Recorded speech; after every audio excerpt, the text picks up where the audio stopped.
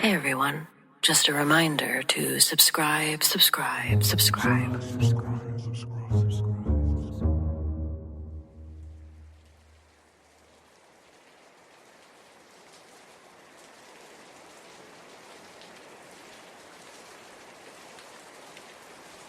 I was 22 when I took the internship with the San Juan Mining Consortium.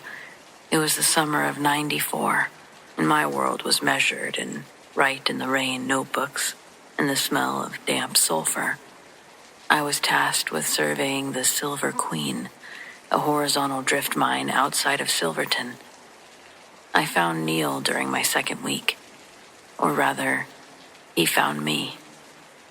I was deep in the number 4 tunnel, my carbide lamp casting a shaky yellowish circle on the wall, when I heard a cough. It was a dry, raspy sound, the sound of someone who had swallowed too much dust. "Who's that?" I called out. My voice felt small in the dark. "Just Neil," a voice replied. It was gentle, echoing from somewhere further down the drift. "Don't mind me, I'm just waiting for the shift change." I assumed he was an old-timer, one of the ghost miners who hung around the bars in town and occasionally snuck into the shafts for nostalgia or high grading. We talked for close to an hour. He told me about the way the silver used to weep from the walls in the winter of '28. He was fascinating, and honestly, the Silver Queen was a lonely place. I didn't mind passing time, learning a bit from this old-timer. It got strange when I couldn't seem to stay away, though. Logically, I should have reported him. He obviously didn't work for the same company. But every morning when I woke up in my trailer, I felt this strange physical tug in the center of my chest. It was like a hook was buried in my ribs, pulling me toward the mine. I tell myself I was going back to finish the survey, but deep down, I knew I was just going back for Neil. I felt a weirdly intense responsibility for him, a compulsion that made my hands shake until I was back inside the cool, dark throat of the mountain. "You're back," Neil said on the 5th day. I still hadn't physically seen him. He always seemed to be just around the next bend, checking something out, behind a timber support. "I knew you would be. You've got the spirit for this place." "I brought you some sandwiches, Neil," I said, setting them on a flat rock, "and some clean water." "You're a saint, kid. I've been down here a minute. Say, why don't you come back into the glory hole? I found a pocket of horn silver that the company missed. It's just sitting right there, shining like a fallen star. I want you to have a piece of it." I hesitated. The glory hole was an unmapped section, prone to sloughing, where the ceiling just decides to become the floor. But that tug in my chest became more like a violent yank. My legs moved of their own accord. I was walking deeper, my lamp flickering, my breath coming in short, jagged hitches. "I'm just bringing him a sandwich." I brought the sandwiches, after all. "Just a little further," Neil's voice said. He sounded closer, almost right in my ear. "Do you see it? The shine?" I rounded the final pillar with my lamp, and it died, just out. The darkness was absolute. The sudden darkness was like weight on my eyeballs. "Neil," I whispered. "I'm right here," the voice said. But unlike every time before, the voice didn't come from outside of me, it came from inside of me. From my own throat, I felt my vocal cords vibrate. My tongue hit my teeth. His raspy tone. I fumbled for my backup mag light and I clicked it on. The beam hit the ceiling and there was no old man. There was no silver. Clinging to the jagged overhead rock was something that looked like a human nervous system, stripped bare, stretched over a frame of pale, translucent bone. It was long, maybe 8 feet. There was no face, just a series of what seemed like vibrating membranes where a chest should be. This thing, it was listening. As the light hit it, it let out a sound. It wasn't like it was roaring. It was the sound of my own mother's voice from a week prior. She was distraught over a pet.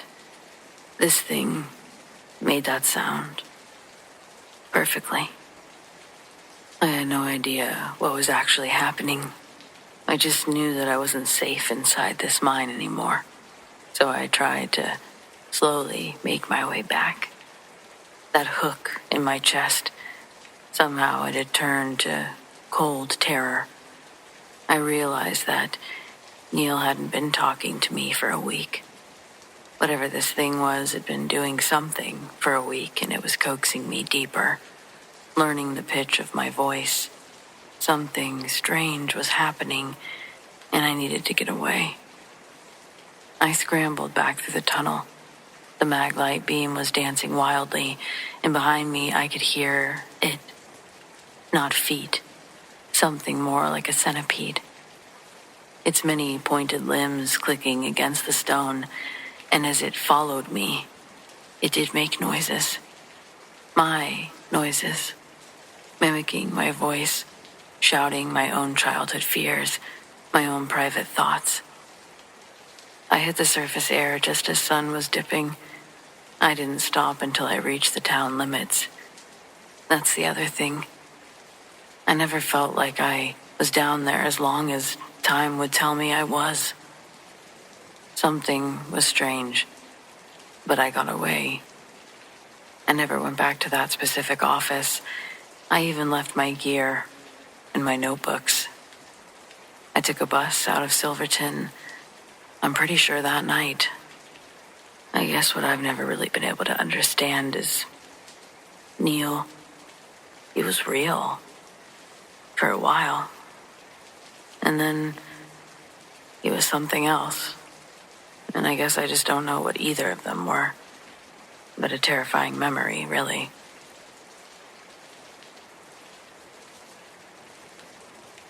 I moved back to my hometown 3 weeks ago to help my mom sell her house. It's been mostly a good time. Lots of memory lane talks and walks. It's still a sleepy suburb in Ohio. Only now all the trees have grown so large they've started buckling the sidewalks we used to bike on. Coming back has brought up a lot of memories of Ben. He was my best friend. Ben lived 3 houses down. From age 6 to 16, we were pretty inseparable. We spent our summers in the Creek Woods, a patch of forest behind the elementary school that felt like an entire continent to us.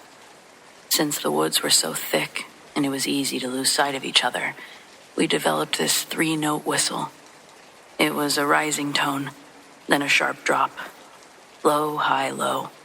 It was our "where are you" signal. If I whistled, Ben would whistle back from wherever he was, up a tree, neck deep in the creek, or hiding in a blackberry bush. It was a sound that meant safety. It meant I wasn't alone. We grew apart in college, as people do. I moved to Chicago, and Ben stayed behind. He died 4 years ago, a car accident on a rainy Tuesday. Just one of those sudden and senseless things that you're forced to grapple with. I came for the funeral, stayed for a weekend, and left. But now I'm back, staying in my childhood bedroom. In the silence of the suburbs, it's heavy. A few nights ago, I went for a walk to clear my head. I found myself walking toward the old entrance to the Creek Woods. It's all fenced off now for a new housing development. But the old concrete storm drain is still there at the bottom of the hill. Ben and I used to sit on top of that drain and swap comics. We even dropped a time capsule, an old tobacco tin, down into the grate once. As I stood there looking at the rusted iron bars of the drain, I felt a wave of that heavy adult grief. On a whim, maybe out of some stupid hope for a sign or lapse in judgment, I let out our whistle. Low, high, low. The sound felt thin and pathetic in the cool night air, but I waited, feeling like an idiot. I started to turn away. Then, from what I could only assume was inside the concrete pipe, the whistle came back. It wasn't a perfect echo, slightly off-key, exactly the way Ben used to do it, because he had a chipped front tooth that made his high notes a little breathy. I stopped. My first thought wasn't fear. It wasn't much of a thought at all. It was this bizarre, heart-stopping jolt of adrenaline. Ben. But then the logic kicked in. It was a drainage pipe and sound bounces. I had to have just heard my own echo. I tried it again, but this time I changed the rhythm. I did a high, low, high. The sound came back from the drain. It was the original whistle. Low, high, low. It didn't mimic what I had just done. It answered me with the correct signal. Despite my better judgment, I walked closer to the grate. My phone flashlight was shaking in my hand, and I found myself actually calling out, "Hello?" The drain was dry, filled with dead leaves and a few discarded soda cans. Nothing moved. I whistled one more time, very softly. The response didn't come from the drain this time. It came from the woods behind the fence, maybe 20 feet away. But it wasn't just the whistle. It was the sound of a stick snapping, the specific way a person steps on one when they're trying to be quiet and failing. Then, a voice. It didn't sound like anything I really knew at first. More like a recording of a young person, their voice still cracking. If I wanted to believe, I could say it sounded like Ben when we were 14. Over here. My stomach dropped. When I turned around, I fully expected to see my friend. But of course, there was nothing there. Ben, I actually said out loud. Nothing. I didn't run away. I still wasn't scared. But I did have this feeling, like I'd seen or heard something I wasn't supposed to. Like I should rush, but I just walked. This was a few nights ago. I'm still at my mom's, keeping all the doors locked, just in case. Because though I do believe it was something paranormal, there's always the chance that there was some weirdo out there. Though I really do believe that it was just my friend coming to say goodbye in a very us kind of way.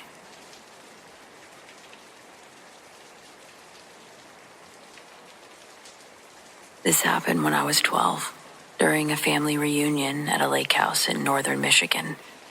It's the only time I ever answered back, and it's the reason I don't go near the water at night anymore, especially in Michigan. It was a humid July evening.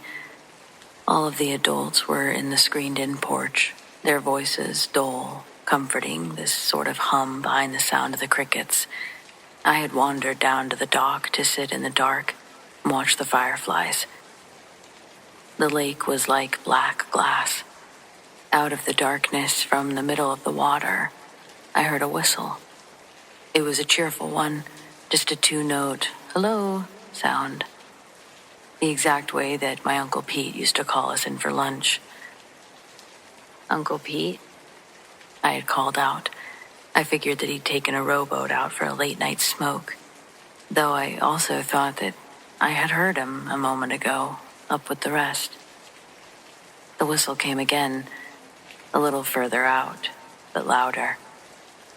Clearly this wasn't him, but it was so clear that it felt like he was physically calling to me. Without thinking, I stepped off the dock. The water was shallow at first, the sandy bottom smooth under my feet. Then the whistle. I waded in up to my waist. The water was unnaturally warm, almost like bath water. I wasn't scared. I felt a strange, drowsy compulsion to keep moving. I wanted to find the source of that sound. I wanted to see who was calling me. I wanted to see Uncle Pete. Whistle. I was chest deep now. The sand was under my feet, and it suddenly turned into muck, and the slope of the lake bed dropped off sharply. I was leaning forward, my chin almost touching the surface, when I heard a third whistle. This one didn't come from the water, though. It came from the shore behind me. It was sharp, jagged, sounded like a scream being forced through a flute.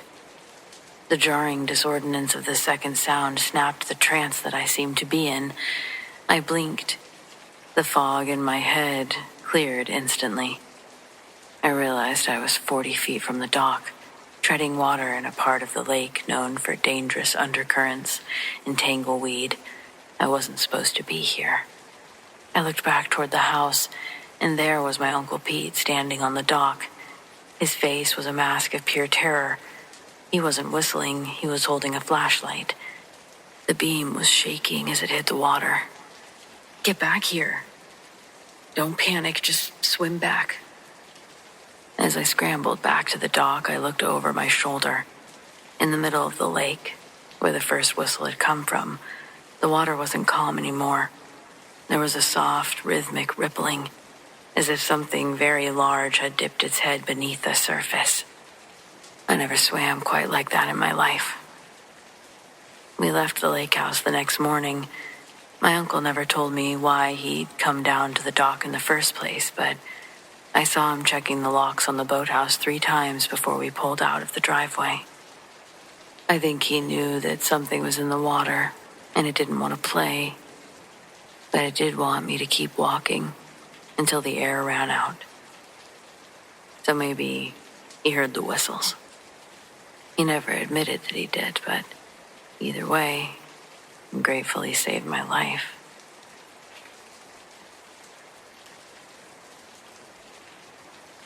I'm a structural engineer. I spend my days looking for flaws in foundations and rot in load-bearing beams. People think that this job is about making things stand still, and it is.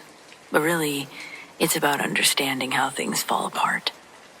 My wife, Sara, and I learned that lesson the hard way 10 years ago with our first fixer-upper in Savannah, Georgia. It was a classic antebellum on Gaston Street, draped in Spanish moss that looked like lace in the moonlight. We were young. Sara was 4 months pregnant, and we were convinced that we could peel back a century of grime. The haunting, yes, haunting, it didn't start immediately. But it started, innocent enough, with a giggle. For the first month, the sound was actually a comfort.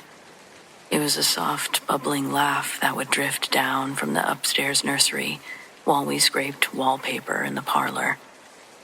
Sara called it a residual haunting, a happy echo of a child who had once loved the house. We felt like we were being welcomed. To show our appreciation, Sara bought a set of vintage wooden blocks and a rocking horse, leaving them in the center of the empty nursery. The next morning, we noticed those blocks were stacked in a perfect, precarious tower. The horse was swaying. We smiled at each other, thinking that we were sharing our home with a guardian.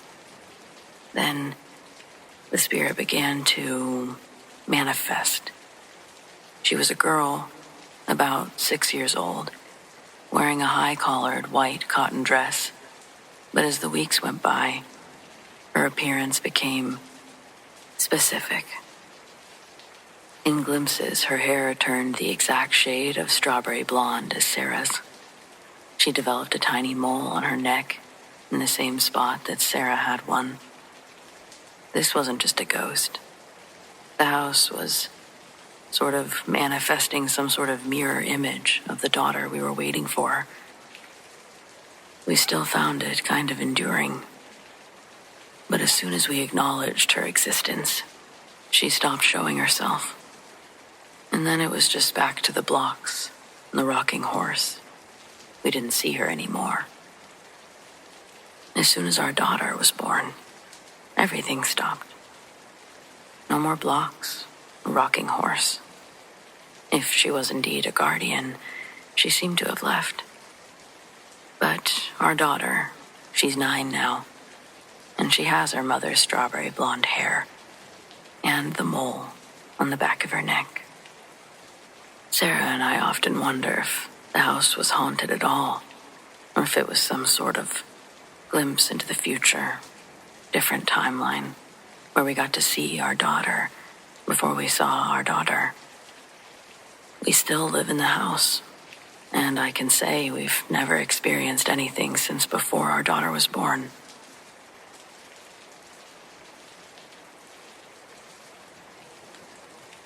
So this happened at work the day before I had a 3-day vacation.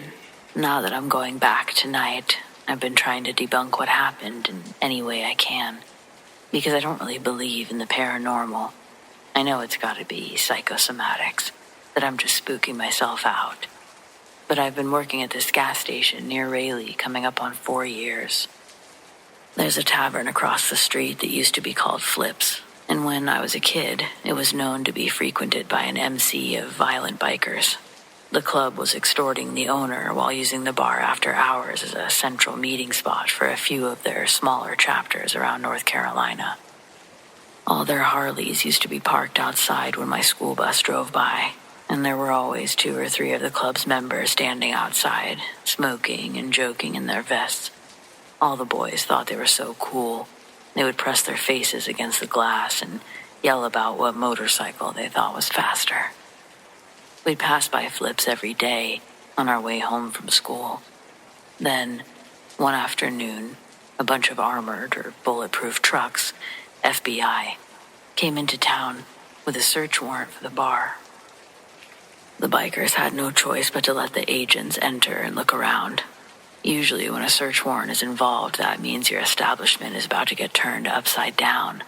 But the agents knew what they were looking for and didn't waste their time smashing bottles or flipping the billiard tables. As soon as they gained access to the property, the armed agents went straight to the basement door. The door's only line of defense was a combination lock that bolt cutters made quick work of. None of the bikers move as 2 of the agents raise their firearms and begin walking down the stairs into the dark basement. There were no ground-level windows. Besides their flashlights, they were in the pitch black down there. Most of the other agents waited upstairs, making sure that nobody came in or out of the bar. Then, a walkie-talkie chirps. "Yep, we've located it. Round 'em up." There's not much out here in terms of entertainment, so when the 15-16 bikers were hauled from that bar, the whole town was all standing outside, gawking like hens. Me and my friend included. As they were getting marched out, all of the men either looked completely irate or completely confused. There was no in between. And remember this, because it would all make sense a few days later, when my dad's reading the morning paper. In a nutshell, this biker gang was used to getting raided by agents, but most of the time they were getting raided or harassed by the ATF. The gang had no clue why the FBI was knocking down their door. They weren't faking their confusion. They really didn't know what the agents found in the basement until interrogation started. And that's when each of the men were pulled into separate rooms, accused of murdering 3 backpackers.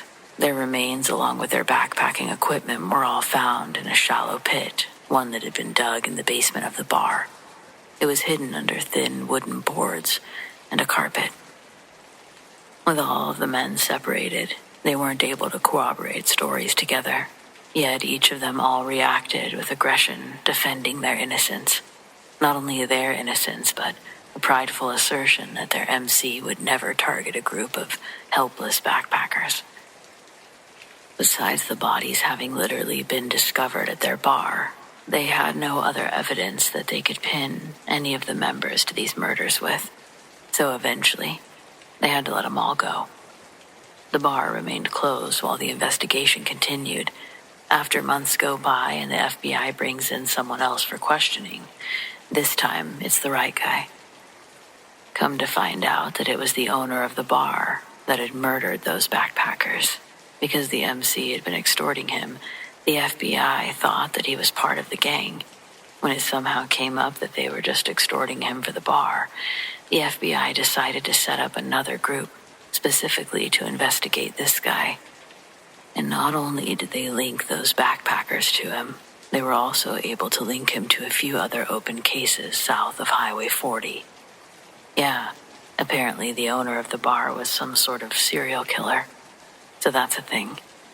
Decades pass, and after the deeds passed around to a few optimistic owners, the bar is eventually abandoned, left to decay while nature grows and slowly obstructs its view from the street and from the gas station I work at.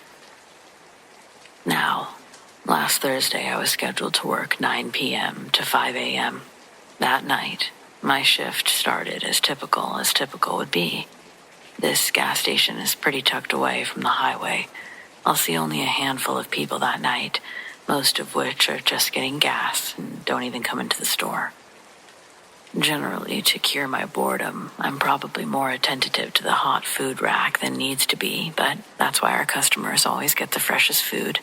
And I won't lie or give the name of my actual employer when I admit that I play a lot of games on my phone. The front of the building has 2 giant windows, and as I was leaning on the counter progressing through one of these games, from the corner of my eye, I saw someone walk by on their way towards the door. I quickly raced to wrap up the task that I was doing on my phone to a save point. By the time the customer came in, it took longer than expected, and internally I felt time running before they walked in. When I heard the door chime and automatic doors slide, I was going to have to drop my phone no matter what to greet the customer. But after a few more seconds came and went, I realized the doors hadn't been activated yet. Less than a second after that, I was able to save my game, pocket my phone. Wondering if I was mistaken about seeing someone walk up, I look over to the door, and there is in fact a man standing there. The sight of him made my knees kind of weak because I wasn't expecting it. He was just standing outside the glass doors, staring in, and not at me. His stare was straightforward, like one of those 1,000-yard stares. Again, the front doors are automatic and they slide open when a person's standing in front of them. But in this case, they weren't opening for him. Thinking the 2 glass doors might be stuck or something, I hurried around the cashier's counter to see what I could do. But as I got close to the doors, the chime went off and both doors slid open like normal. Grateful the issue had resolved itself, I started to walk back to the counter, and then I'm like, wait, I'm right here. I should turn around and greet them or something. Say the door doesn't usually do that. I don't know. Anything would have been better than turning my back on them without a word or even a smile. I swing back around holding a smile on my face, and I notice that the man hasn't come inside yet. He's still standing frozen, staring off into nothing. Looked to be in his 30s. Brown, shaggy mullet, goatee. He was not dressed for the winter weather, by any means. But he didn't look dirty, malnourished, or hurt. Quite the contrary. He was actually quite good-looking. He was wearing a blue tank top and cargo shorts, with big brown hiking boots. I say welcome to such and such gas station, and his expressionless gaze slowly shifts to make eye contact with me. Then he says, "May I come in?" It was such a weird question to ask me. I felt like an old merchant-time peddler when I responded something like, of course, what do ye travels require?"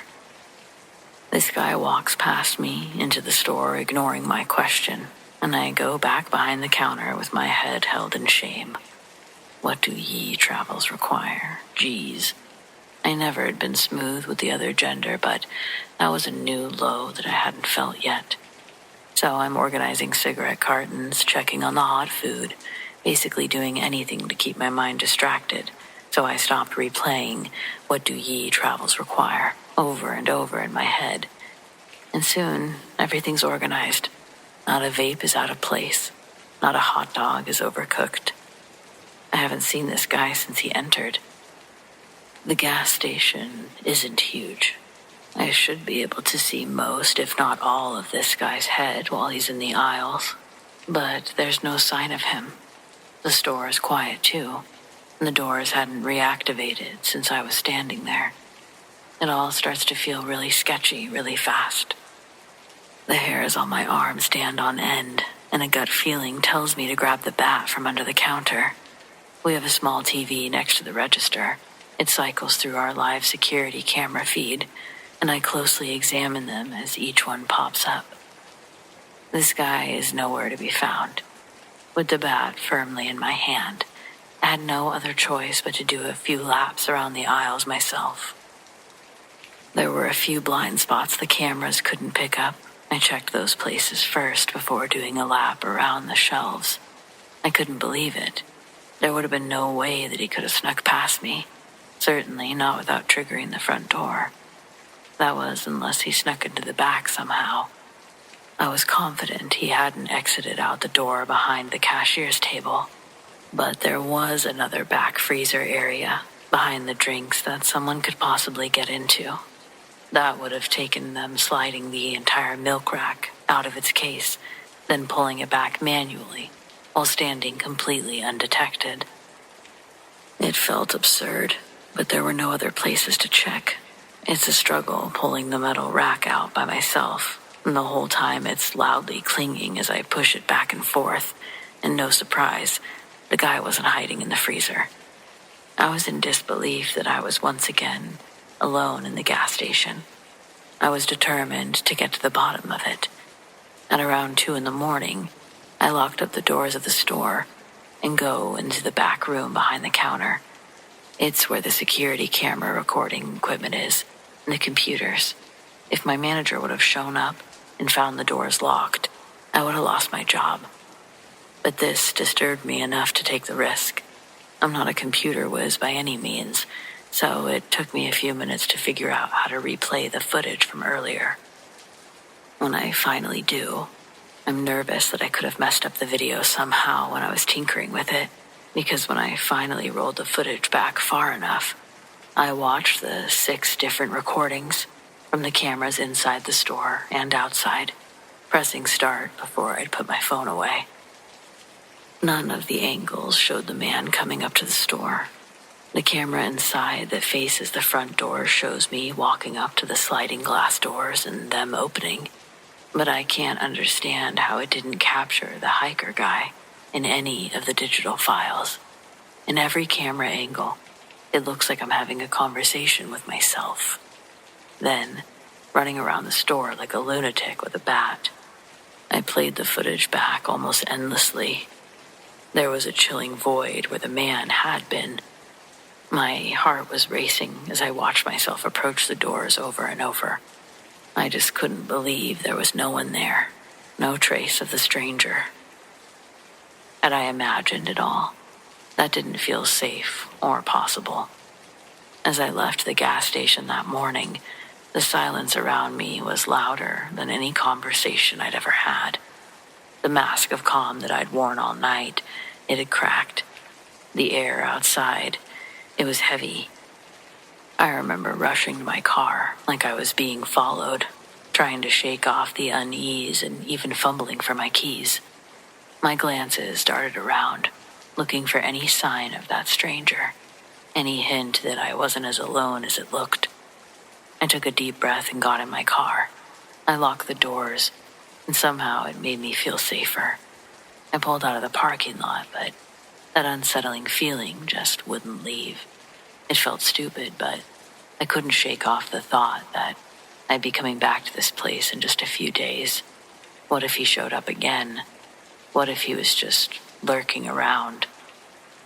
As I drove away, I glanced in my rearview mirror, really expecting to see him just standing there, expressionless like before. But all I saw was darkness. A chill ran down my spine as I turned the corner, knowing I'd have to make my way back to that gas station soon. And now, soon is now. I just really hope that nothing or no one is waiting for me.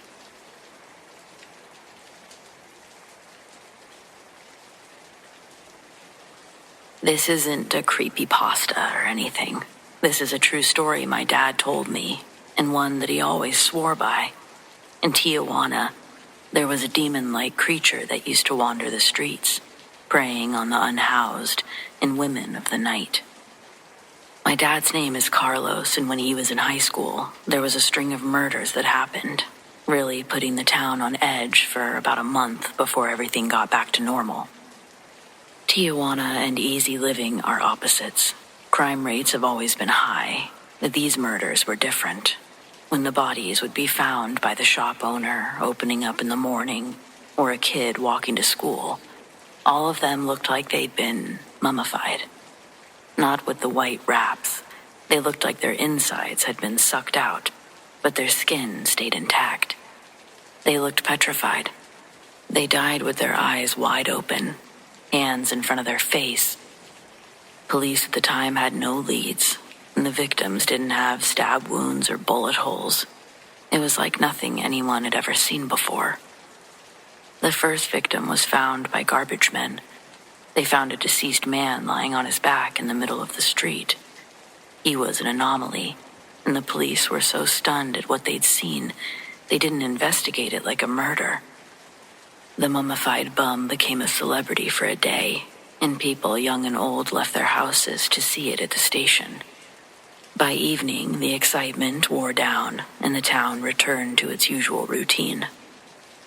A deli shop owner would find the second victim, huddled up against the metal exterior gate of his shop. Another member of the community, found dead in the same horrific state, wasn't met with the same enthusiasm as the first. Police didn't prop this one up for locals to see, and they launched a real investigation, blocking off the street most of the day to gather evidence. Then, another body would be found, and another. By now, a few people had come forward as witnesses to seeing this thing, the one responsible. Local newspapers embellished their accounts, printing stories about a demon retrieving souls for El Diablo in hell.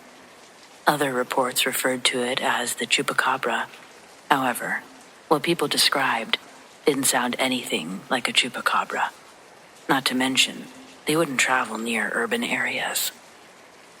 Witnesses said it was pure black, darker than the night around it. One person would come forward claiming that they watched it move interdimensionally, like from second to third. That was the report made by my dad when he was 16, and what he saw scared him more than anything he'd ever seen in the Mexican army. I won't go into detail about those things, but let's just say the cartel uses flesh like painters use paint. It's an art expressed with passion and an emphasis in detail. So, him saying this demon thing was scarier than that stuff was pretty wild to me. Carlos was on his bike. He'd just had a romantic evening with a girl whose name he'd forgotten, but it doesn't matter for the story. When Carlos enters the city, he always got off his bike and pushed it a little before he got to his house, because at that time of night, there weren't a lot of cars on the road. So the ones that were would speed up and down the roads, and after a handful of close calls, Carlos started walking his bike on the side of the streets, with a smile on his face this night. He was very accustomed to being in the city at night. He and his friends would often meet up to skateboard right when that started getting big in California. They'd skate after dark when there was less security, and overall, watchful eyes. So his trip home that night was nothing out of the ordinary when he began. There were still some people here and there, not enough to make the city feel alive, not enough to make a conversation audible in passing. Those still outside at that time of night were either quickly going inside one of the apartment buildings, or they lived outside and were sheltering in hiding spots out of sight. Either way, soon enough he was mostly alone. The streets around Carlos were as quiet as they were going to be for the next 24 hours, and all he could hear was the electric hum of the lamppost above him as he continued to push his bike towards home.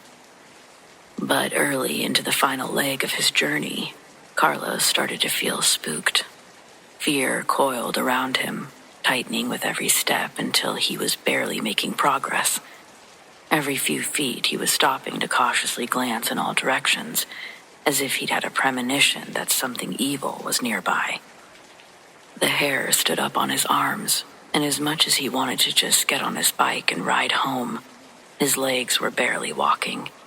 Jumping on a bike and starting to pedal required a level of confidence that he didn't have, not at that second, so he maintained the slow pace he was at.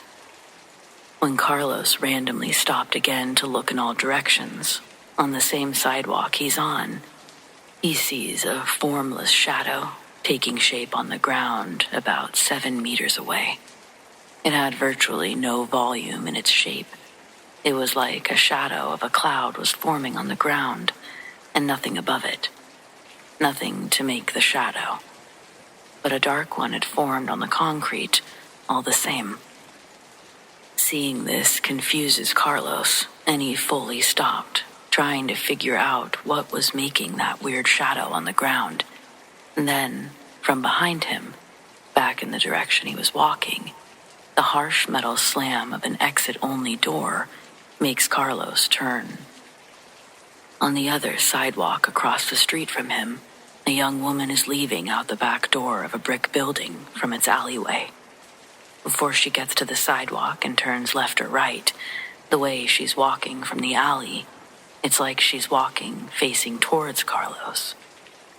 Not wanting to make the woman think he's staring at her, Carlos quickly averts his eyes back to the shadow cloud behind him on the side of the road.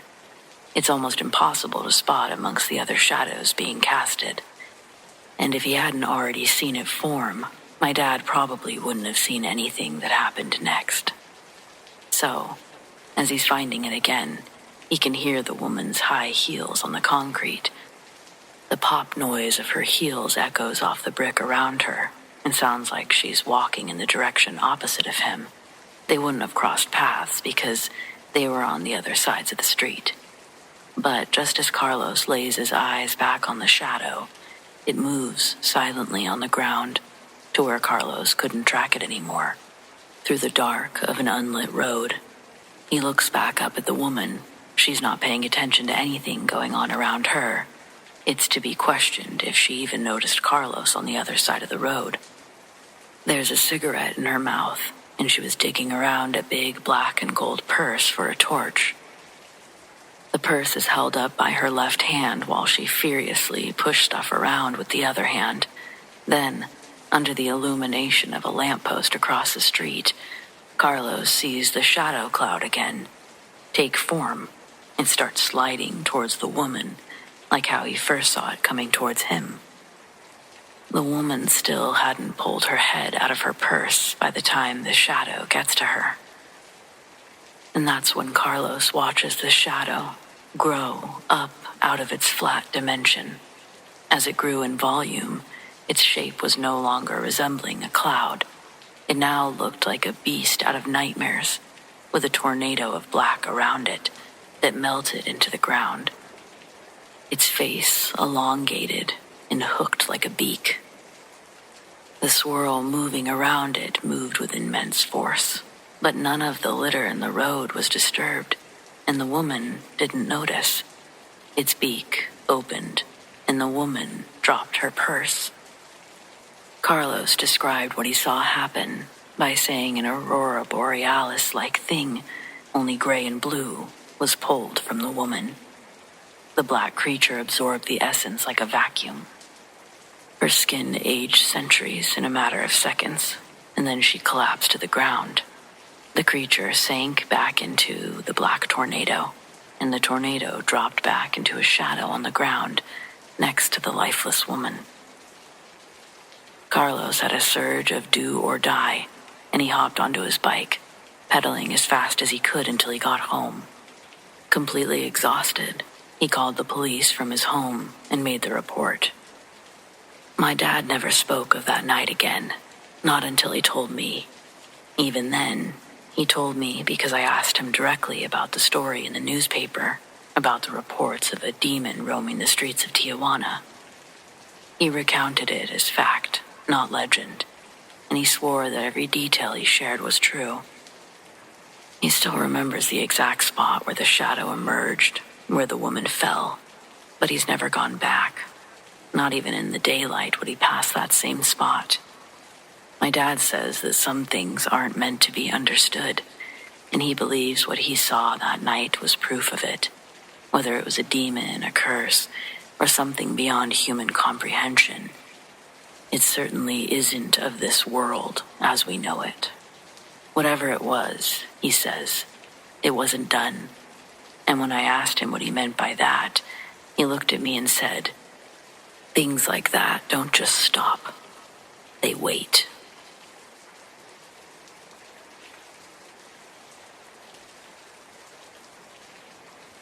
When I was about 8 years old, my little brother and I got lost in the woods outside my family's property in Oregon. We didn't know we were lost, but everyone else seemed to. So, from the top.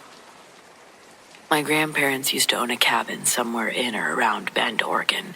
They sold it shortly after this event, so I still have no idea if it was because of this or simply a financial decision they had to make. Either way, I remember the home quite fondly. It had an immaculate garden, thanks to Grandma, lots of area to run around and be free. There were some woods lining the property, stretching on for who knows how long. We weren't to go that far. My grandparents had a lassie-like dog named Tapper, who would play with my brother and I for hours, but he also acted much like a babysitter. I guess Lassie's character wasn't too far off, because Tapper was known to alert the adults when the children had wandered a bit too far. But he also had saved my grandpa, who'd gotten himself stuck in a mole hole. He'd snapped his ankle and wouldn't have been able to make it out if Tapper hadn't run home to alert Grandma. Anyway, good dog. Well, too often my little brother and I would wander just past the property and into the woods. We never did get that far with Tapper around, but on this particular day, Tapper was the one at the tree line. We thought, oh wow, Tapper boy wants an adventure too. Let's follow him. So we did. As we approached the trees, I remember Tapper disappearing into the woods, and we had to run in just to catch up with him. Once inside, though, we couldn't find Tapper. We called for him with no response. That was incredibly unusual, but like most 8-year-olds, I didn't think too much of it. We just kept on walking to find Tapper. We walked for what couldn't have been more than 30 seconds, when suddenly I got the feeling like I was in a lot of trouble. I couldn't figure out why I felt like this. I looked at my little brother, and he was just wandering off. I ran after him, grabbed his hand, told him, "I think we gotta go back now." He looked at me and said, "Nuh-uh, Mama's here. She's calling for us." Then he let go of my hand and kept running off in the opposite direction. I followed after him, not because I could hear what he heard, but because I didn't want to lose my brother. Catching up with him, I grabbed him a little more firmly and said, "We gotta go. Mama's not here." But just as I grabbed him and I looked forward, I saw Tapper. Then I heard a bark, but it didn't come from the Tapper that we were looking at. It came from the Tapper behind us, at the edge of the woods, right where we had entered. Still, my brother insisted Mama was in the woods, that she was looking for us, and even still, I heard nothing outside of Tapper's barking. The other Tapper sat patiently in front of us, nodding his head in a most unusual way. I knew this wasn't Tapper, but I had no idea what it was. I calmly told my brother that we needed to get out of here, and we needed to get away from this dog. "What dog?" he asked me almost in a giggle way. When I pointed at the dog, it started to snarl. It was quick and loud, so I recoiled, but my brother did not. He just stood there, looking at me, confused as to why I was shaken, and still asking me, "What dog?" He clearly didn't see what I saw, and I couldn't hear what he heard, but we needed to move. I was bigger than him, so I just scooped him up, giving him no chance to go in the other direction. I ran us towards the real Tapper, leaving the wannabe behind us. I didn't look back. When we got within a footstep of Tapper, I realized we weren't exiting the same area that we'd entered, but I was relieved to be exiting. Once we did, we heard an uproar of voices coming from our right. It was our entire family. Mom, Dad, Grandma, Grandpa. They were a mix of emotions. After reprimanding us for going into the woods, they asked why we didn't respond to them calling for us. I told them I didn't hear any of that. My brother says he heard Mama calling for him, so then it just looked like I wasn't paying attention or answering, but I swore. And I swear to this day, I absolutely did not hear that. Even with all of that considered, how did we end up on the entire other side of the woods? We didn't walk nearly long enough to cover such distance, but that's where it gets weirder. Everyone is talking about how long we were gone for. Over an hour. There's just no way that could be true. There's no way we were gone for longer than 10 minutes. I double know this because when I was a child, time always crawled. I was constantly being told to be patient or go entertain myself to pass time. I just knew that we weren't gone for that long. Anyway, I never told anyone about the dog because it didn't seem like they believed much I had to say for myself anyway. Even now, I remember how isolating that felt, to not be believed. I wasn't a child known for fibbing, but I guess as I've grown, I get it. The events that unfolded were impossible. I saw and felt something completely different than my brother, but neither of us thought that we were gone longer than a couple minutes. I can't explain it, so how could they? I don't know. I do know there's something so unsettling about those woods.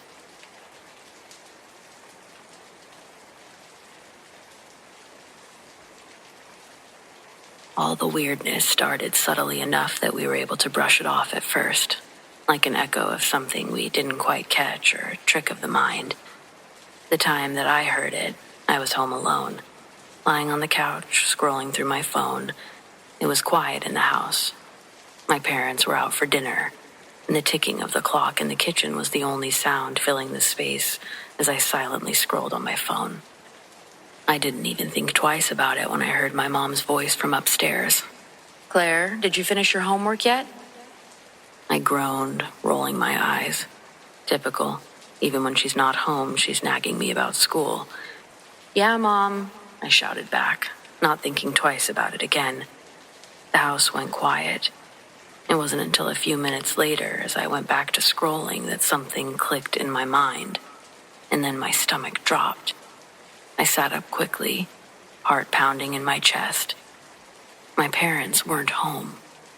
I'd watched them pull out of the driveway 2 hours ago. I stared at the ceiling.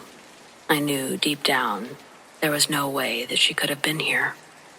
I slowly stood up, glancing at the front door, double-checking that it was locked. And then I hesitantly climbed the stairs, each step creaking under my weight, and with every creak, I felt more and more certain I wasn't going to like what I found. But I kept going. I reached the top of the stairs and listened. Nothing. My bedroom door was ajar and the hallway was still. It was dimly lit from the outside.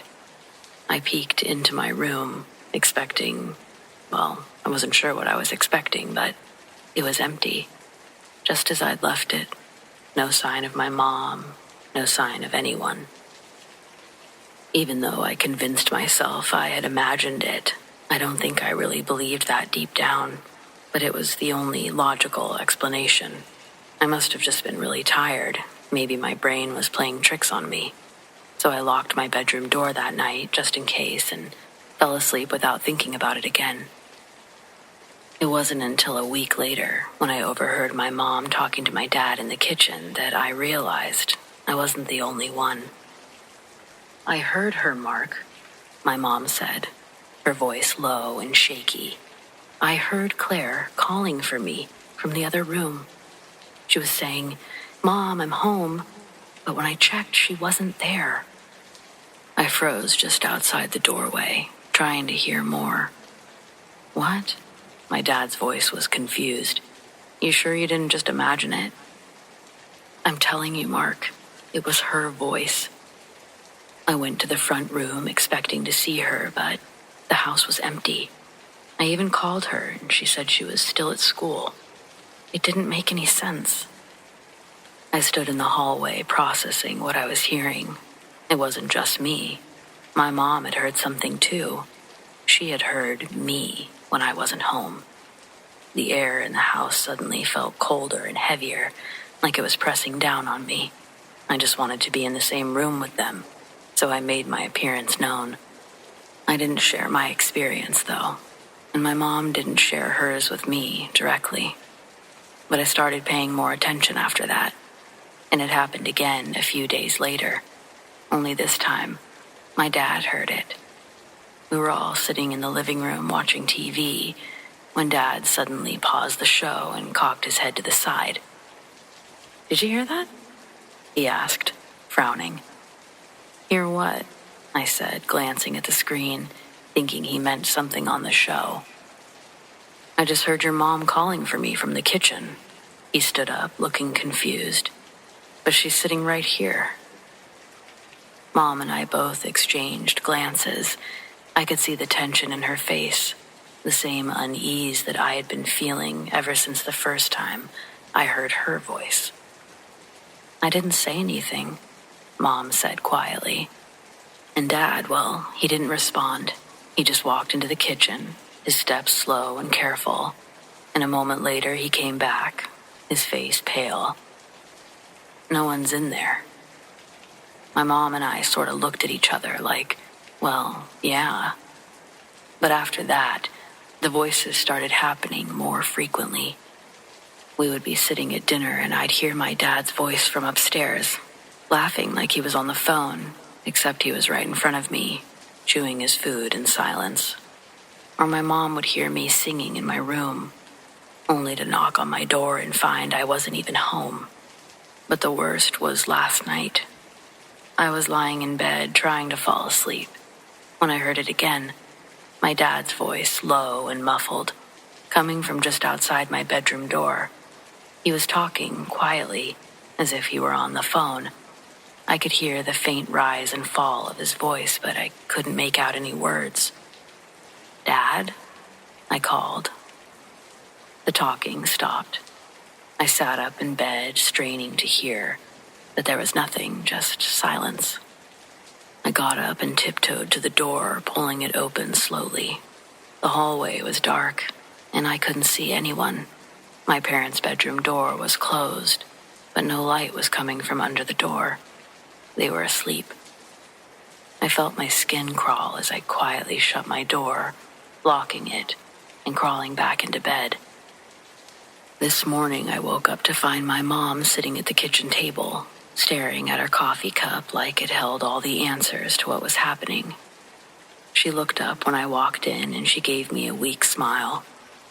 "Did you hear it again?" she asked. I nodded, too tired to pretend I hadn't. My dad joined us a few minutes later, rubbing his eyes, sitting down, not saying anything at all. I could tell that he hadn't slept well either. None of us said much over breakfast.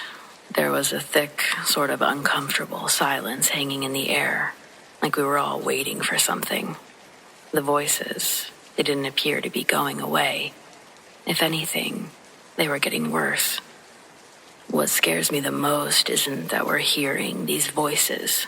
It's the fact that they sound so real.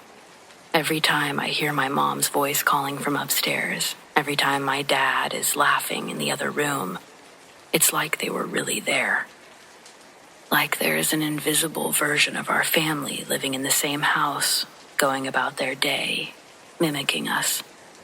I don't know what's going on, and I don't know how to make it stop.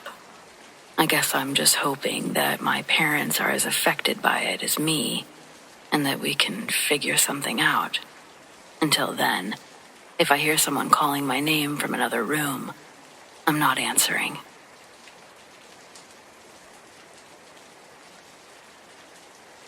We had a pretty big grizzly bear that would wander onto our property from time to time.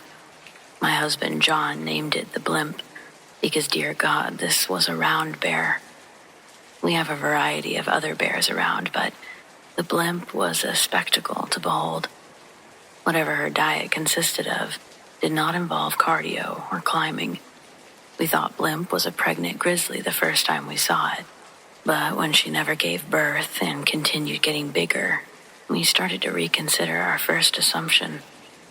Our house and the other properties around us are relatively new, and still, we're the furthest you can reach before the road ends in a roundabout whose only entrance is its only exit. We don't mind its isolation, nor do we mind the occasional visits from the larger wildlife population. Limp was never a nuisance. We have bear-proof trash bins out here for obvious reasons.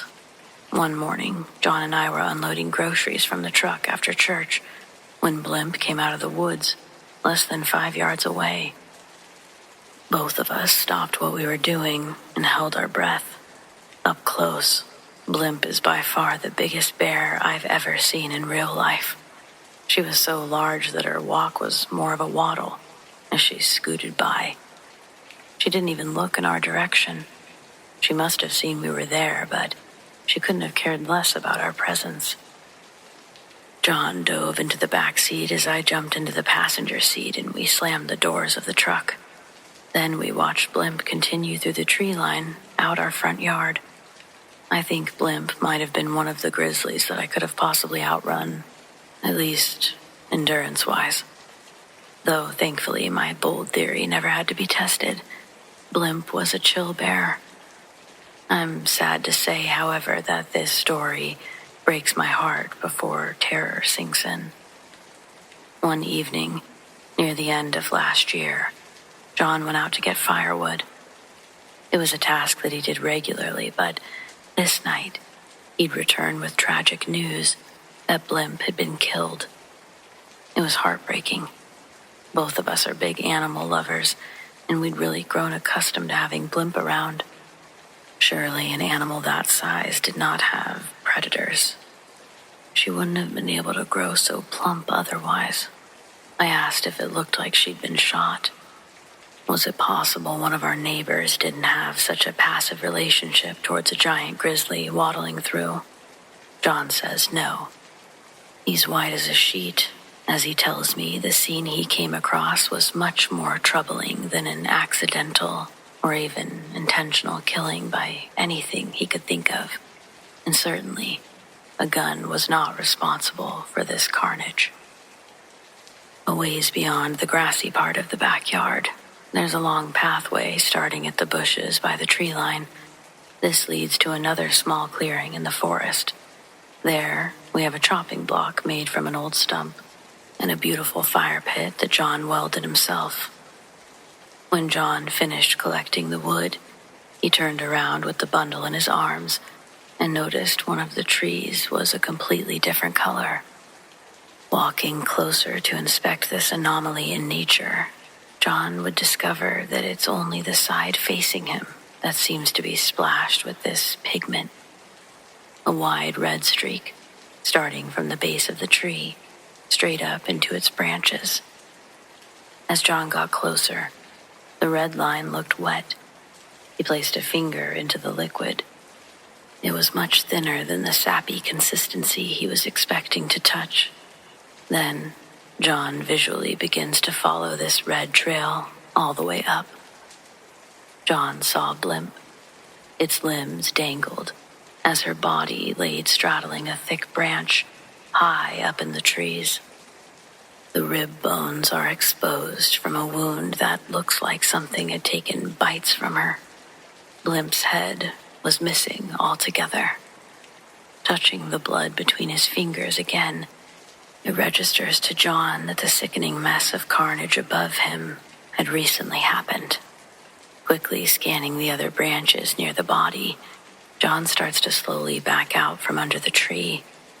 The lack of noise around him became discernible as John's footsteps and heartbeat soon became the loudest sound he could hear. It was like the forest around him fell into stasis. A wave of nausea suddenly hit John with such force that he began dry heaving. Growing with the pain in his stomach was the overwhelming feeling that he was being watched. All sense of safety was pulled away in the atmospheric fluctuation, and that's when John rushed back to the house. With terror stuttering his words, that was his declaration. The next morning, we both went out to the fire pit to get a better look at the situation. I know some of you wouldn't, but there was no way I couldn't see it for myself, the mess John described. It seemed incomprehensible, and I was going to see what my husband saw, if for no other reason than sharing what's now a core memory. It was easy to see the blood in the daylight, and we noticed a trail started before the tree. There was a streak coming from further in the woods where Blimp had been dragged from. Claw marks cut deep into the bark of the trees nearest, all leading to a part of the grass that was saturated in blood and pieces of Blimp's fur. No way a mountain lion could have done something like that. Even if they got lucky and did somehow get the better of Blimp, it's absurd to think they'd be strong enough to drag the body vertically up a tree. I'm quite sure 0 North American wild animals possess the strength to accomplish such a feat.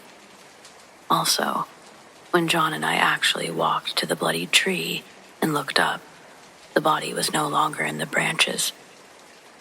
I would have thought to ask if we had the wrong tree if it wasn't obviously the only tree with a river of blood climbing one side. What was left of Blimp was gone, most likely retrieved by whatever got the best of her. The next week, we set up a large fence that surrounded our house. We also got a semi-automatic and a Dalmatian named after one of the Marx brothers. Now, almost 6 months later, tensions have settled a bit. No new evidence has been presented to further our suspicions of an invasive apex predator. Though, there's some parts of our 20 acres that we don't bother exploring because they're simply too overgrown by thick woods. We try to make our way around the other areas of our property monthly to check on things, make sure we don't have anyone camping on the land, stuff like that. Recently, John and I were doing one of these routine checks with Harpo. He's up ahead sniffing and peeing on things, and I see him pick up a scent that gets him curious. The wagging of his tail stops, and he's focused on locating the source of the smell. It brings him towards a bush that he quickly starts digging and climbing into the vines of, all the way until his upper half disappears. My attention now is on Harpo's excitement, and I'm wondering what he's going to pull out of the bushes. Harpo begins tugging on something that he's got a hold of. The bush shakes as Harpo struggles to free the object. Finally, the branches snap and release Harpo backwards, with his new treasure tightly clenched in his teeth. At first glance, it looked like Harpo caught a giant raccoon in his mouth. I sprinted at him and yelled for him to drop it. Harpo does, and it falls in the grass. I recognize it as not being a raccoon. Harpo had a bear skull. Part of it anyway. I got the leash out of my backpack, and Harpo walked closer to us. A river runs through the end of our property. It's the line that separates us and our neighbor's property. Harpo's always been a fan of playing in the water on our walks. So when we got there, I unhooked the leash from his collar, but Harpo didn't leave our side. Instead of running off as he normally would, he stayed glued to our hip, all the way back to the house. So far, it's been the same ever since that day. We'll see how long that behavior sticks around. Since then, we've gone on plenty more walks around the property. Last weekend, we got the courage to make s'mores in the fire pit. We surely haven't solved any mysteries, but at this point, I think we're just grateful nothing happened to either of us out there, and that we feel somewhat safe again. We aren't exactly close to our neighbors, but I'm tempted to talk to the family or couple a mile down the road. They've lived here longer than the rest of us, and it just makes me wonder, what do they know about this area that we should know?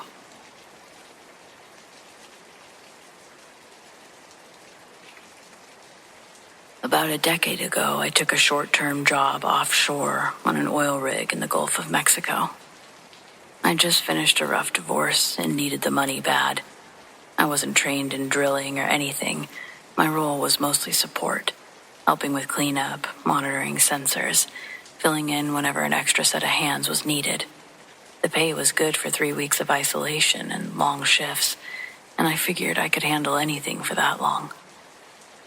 The rig was called Nadir 6, sitting about 200 miles off the coast of Louisiana. It was older, built in the late 80s, but still in active rotation thanks to a patch of deep-sea reserves that they hadn't fully tapped. The guys there were mostly decent. Some rough personalities, some loners, a couple of sarcastic lifers, but nothing too bad. But even from day one, Nadir 6 felt off. It started with the lights. At night from the platform you could see strange flickers below the surface. Far too bright for fish, too slow and oddly rhythmic for anything mechanical. They weren't always in the same place. Sometimes they'd hover out near the edge of the visible water.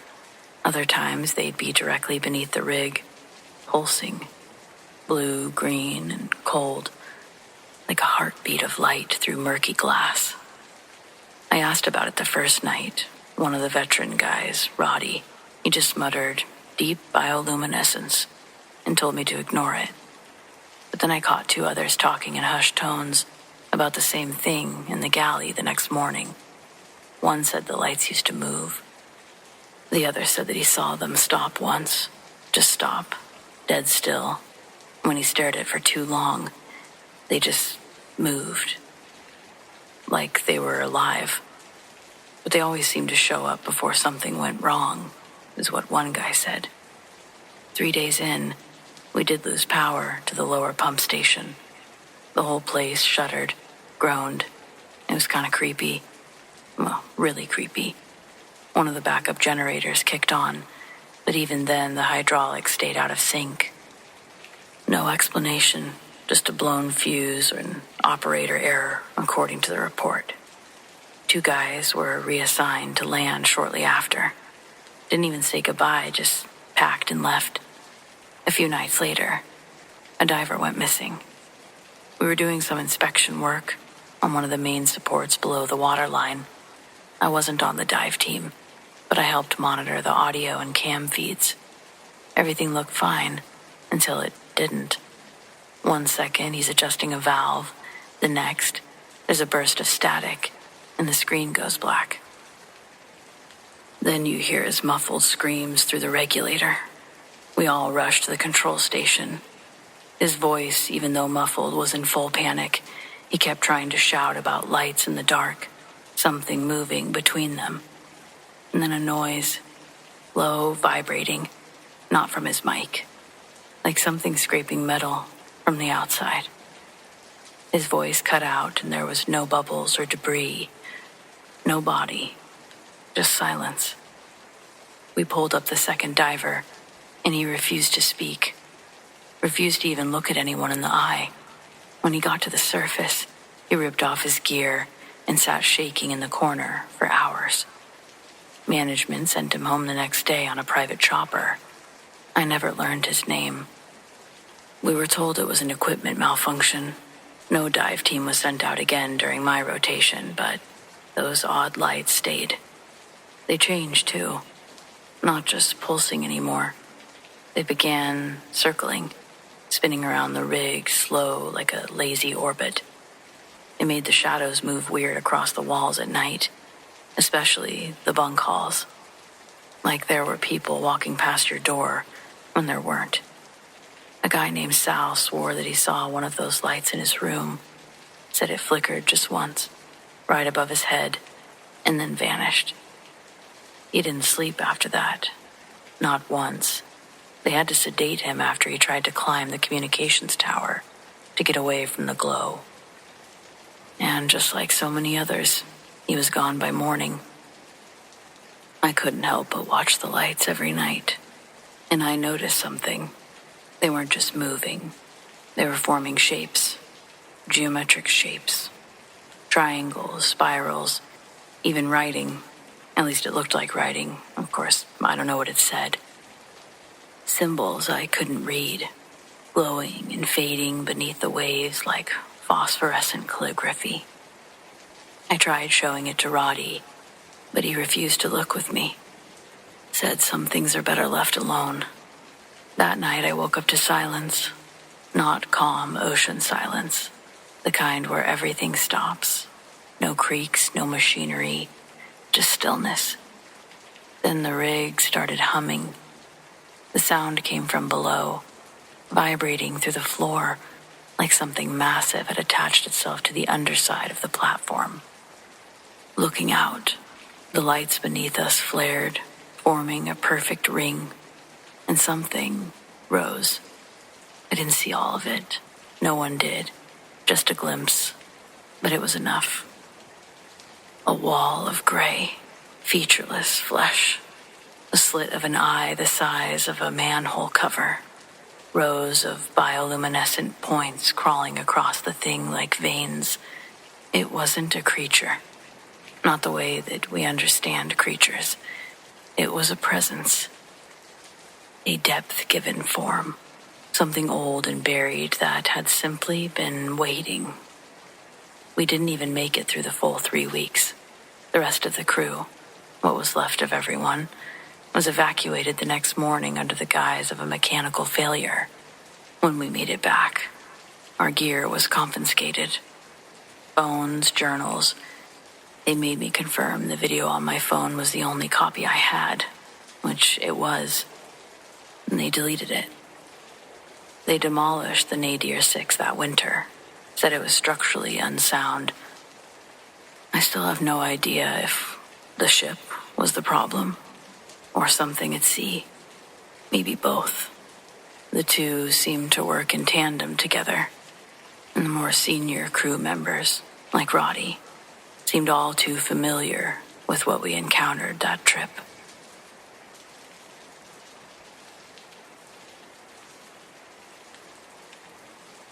There's an old song that says, if you're gonna be dumb, you gotta be tough. And I don't think that's embodied anyone better than my friend Donnie.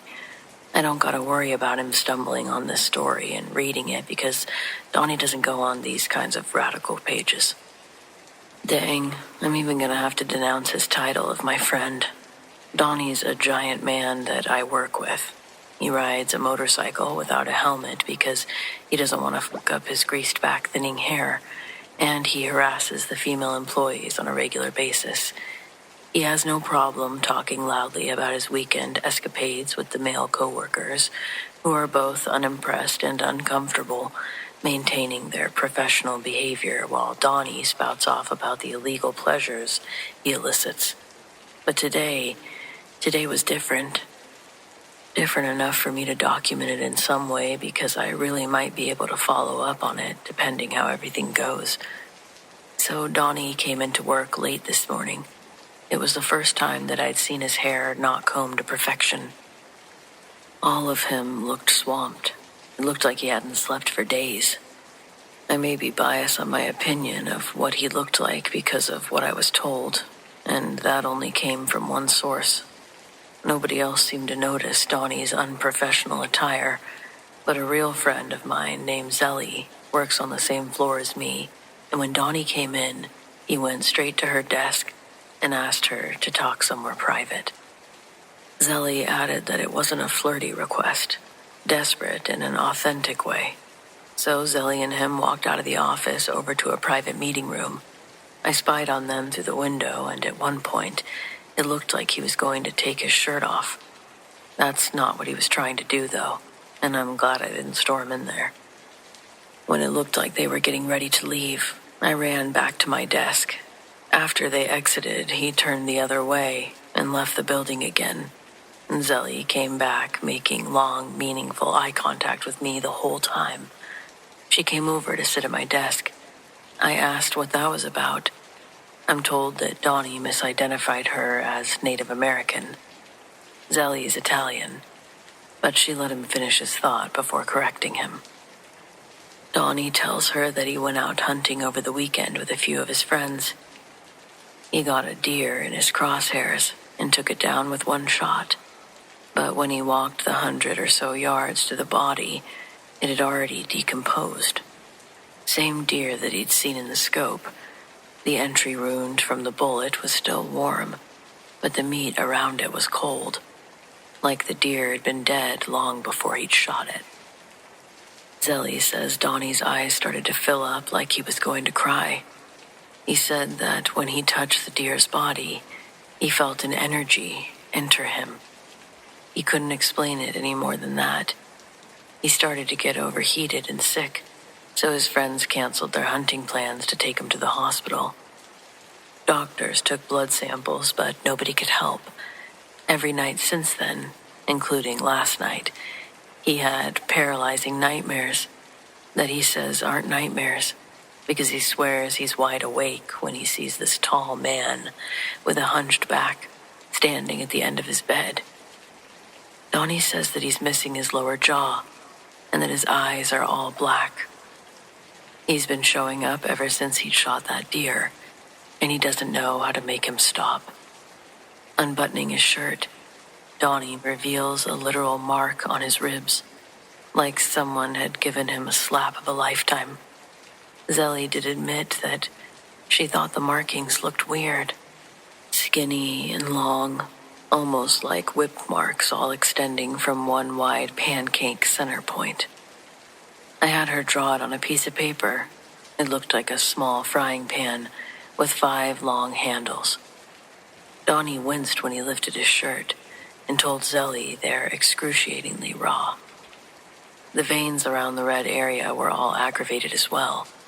She empathized with his pain because Zelly's a nice girl, but she also had to ask why he was showing her this. That's when he tells her that he's afraid there's a demon or something in his house. He thinks it's trying to possess him. Pointing to his head, Donnie claimed that he could feel it changing him inside. Thoughts that aren't his own entering his head without permission. He thinks because this demon's associated with nature that he needs a Native American shaman to help exorcise it. When Zelly told him that she was Italian, he almost broke down in tears, asking if she knew any Native Americans. Finally, she's like, "Donnie, you need to go get that checked out." He asks, "Does it look that bad?" And she tells him for sure it does. Zelly again had to re-describe the frying pan-sized bruise with even more vivid detail. Apparently, it was that crazy looking. Wild shit, right? Donnie didn't come back today. I'm curious if he'll be back this week or at all. The stuff he told Zelly about changing him inside, it really gave me a bad feeling.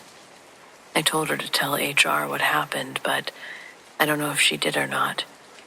I'm going to have to follow up on it tomorrow, but yeah, what do I do now?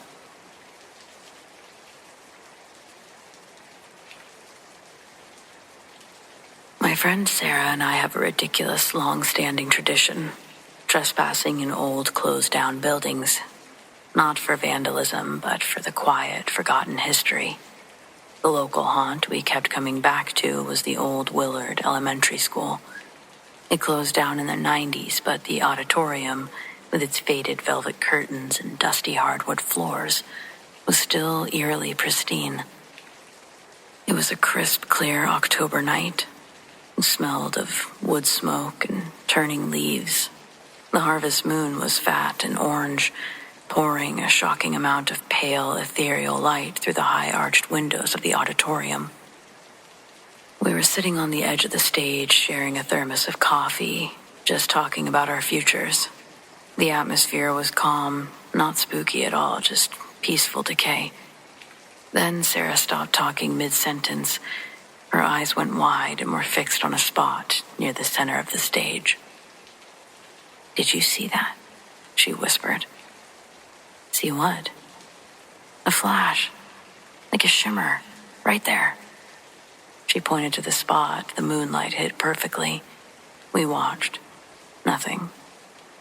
Then slowly, almost impossibly, a shape began to form in the moonlight.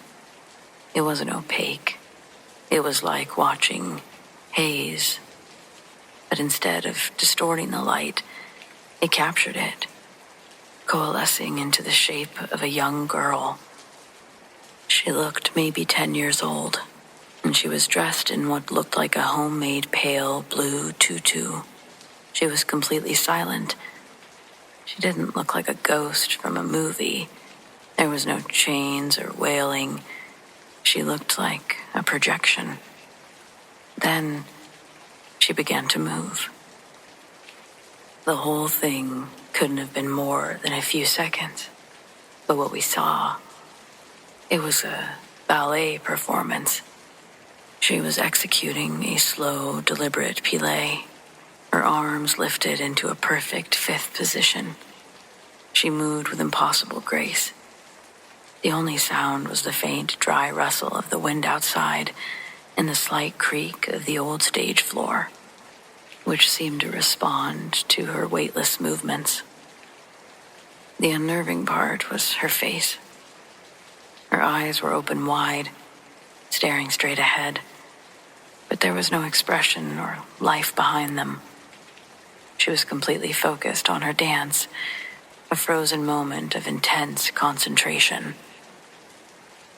She finished the plie and began a simple tendu, extending her leg perfectly along the floor.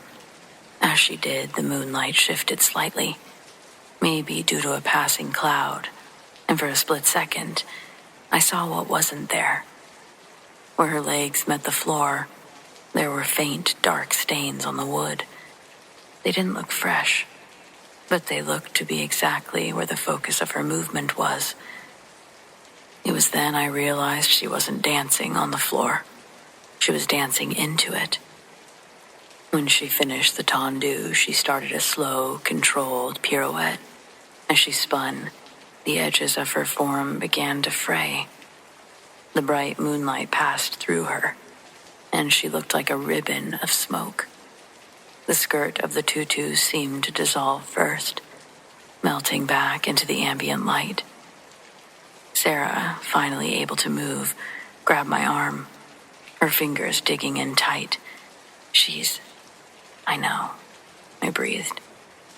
As the girl completed her final turn, her torso blurred, and then in an instant she was gone. The stage was empty. The moonlight was back to its pure, cold, indifferent glow. We didn't scramble out of there, but adrenaline was running through our veins, burning. We were both in shock, and we couldn't believe what we'd seen. And we decided that we were happy we'd seen it together. I did some digging a week later at the Town Historical Society. How could we not? I found a very brief mention in a 1940 newspaper clipping, local tragedy. Young Eleanor Maeve, 10, accidentally fell from the second-story library railing into the school auditorium during a rehearsal for the annual fall play. The clipping was tiny, buried on page 6. She died instantly on the hardwood stage. And so, baby, we saw Eleanor.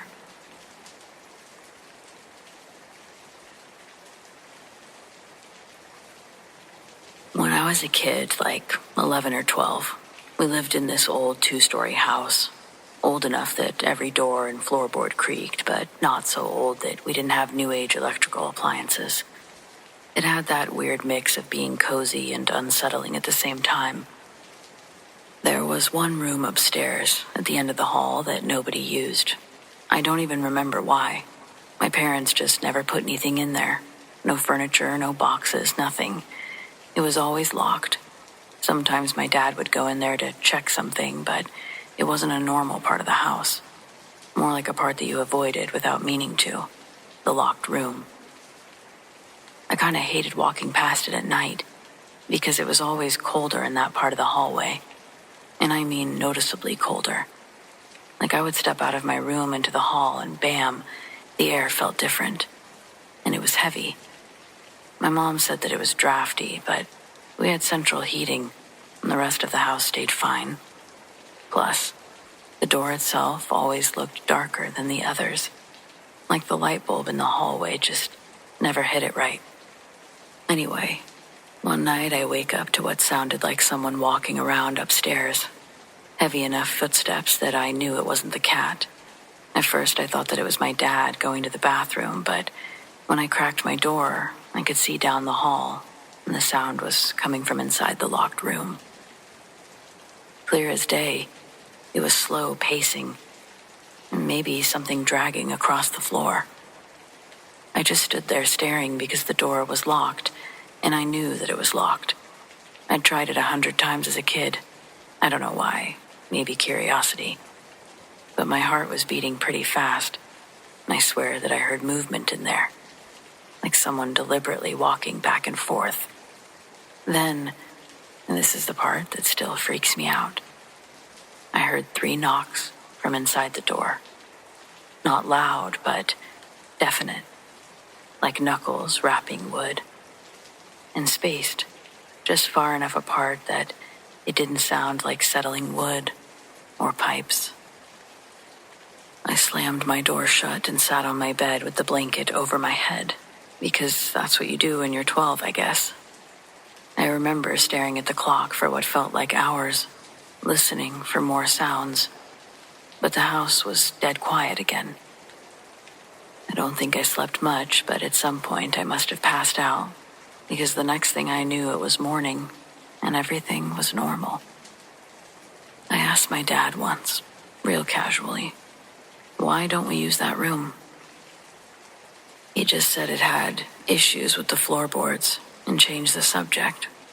I brought it up years later and he brushed it off, told me that I had a big imagination. But I know what I heard. And I know my parents. They're highly superstitious and they don't like bad energy. But I think they knew something happened in that room and chose not to tell us. If I remember correctly, when we moved into that house, times were a bit desperate. And I can only imagine that they got a deal on such a house. They'll never admit it, but that's my thought. My cousins, too. My older cousin had stayed over one weekend. She told me that she woke up to someone jiggling her bedroom door handle. Her room was right across from the locked one. She thought that it was me messing with her, till I pointed out that I'd been dead asleep on the couch downstairs. It wasn't just noises, either. Sometimes when you walked by, you'd swear the door moved slightly, like a shift against the frame.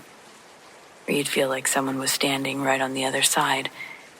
Even my mom admitted that she didn't like passing the end of the hall at night, though she never said why. I don't have a big scary ending for this, it's just the memory of hearing someone moving around in that room, the one that nobody used and that was locked. And the knocks. Sometimes I feel like I can still hear those knocks. Or if it's really quiet, I just dread hearing 3 knocks. We moved out a couple years after that, and I've never gone back, obviously. But I can promise you that that night, I wasn't dreaming. Whatever was in there wanted me to know that it was.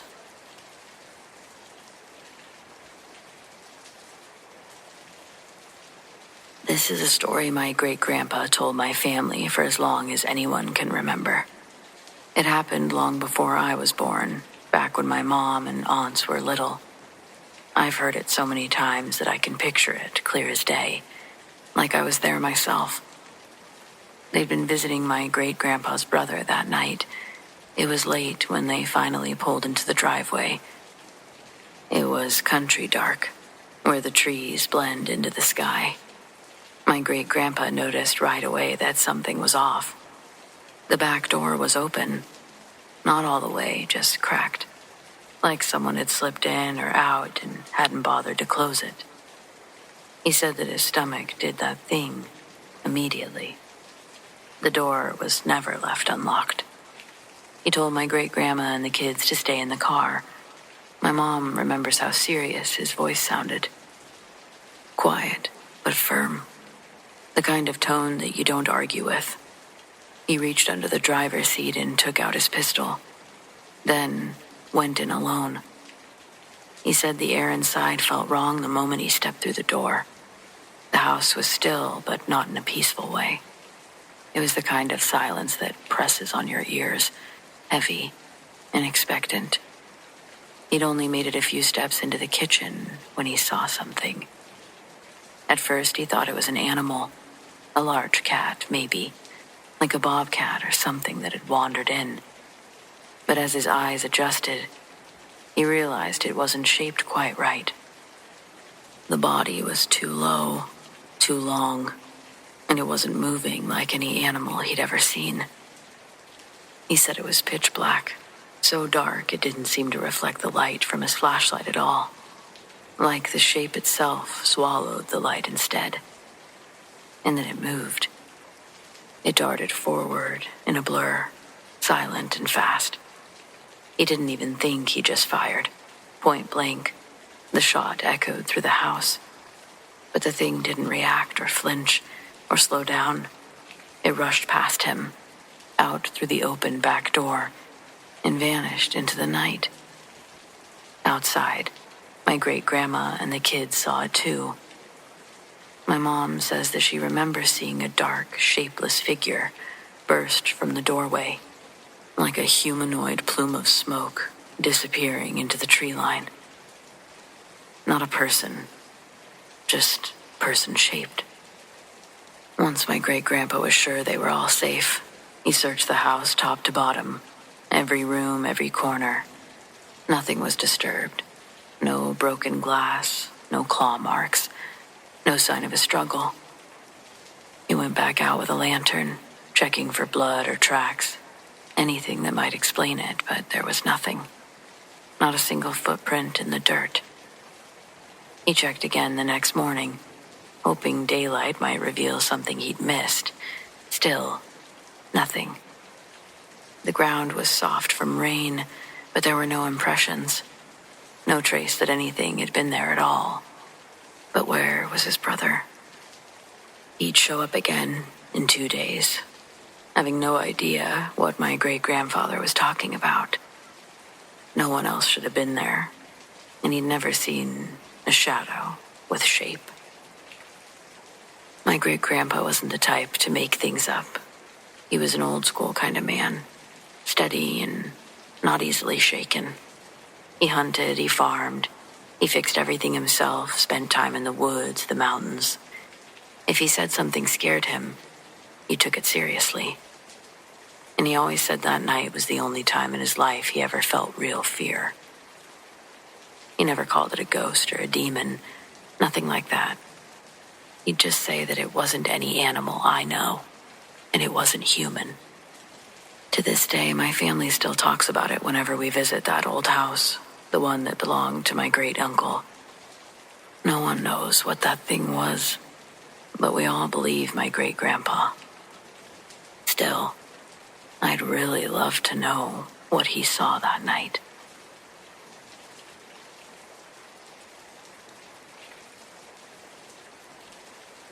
I'm not someone who jumps to paranormal conclusions. I guess I try to be reasonable about weird things, blame stuff like the wind or whatever. But there are a couple of things I've experienced that still sit with me, no matter how much I try to shrug them off. The first was years ago, when I worked at a bowling alley that everyone joked was haunted. And I mean everyone. Staff, regulars, even the regional manager. The stories usually centered around a former mechanic, one who passed away on the job years before I even started.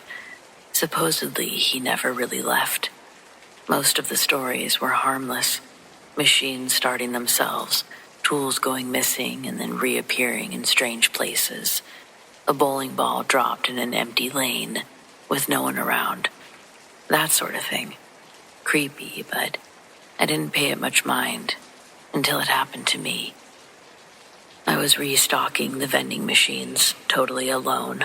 I had my hair up in a ponytail like always, and I felt this yank, a sharp little tug, like someone giving a playful pull just to mess with me. I spun around immediately, thinking a coworker had snuck up on me, but the room was empty. I even checked the security footage later, just to prove I wasn't losing it. Not a soul entered that room while I was in there.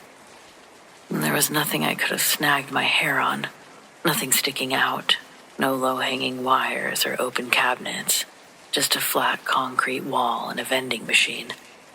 I'd been skeptical before, but after that, I started to believe that maybe the old mechanic really was still hanging around. He didn't seem malicious, just ever-present, like someone who didn't realize they'd clocked out for good. So that was strange for sure, but it was also a long time ago. What happened to my husband recently, that's unsettled me in a different way. We live way out in the swamp, real remote. It's peaceful during the day, but at night, it gets dark. Swallow you whole dark. No neighbors in sight, no lights but the stars. You get used to the quiet out here, and when something interrupts it, you notice. My husband told me this a couple days ago. He'd been asleep. I was still up in the den reading, and he jolted awake to a knock at the front door. Not a pounding, but a soft, familiar knock. He said it was my knock, the exact rhythm I use when my hands are full and I want him to come open the door. Then, clear as day, he heard my voice. "Honey." He sat up, a little groggy, but something about it didn't feel right. He looked over the headboard toward the front door, which we can see from our bedroom window. No one was there. Porch light was on. No shadows, no movement. Now, I should add, there's nowhere to hide out there. It's open land between the house and the tree line, and our porch doesn't exactly offer cover. If someone were messing with us, we would have seen them, especially with the way sound travels out here. He got up to double-check the locks anyway, but the door was still bolted. I hadn't knocked. I hadn't even left my chair. And the voice, he swears it wasn't muffled or distant. It was like I leaned up to the door and said it through the wood. Same tone, same inflection, like something wanted to make sure he thought it was me. We don't have an explanation. He hasn't brought it up again since, and I haven't pressed. But I know him. He's not the type to scare easy, and he wouldn't make something like that up. I do think about it often, now that he told me. When we go to bed, I always think about it, and I wonder how it knew my knock, my voice, how it stood there, pretending to be me. It's all too creepy.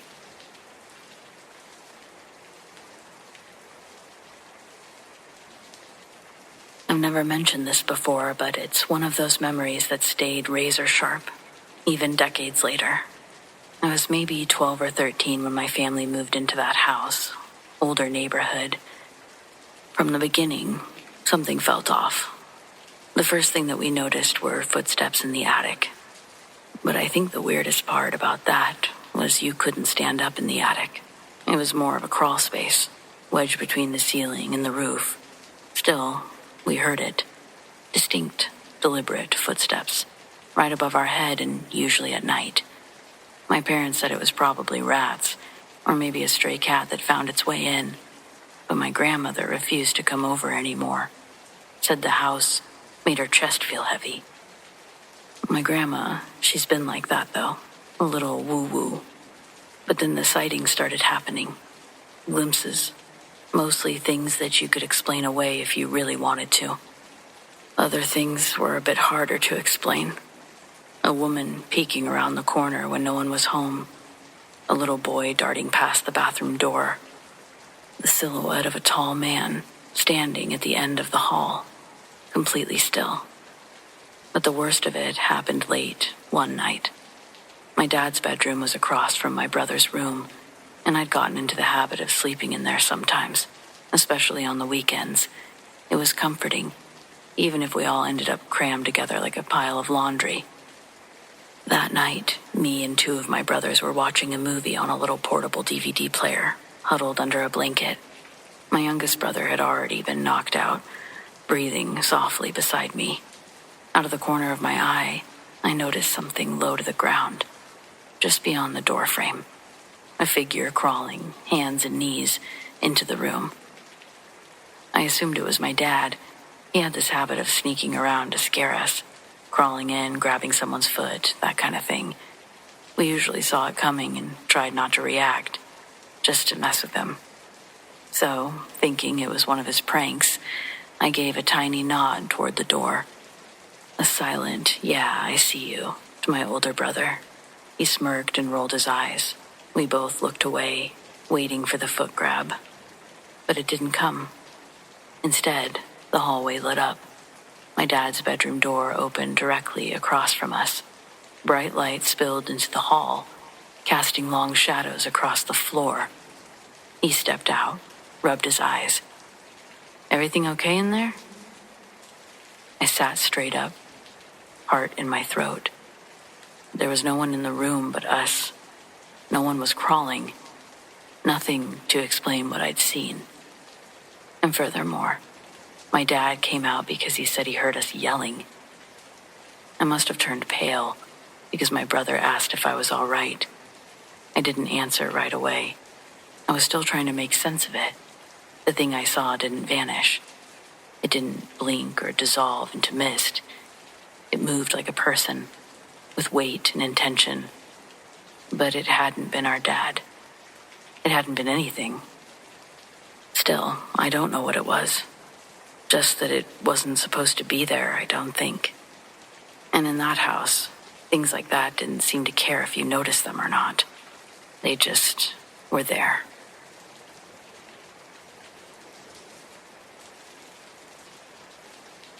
I know this isn't a traditional ghost story, but I like to think it's paranormal. We grew up thinking of the rose bush as more of a boundary than a plant. It sat stubbornly along a back fence of our yard, thorny, very dense, like it had something to prove. It didn't even bloom roses, not once, not even a bud, but it grew slowly, deliberately, like it had all the time in the world to keep us off that fence. My mom had brought it from her childhood home, my grandfather's farm, decades ago. She'd split the original bush and transplanted a cutting when she and my dad bought the house. I was too young to remember the planting, but she used to tell us how she'd almost thrown it out after a couple of years, when it just sat there, green and unremarkable. But eventually it wove itself through the wooden slats of the fence, and she left it alone. Said it was useful, kept us kids from climbing over and getting into trouble on the other side. For as long as I can remember, it was just there, a fixture of the backyard. We didn't water it, we didn't prune it. It didn't need us, and we didn't need it. That's how I felt. Then my grandfather passed away. It had been 5 years since I'd last seen him. Distance, life, whatever excuses we had. I remember my mother got quiet when she got the call. She wasn't close with him towards the end, but it still shook her. They had that kind of complicated love, a little worn around the edges, but still real underneath. That spring, something changed. I remember walking outside one morning with my coffee in hand and stopping short. There were roses, bright, vibrant red roses blooming all across the bush like they'd always been there. I blinked like I was seeing things. I called my mom out and she didn't say a word at first. just walked and ran her fingers lightly across one of the petals, like she didn't quite believe it either. "They're red," she finally said, "just like the ones at the farm." I didn't know what to say. None of us did. It had never bloomed before, not once in nearly 35 years. And now, after his death, there they were, lush and full and smelling faintly like good memories. The next year, the roses were gone. The bush was back to being plain and green, its thorns catching sleeves and stealing stray toys just like always. But a few years later, my grandmother died. It was gentler, her passing, expected and peaceful even. She'd been slipping for a while, her stories repeating and her eyes sometimes cloudy with confusion. My mom took it harder, though. She'd always been close to her mother. That spring, we didn't even think to look at the bush, but the bush remembered. White roses, soft, ivory-colored blooms, stretching out in every direction like snowflakes made of silk. There was no mistaking it. The same bush, the same roots, but a different bloom. White, my mom whispered. Her favorite. They lasted the season, but that was the last time. Since then, the bush has gone back to itself. Green, thorny, silent. We kind of joke about it now. The bloom years, we call them. 2 strange, brief seasons that made us all stop and wonder. Was it just a coincidence? A fluke of nature? Maybe. But I've seen the way my mom still looks at the bush, like it holds a secret, like it told her something once and it hasn't spoken since. Some things don't need an explanation, I guess. They just need to be remembered.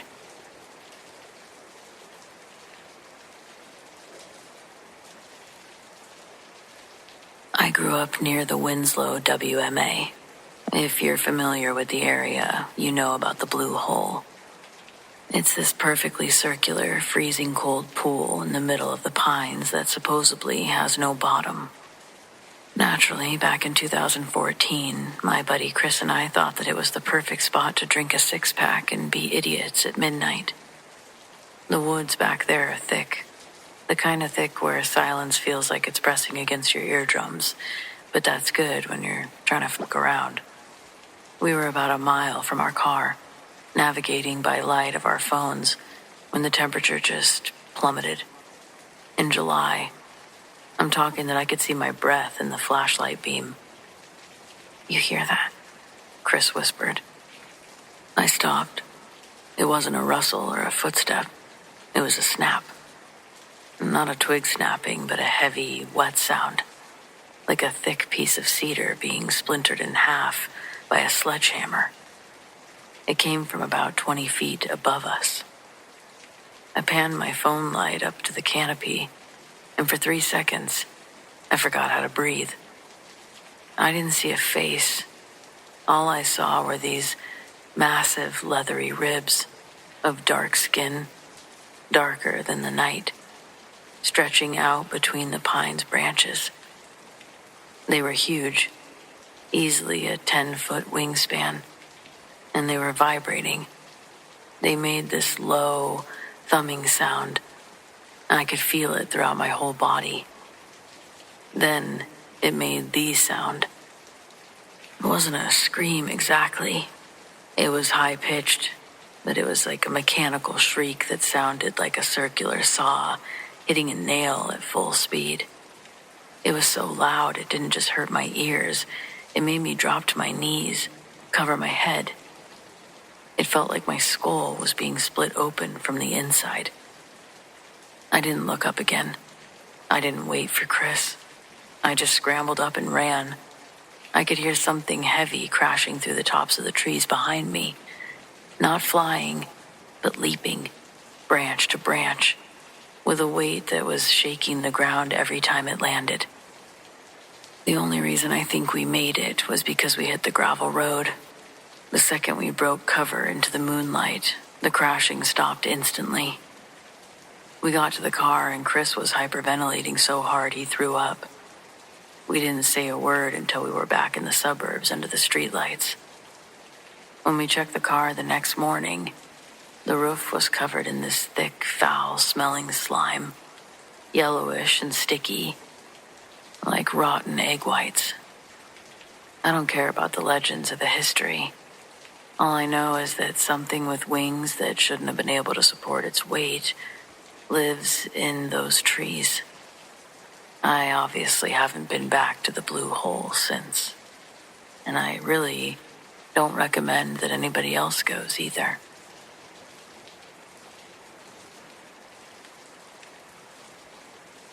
My girlfriend, now my wife, was sleeping over at my place back when this happened. I was going through a stretch of pretty bad insomnia. No real reason for it. I just couldn't sleep more than a few hours at a time. And on this particular night, I was wide awake. It was probably around 2 or 3 in the morning. So the room was completely still. There was just the faint hum of my computer. As my girl slept next to me, breathing steady, blanket half off, I was just lying there, staring up at the ceiling, when something fell off my desk across the room. I didn't hear it slide or shift, just clatter, sharp and sudden. It wasn't even that loud, but it felt weird, like it was meant to get my attention. The air changed in the room. You ever get that weird static feeling, like something feels wrong, but you just can't really explain it? That's what hit me.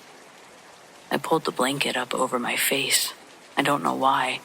I was a grown man hiding like a kid, but it was instinct.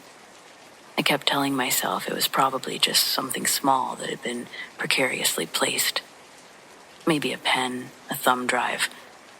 But then I heard breathing. It certainly wasn't my girlfriend's breathing. It was heavy and slow. Something was exhaling right in front of me. It wasn't across the room where the noise had come from. It was right at the edge of the bed. I could move, but I didn't. I was listening, heart pounding in my ears, as this breathing circled from the foot of the bed around to the side where I was laying. It was so close I could practically feel it on the blanket. It definitely wasn't my girlfriend. I could hear hers too, calm, rhythmic. Then, without warning, she stirred, shifted a bit, mumbled something. I stayed completely still under the covers, trying to listen past the sound of my own panic. She sat up and threw the blanket off, clearly about to get up and use the bathroom. I heard her feet touch the floor, and then she screamed. It wasn't startled or confused. It was pure terror. She backed up onto the bed so fast she almost knocked over the nightstand, already crying before I could even ask what happened. "There's a girl," she sobbed. "She's right there, sitting on the floor." My stomach dropped.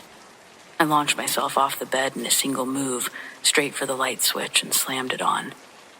Of course, there was nothing there now, just an old hoodie crumpled near the foot of the bed that hadn't been there before, or maybe it had. I didn't know what was real at that point. I asked her what she saw. She said it looked like a little girl sitting in the fetal position, facing the floor. When she stepped towards her, the girl looked up, her eyes wide, like she was scared. And then she vanished. I told her about the breathing, how I'd heard it circling the bed just moments before. We didn't sleep the rest of that night. We just sat there with the lights on, not really saying much. Every creak in the house made us flinch. We don't live there anymore. We never saw the girl again, but we both still think about it more than we care to admit.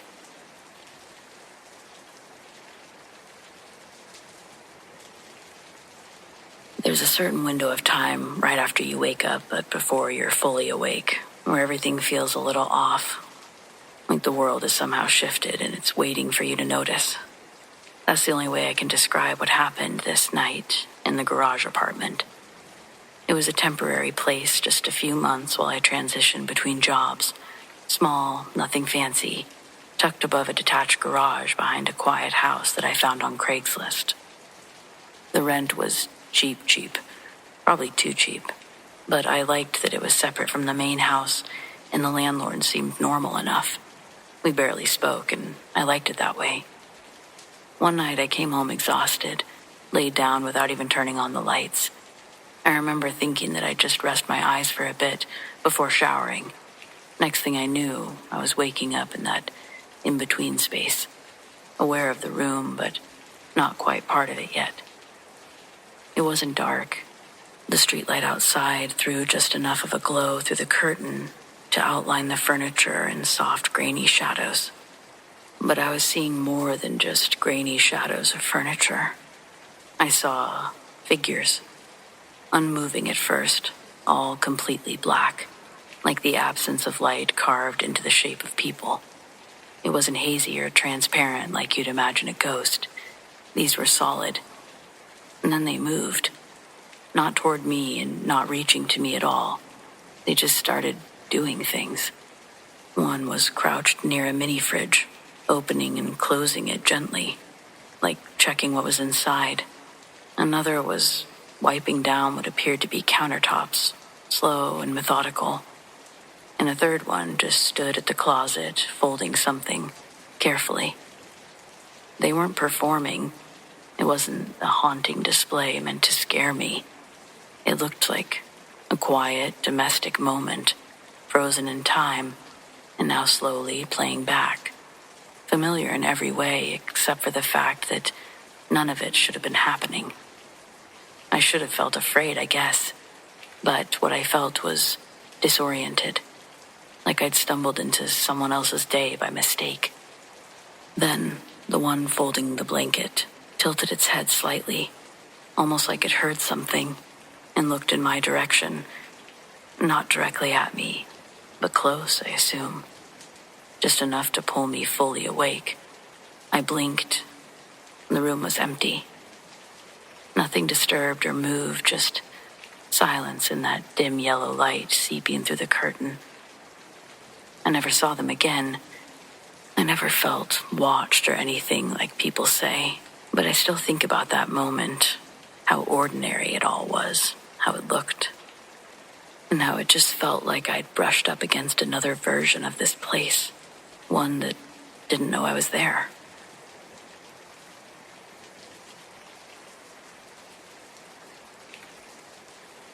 I worked as a private land surveyor for 12 years. Usually it's boring work, mapping out property lines for timber companies or checking soil density. But in 2016, I took a contract for a private estate deep in the King Range, way out in Humboldt County.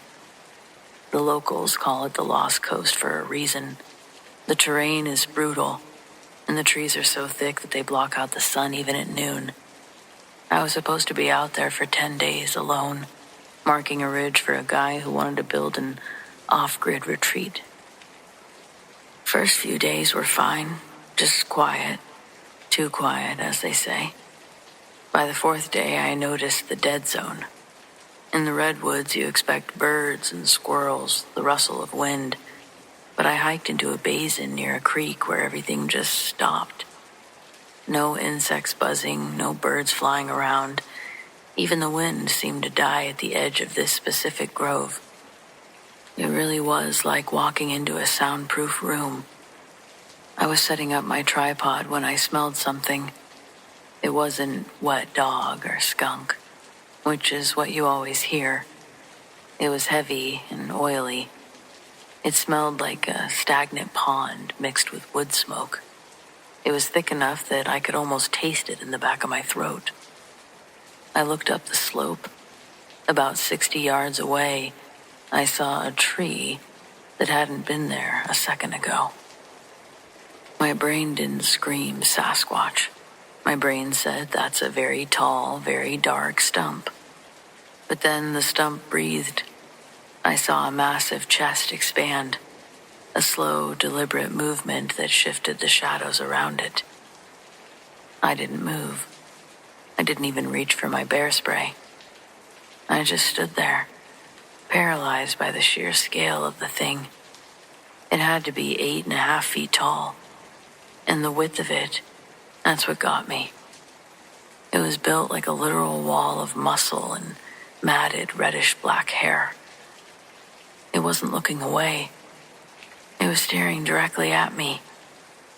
Its eyes weren't glowing. They were deep, intelligent, human-like. It didn't look like an ape. It looked like a person, one who'd been left in the woods for thousands of years. It wasn't just this thing's size. It was the vibration. I started feeling this low-frequency hum in my chest, a sound so deep that I couldn't hear it with my ears, but it made my teeth ache and shake, my vision go blurry around the edges. I found out later that tigers use infrasound to paralyze their prey. This thing was doing the same thing, broadcasting a signal that told my nervous system to shut down. Then it did something that still keeps me awake at night. It didn't growl at me or try to charge me. It picked up a rock, a stone the size of a grapefruit, and tossed it. It didn't throw it at me. It tossed it so it landed exactly 3 feet in front of my boots. It was a boundary, a clear, non-verbal no. I started backing away, keeping my eyes on it as I retreated. And as I did, I heard a sound from the trees to my left, then my right. It was like 2 heavy stones being hit together. I wasn't looking at one creature. I was in the middle of a group. They'd been flanking me the whole time I was surveying. They weren't hunting me for food. They were herding me out of their living room. I left some of my stuff there, my GPS gear. I hiked 6 miles back to my truck in a state of total sensory overload.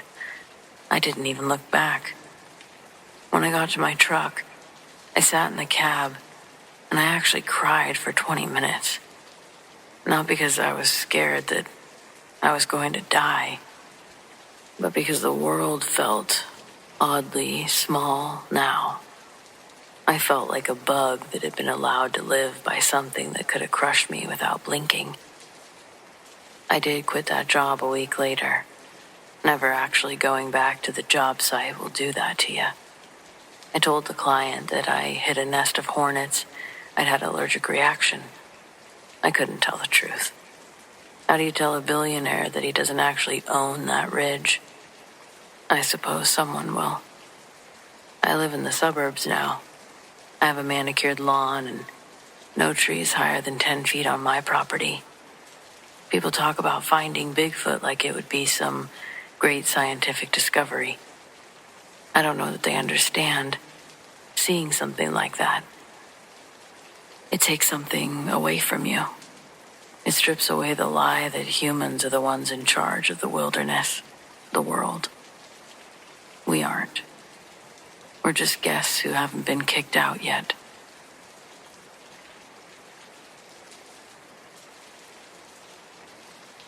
My husband and I had a haunted bed. We owned an antique shop and bought a bunch of furniture from one guy. When you buy a whole lot, sometimes you'll have to take some things you don't want. In the lot was an old reproduction Jenny Lind bed. This bed wasn't old enough to put in the shop, so we stored it in the back for quite a while. Meanwhile, we were building a house, and when it was finished, we decided to make use of the bed until we found an older one. Right away, during the night, I would wake up and feel the bed vibrating silently. It had the old metal box springs. So I thought at first that I must have made the bed do that by turning over. But as time went on, I would lie perfectly still, and the bed would keep vibrating. Just the slightest shaking, nothing crazy or violent.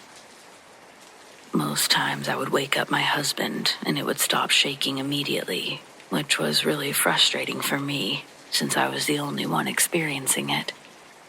It kept doing it off and on for weeks. I know it sounds scary, but somehow it wasn't. It was more like dumbfounding. Like, is this really happening? It can't be. But it was. And then there came a point, in addition to the shaking, something new was added. Down at the foot of the bed on my husband's side, there began a clanging sound, as if someone was hitting the metal springs with another metal object. Not violently at first, more of a clang, clang, clang, then silence. I tried to wake up my husband, but it would always stop, which was really weird. In my mind, I'm trying to figure out what could possibly be causing this. I'd heard about ghosts, of course, but that thought was the furthest out for a rational explanation. We lived at the base of a mountain with millions of acres of Forest Service land behind us and on a dead-end road. There was pure silence every night. No traffic, no nearby trains. And earthquakes, they don't happen every night on cue and only shake one item. What the hell was going on? The clanging began to get louder as time went on, and finally, hallelujah, one night, it didn't stop when I woke up my husband. It continued, and he looked at me like, what the hell? One day I ran into a woman who said that she was a psychic. I told her about the bed. I had almost zero faith in psychics at the point, but whatever. I asked her if she wanted to come over and check it out. With another friend, who also purported to be psychic, these two women came into the bedroom and stood there for a few minutes. One of them finally spoke and told me there was an old woman in the room who believed that the bed was hers, and she was trying to scare us out of it. Right away I thought, yeah, right, but I was polite about it. They burned sage and told the old woman to go away, go to the light, blah, blah. I was not impressed, to say the least, but I figured I had nothing to lose. Funny thing, it stopped immediately. Then, about 2 weeks later, it did it one night, and my thoughts of the bogus reading were confirmed. But after that one night, it never happened again. I thought back about what she had said about the woman wanting us out of it. The bed was from the 30s or 40s, and she said the woman was old. It would stop shaking, clanging, as soon as a man, my hubby, was awake. If you go back to that era, women had very few rights, and men had the power. Women could easily have been afraid to tell their husbands, and would do anything not to upset them. So it began to make sense that the sounds would stop. If this is right, I think she became desperate to get us out of her bed when she started the clanging noises. She no longer cared if the man would be angry or not. Of course, this is all speculation on my part, but since there's already no explanation of why a bed would do that, the story doesn't matter. So, did a ghost do it? Something was responsible for it, and it wasn't either of us. Any suggestions are welcome. I truly cannot understand why this happened. We're not crazy people. I'm not lying. Nothing to gain by making myself sound like a fool. We built the house ourselves out of 2 old hewn log buildings, and both of us knew every square inch of that house and knew that it had nothing to do with the house settling or moving. Besides, houses don't settle like that. So that's my story about my haunted bed, and I'd love to know what and why it happened.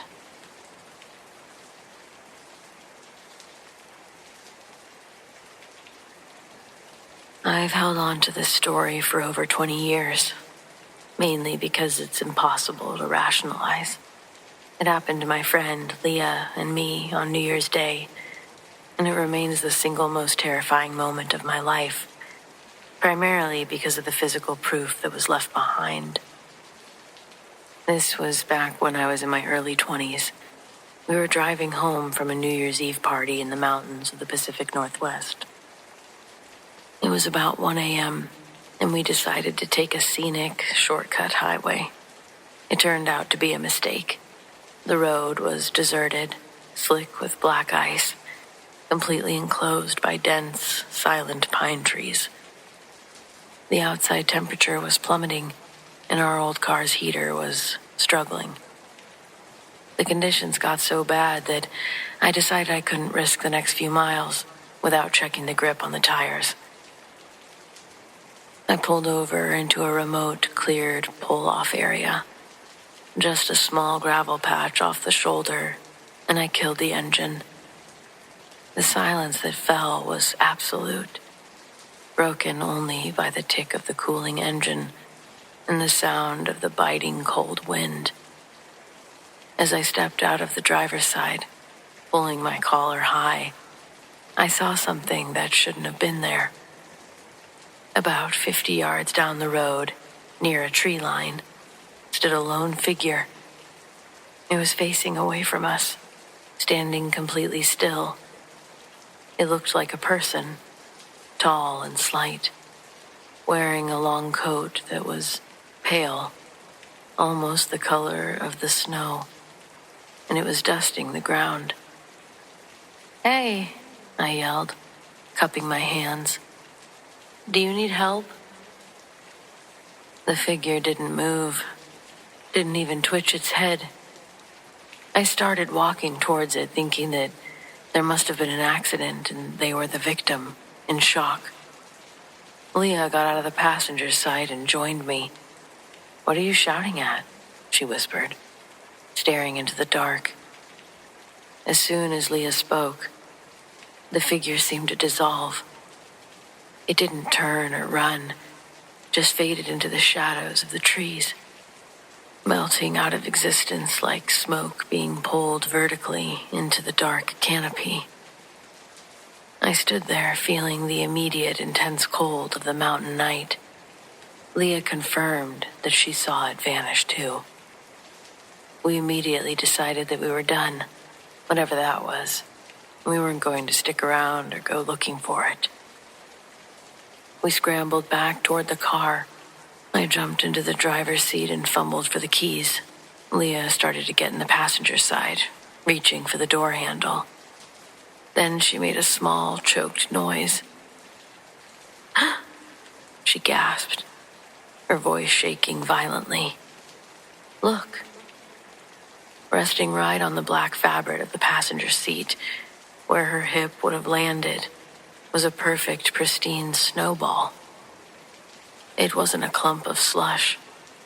It was a flawless sphere of tightly packed, icy snow. We stared at it, frozen with a deeper terror than with the disappearing figure. The doors had been shut until seconds ago. The car's heater had been running on high. How could a perfectly formed, ice-cold object be sitting dry on the fabric seat, with no trace of water, no melting, and no way that it could have rolled in, obviously? I snatched the snowball up and threw it onto the icy road. The moment it landed, we both heard a quick, clear, whispering sound. It came from the passenger side. It was a breath of freezing air, like a sigh of disappointment, immediately followed by the distinct sound of 3 soft, hollow thuds as the dense sphere broke apart on the ice. We really didn't speak another word until we hit the valley town an hour later. We still have no explanation, but know what we saw. Well, thanks for letting me share this. It's comforting to write it down.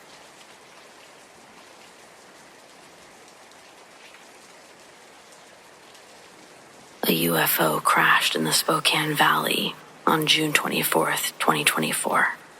In the hills near Deer Lake, 2 military jets were flying close behind. They zoomed by maybe 10, 20 seconds later. I couldn't tell if they were the ones who downed the craft. All of it happened so fast. My husband Dobbs was driving us out to visit his uncle over in Clayton. Then, a silver object in the shape of a sideways teardrop appeared to burst out of a flash of light. It moved in the direction that the big end was on. At the thin, pointed end, it was swinging in a figure 8 pattern. Then we saw it fall behind a hill, We knew there was only ground past that hill. Then the jets flew by. Ignoring my wishes not to go look for the crash, Dobbs hit his blinker and changed course, and gives me the task of calling his uncle to tell him we'll be late, then to call the newspaper. By the time we got anywhere close to where it landed, big army trucks blocked the roads leading there. For our safety, I'll use the name B when I refer to our daughter-in-law. B works for a local paper in or around the Spokane Valley. She told me that multiple people called in from Ponderay to report the crash. Most of their stories were the same, and none of them ended with any more information. The big trucks surrounded that town, blocking off the roads to and from for over an hour. Then, someone in the Sand Creek area called in. They claimed to have been on Mountain Road. That call would be the closest to the actual crash site. The man called in to talk about what they'd seen. He was suspicious the local police were involved, and he wanted to get on record what he saw. When the UFO crashed in the valley below the road, the man pulled over his work truck and looked off the edge of the road to see the silver drop at rest in the long grass. It was almost immediately next that a round of pops echo off the mountains, and the area below is covered with smoke bombs that fully engulf the craft and surrounding area. A black helicopter then came from the north and dropped a humongous opaque net over the craft. For a quick moment, the man could see everything as the air from the net pushed the fog around when it landed. He told B that just before everything was covered again by the gray cloud of smoke, he saw a tall, bell-shaped creature form out of thin air in front of the soldiers that were approaching the crash site on foot. Though the man tried to drive away, law enforcement caught up with him. He was detained, and all of his belongings were confiscated. His camera, journal, even his phone were taken. After the reports started coming into the office, so did 4 men from the government. They threatened B and the rest of the staff that were there that day to dispose of the story, or they themselves would be disposed of, along with the building itself. Claiming old structures like that burn down all the time, they made it clear that they intended to visit any callers that they could identify.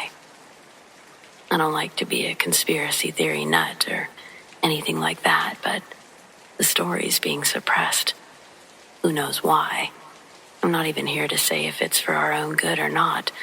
I guess I'm just here to say it. If you live in Washington, share this with your loved ones or anyone you see fit. People are saying the area around the crash site that is contaminated by radiation now, including the Kalispell Lake and Penn River.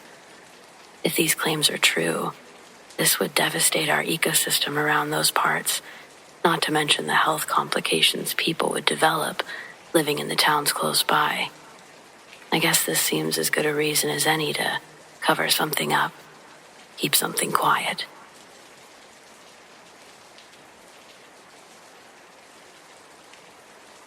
This happened on a Sunday morning in 1961 in my home area of eastern Kentucky when I was 19 years old. I was driving on a winding mountain road during a light rainstorm on my way to visit my girlfriend at her parents' rural home. Coming down a steep road cut into the left side of a mountain, my car slid into a ditch against the mountain. Then it skidded across the road and over a cliff, a drop of about 100 feet into a creek bed. The car rolled a couple of times before landing upright. I managed to get out, seemingly with just some cuts on my arms from the broken glass. Standing there, I realized I was about 20 miles from town, in a sparsely traveled area, on a Sunday morning when most people would be in church. This was long before the days of EMS, 911, or cell phones. I knew I had to climb up the cliff to the road. Otherwise, no one would ever know I was down there. When I bent forward to grab a small tree for support, something warm and wet began pouring down my face. I reached up and felt the top of my head. To my horror, I could feel my skull. A huge gash stretched across the top of my head, ear to ear, and my scalp was hanging down the back of my neck. Somehow, I managed to pull it back into place and attempted to climb again. As I leaned forward once more, I noticed something up the mountain to the right, about 75 yards away. A small house built into the hillside. It had a short dirt road leading to it from the main road. Despite having driven this road many times, I'd never seen this house before. It wasn't even visible from the main road. Near the house, there was an old car. A man sat at the edge of his porch. When he saw me, he stood, walked to his car, and backed it out to the main road, stopping above where I was. Rolling down the passenger window, he called out, "If you can get up here, I can take you to town to the hospital." He didn't offer to come down to help. Determined, I grabbed a sapling and began the difficult climb. Somehow I made it to his car and got in. The man looked to be about 30 years old, thin, dressed in slacks, a shirt, and a fedora hat. His car appeared to be from the early 1950s. As we drove toward Paintsville, about 25 minutes away, he only spoke once. "You're losing a lot of blood," he said. "I saw wounds like this in the war, and if you don't stop the bleeding, you'll die. Take my coat, hold it against the top of your head, press hard." He handed me a light jacket that had been lying between us on the seat. When we reached the outskirts of town, he said, "Which hospital do you want to go to?" I told him to take me to the downtown clinic where my mother worked. In about 5 minutes, we were there. He stopped the car and said, "I can't get out, but do you think you can make it in?" I nodded, thanked him, and stumbled inside. I must have left his car soaked in blood and ruined his jacket. The hospital staff stitched up my scalp, 55 stitches in total, and gave me a blood transfusion. I stayed there for a few days, but made a full recovery. When I got home, my father told me that he'd had the car pulled from the cliff. It was totaled. Then he said, "We need to go back out to that man's house, thank him, see about cleaning his car." And that's when things got strange. When we reached the little road leading to the house, we found it completely overgrown with waist-high weeds. There were no tire tracks or signs that a car had been there. It had only been 3 days since the accident, not nearly enough time for the weeds to grow like that. I distinctly remembered his car being parked on that road. We parked the car at the edge and walked through the weeds to the house. It was small, simple frame, 1-bedroom, kitchen, living room, front and back porch, and likely an outhouse, but it was abandoned. Some windows were broken, and there was no furniture inside. This was a rural area where everyone knew everyone else, so I asked my girlfriend's family about the house. They told me it had been empty for a long time, and no one recognized the man who had helped me. That's where the story ends. 60 years have passed, and I still wonder about that day. Why wouldn't the man get out of his car? Why was he there at that house at exactly the right time? Was he just passing through? He seemed familiar with the town. He knew about the 2 hospitals, how to get me to one. And if he didn't live there, how did he know about the house when it wasn't visible from the main road? He must have been a World War II veteran, judging by his age and the reference to the war, though it could have been the Korean War. But how was his car parked on a road that was completely overgrown just days later? Did I remember everything correctly, given my head injury? I've often thought that he was sent there to save me, though some might say it was just unbelievable luck. If not for him, I might have bled to death before anyone found me. Now that I'm 79, I've shared this story with others, some of whom have had similar experiences. Many believe the man was an angel sent to save me. Maybe that's the only explanation I need.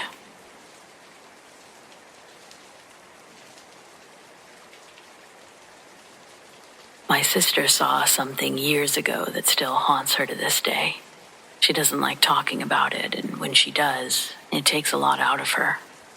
I've only heard the full story once, and even then she had to stop a few times to collect herself. At the time, she was living in Kansas with her now ex-husband, who was active military. I'm not sure the exact town, but it was somewhere near the base. Things were rough for her back then, emotionally, mentally.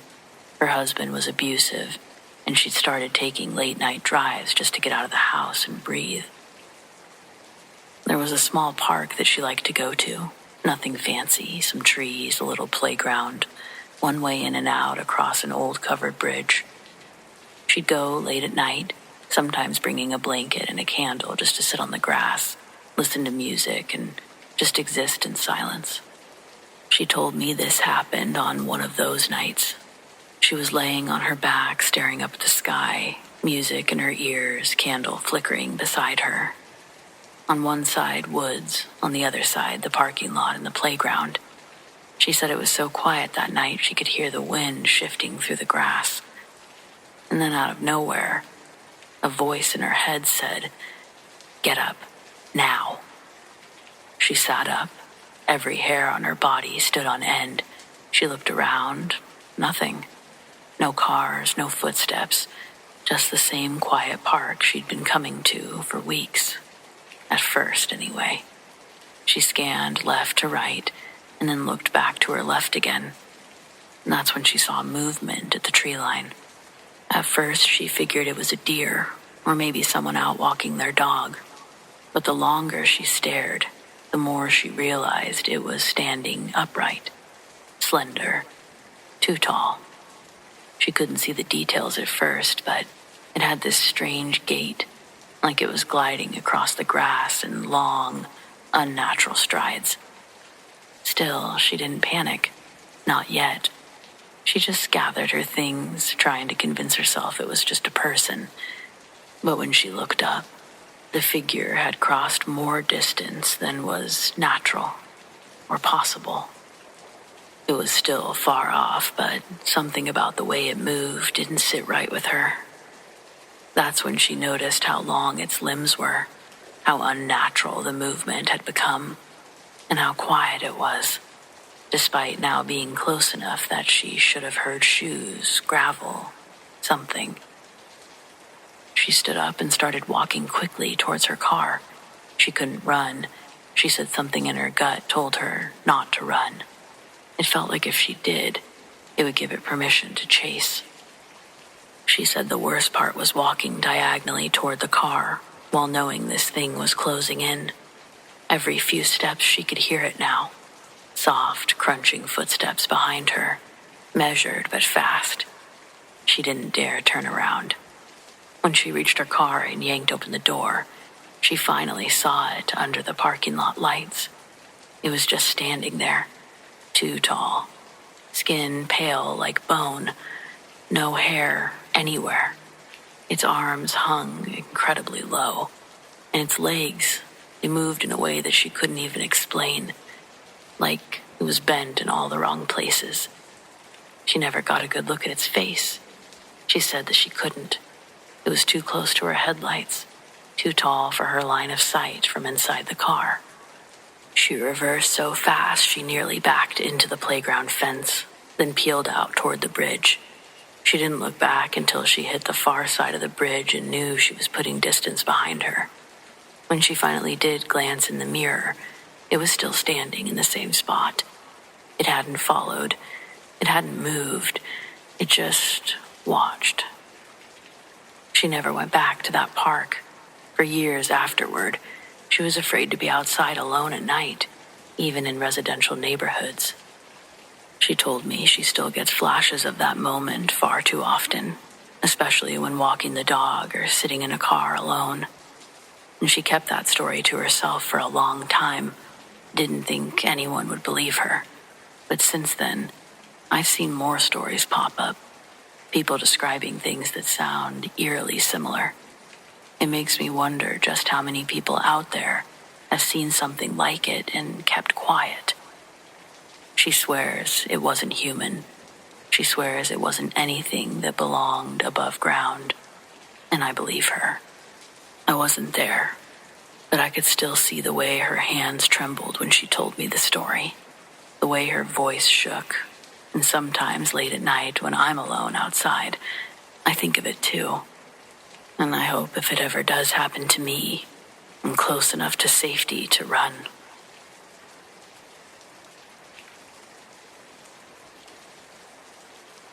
I work in a cemetery. It's not quite as creepy as people think, most of the time. During the day, it's actually kind of peaceful, quiet, calm, as you can imagine. You get used to the stillness, the routine. But there are moments, usually when the sun goes down, where it feels different. One evening, I stayed late to catch up on some work. The office had cleared out by then, and I had locked up the main gates myself. I was alone on the property. It was getting dark, but I wasn't far from the entrance, and I figured I'd only be another 15 minutes or so. I was inside the small showroom we used to display headstones and granite samples. It's this modest little structure tucked off the main path. It's surrounded by rows of flat stones and newer monuments. Inside, it's got this clean but sterile feel. White walls, polished floors, and a short hallway that leads to a heavy basement door. I was standing there near the front counter, taking pictures of some granite options with my phone to save for a client. And that's when I heard something loud. Slam. The unmistakable sound of the basement door flying open and slamming shut. It echoed through the building. Then, footsteps. Slow, heavy ones, heading down the stairs. I froze. Every hair on my arm stood straight up. My first thought was that someone had come back in. Maybe someone from maintenance had forgotten something and used their key. But I was sure I'd locked up. I even double-checked the doors earlier, like I always do when I'm alone. Still, I called out, trying to sound casual. Hello? Maintenance? No reply. Just silence. That silence stretched on for too long. I waited, strained to hear anything. But there were no footsteps coming back up. No shuffling, no voice. Just the hum of the overhead lights and the creaking of the building settling. And yet, I knew what I'd just heard. That door doesn't just open on its own. It's old and heavy. You have to pull it. I stood there for maybe another minute, completely still. After waiting and hearing nothing, I figured a really strong draft, a heavy vibration from something outside. But I'd heard footsteps. Eventually, I worked up the nerve to check it out. I grabbed the flashlight from the front desk just in case and crept over to the basement door. It was shut, just like before. I slowly opened it, the hinges groaning slightly. I peered down into the stairwell. The light was already on. The concrete steps stretched downward to the same old unfinished space, the one we used for storage. No movement, no sound. I went down the steps, scanned the area. Empty. I checked the back doors, still locked. All the windows were latched. I was completely alone. I didn't stay much longer. I finished what I needed to do and got out of there pretty fast. I didn't want to explain to anyone why I was spooked, because it felt ridiculous. But I know what I heard. The basement door opened. It slammed shut, and someone or something walked down those stairs. There was no one else in that building, though.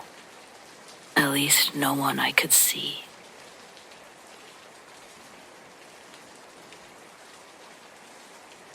I grew up in Oregon, and if you've ever spent time in the thick of its forests, you know how easy it is to lose yourself in them. It's not just the trees, though they're dense enough to swallow the sun. It's the way the land itself seems to shift, how familiar trails suddenly feel foreign, how silence settles in like a living thing. I was 16 the summer that it happened. My best friend Jay and I had hiked out to a secluded lake, deep in the woods near the Three Sisters Wilderness. It wasn't an official campsite, just a spot that we'd heard about from Jay's older brother, a hidden gem, he called it. We figured we'd spend the night out there, away from everything. No cell service, no noise, just the lake, the trees, and the two of us. I recall it being basically a perfect day, warm but not too hot, the kind of Oregon summer afternoon where the air smells like pine and earth, but you're not really breaking a sweat, where the water is so still it looks like glass. And that's where we decided to set up camp, swam in the lake, built a small fire as the sun went down. And then that's when things got strange.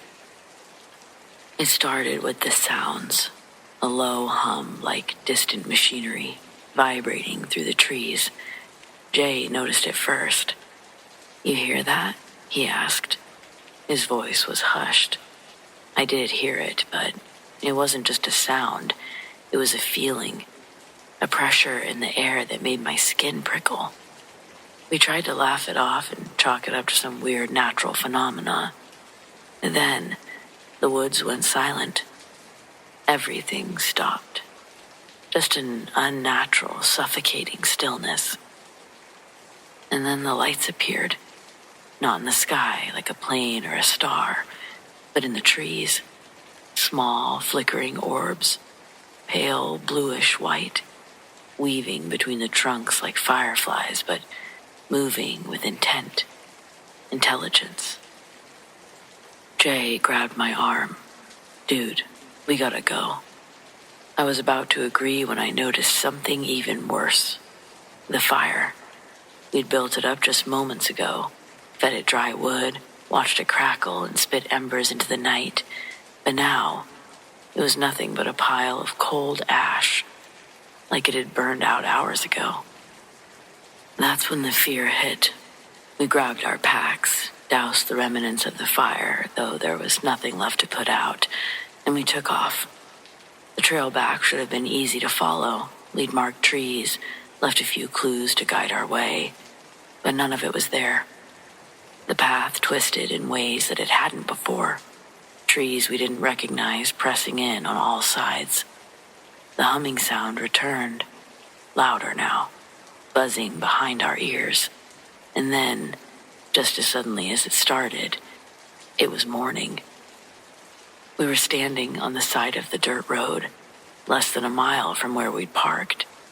The sun was up, the birds were singing, and Jay was shaking, staring at his phone.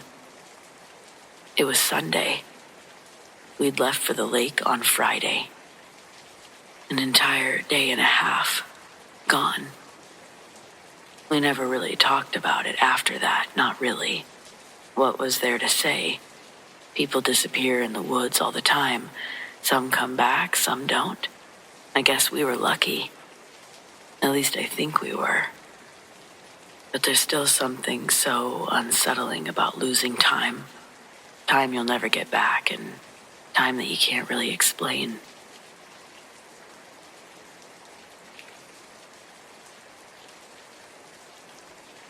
I, along with several other people that I've worked with, have had unexplained experiences. One in particular sticks in my mind. One afternoon, we had an old couple in a nicer neighborhood die. It was a murder-suicide. The husband had terminal cancer, and the wife was bad off with dementia. He laid her down on some plastic in the living room and shot her and then himself. He left a note, but it was kind of rambling and hard to make anything out of it. Several months and a cleanup later, a young couple bought the house at a really cheap price. It had sat on the market for about 9 months, so they came in low and got the house. About 3 weeks later, the wife called in the middle of the night, saying that someone was in the house upstairs. We all show up, clear the house, and find nothing. Both parents and both children all said the same story. They saw a dark figure walk from the hallway into a room. The same thing happened every night for the rest of the week. It got to the point where the entire family wouldn't go upstairs, and the lights stayed on 24/7.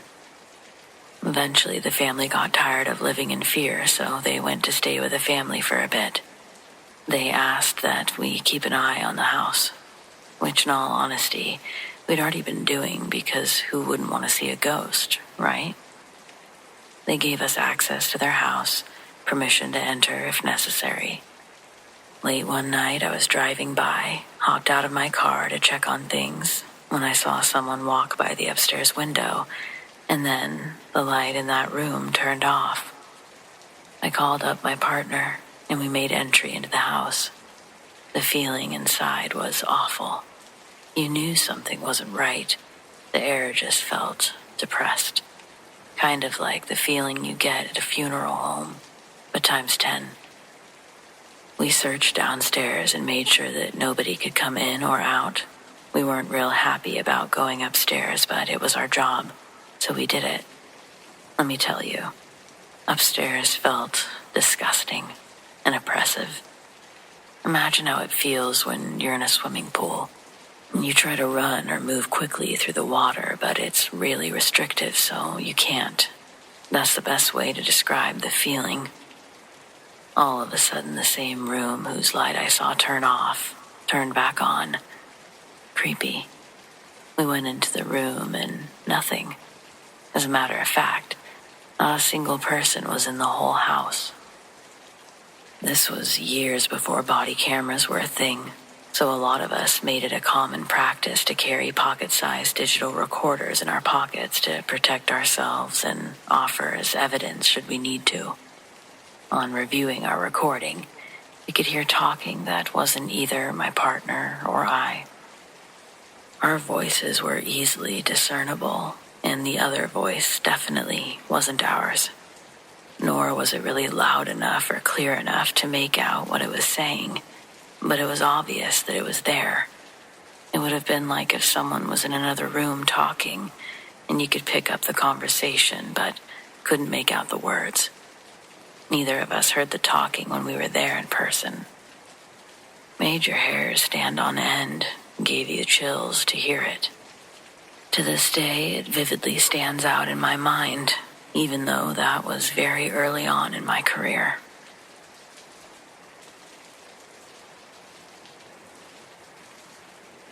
Two years before our 15-year-old daughter, Allie, died in a car accident, I had a dream that she would die in a car accident.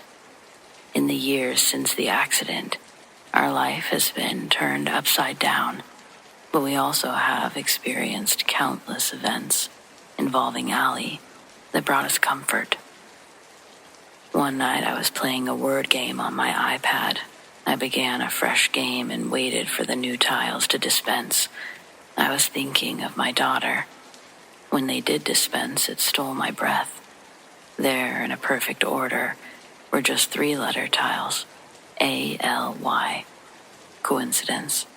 I didn't think so. I often dream of Allie where she's sitting by my side, yet I'm the only one who knows she's there. She's invisible to everyone else. She said that it has to be this way for reasons I can't understand. But she's always with us. My husband used to beg for a dream from Allie. He just wanted to be sure his baby girl was okay. One night he got something far more. I remember moaning in my sleep, a deep guttural moan. Only a bereaved mother understands. My husband said he looked at me to make sure I was okay, and in that moment, Allie's face was transposed onto mine. He got his wish. Some people believe after-death contact is evil. How can something that brings so much comfort be evil? It's been 10 years now, and Allie doesn't visit often, but I always know she's there. And that brings tremendous comfort to my broken heart.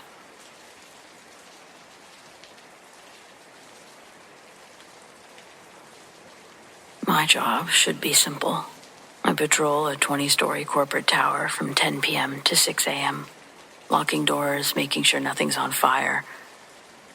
In all honesty, work like this is boring, repetitive, And about 95% of the time, the only living soul I see is my own exhausted reflection in the polished marble lobby. I do technically love it, though, because it's predictable. I realize not all security is the same. Not all buildings are the same, or even shifts for that matter, but my job, it is the same. Predictable. This building is modern, mostly glass and steel, built over what was once an old rail yard. No history or spooky charm, just fluorescent lights and motion sensors. The mundane becoming not so mundane. I think that's what's so deeply unsettling. The 13th floor naturally is vacant, undergoing renovations that have been imminent for 2 years. It's just bare concrete, taped off walls, and rows of black reflective windows. Every night, my routine requires me to ride the service elevator up, check the fire exits, and sign the logbook. The first time that something happened, I was walking the perimeter. The only light source was my heavy-duty flashlight. I stopped at the corner overlooking the main highway, signing my book, when I saw a reflection, but it wasn't mine. In the glass, superimposed over the lights of the city far below, was the hazy, indistinct outline of a person sitting at one of those bare concrete walls. I could make out the posture, hunched, head tilted down. It looked like someone was waiting.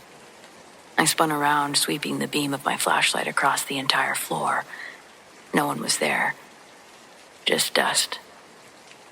I was able to let it go, because that's just what you have to do sometimes.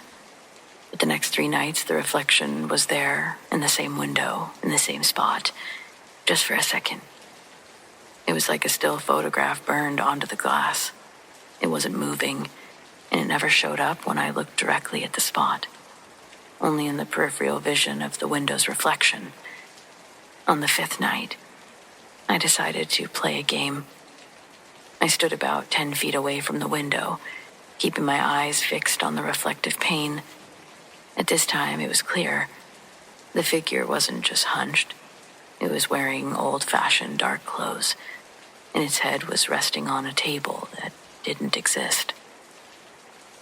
Then I watched its ghostly reflection, a figure slowly raising its head. I couldn't make out a face, not exactly. It was too blurry, too much like black smoke given a human outline. But I did feel a wave of crushing, absolute despair hit me, a feeling that was so potent, it made me want to drop my flashlight and weep. I didn't do that, but the feeling was very strong. It wasn't just a sight. It was a psychological attack. In a panic, or whatever you want to call it, I did the only thing I could think of, and I shined my flashlight beam directly onto the window.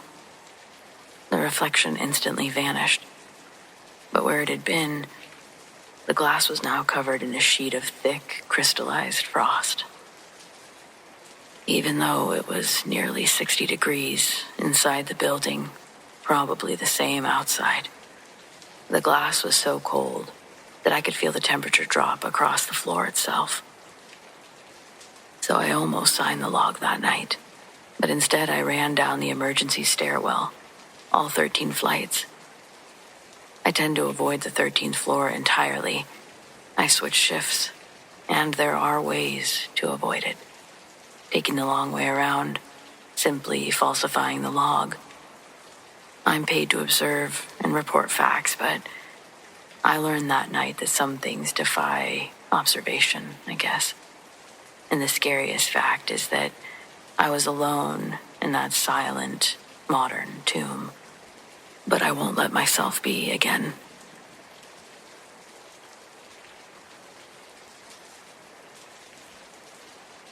I work nights, which already made winter harder than it needed to be.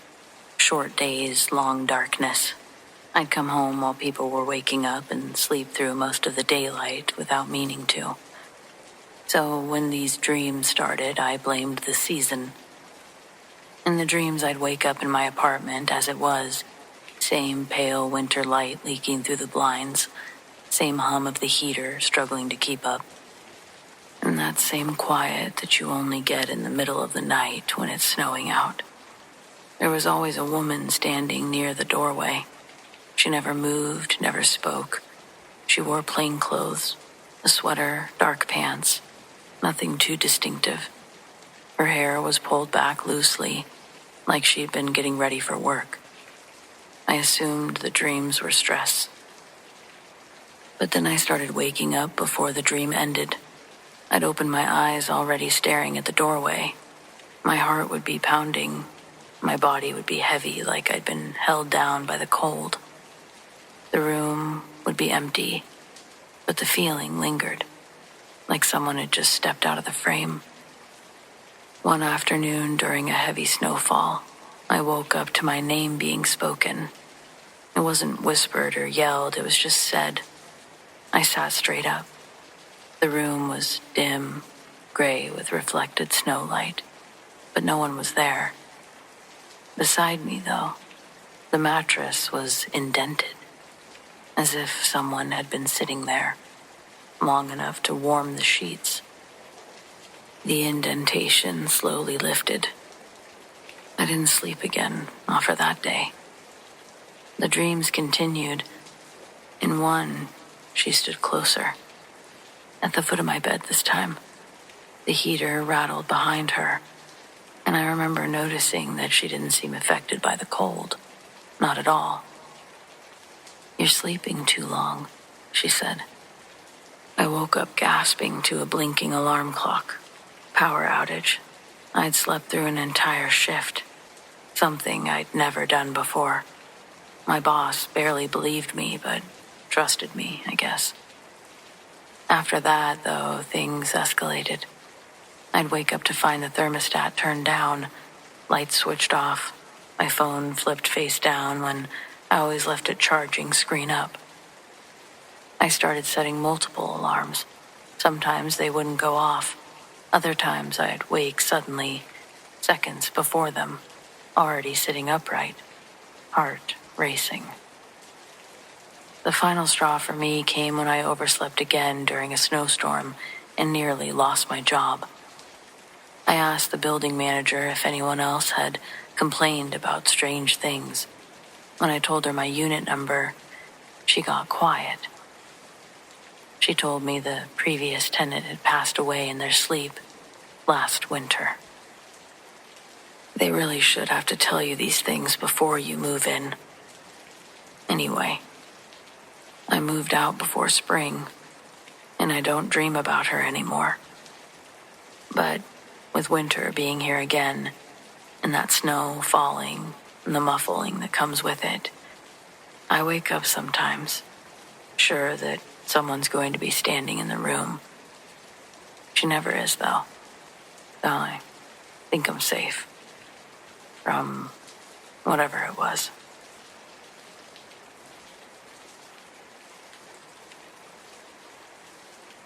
I used to walk home late from work during the winter. It wasn't far, maybe 20 minutes, but the route was always a little nerve-wracking. No sidewalks, just a skinny shoulder carved into a 2-lane road. It just cut through trees. Drivers took it like a suggestion rather than a rule, especially when it snowed. Everything looked softer and prettier and twice as dangerous. This happened maybe 15 years ago, and I still don't really have an explanation for it. It was one of those nights where the snow fell slowly, flakes drifting sideways in the wind. My boots made that crisp, squeaking sound on the packed powder. It was technically a night like any other, but it just felt extra pretty out there. I had my hood up, hands shoved in my pockets, and I was zoning out, thinking about getting home and thawing my fingers, the usual. And that's when I heard a car behind me.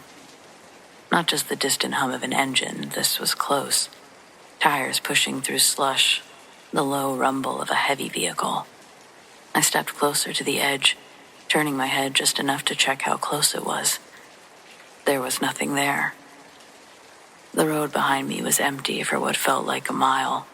No lights or movement, and not even the glow of a car cresting the hill. So I brushed it off. Snow makes weird sounds.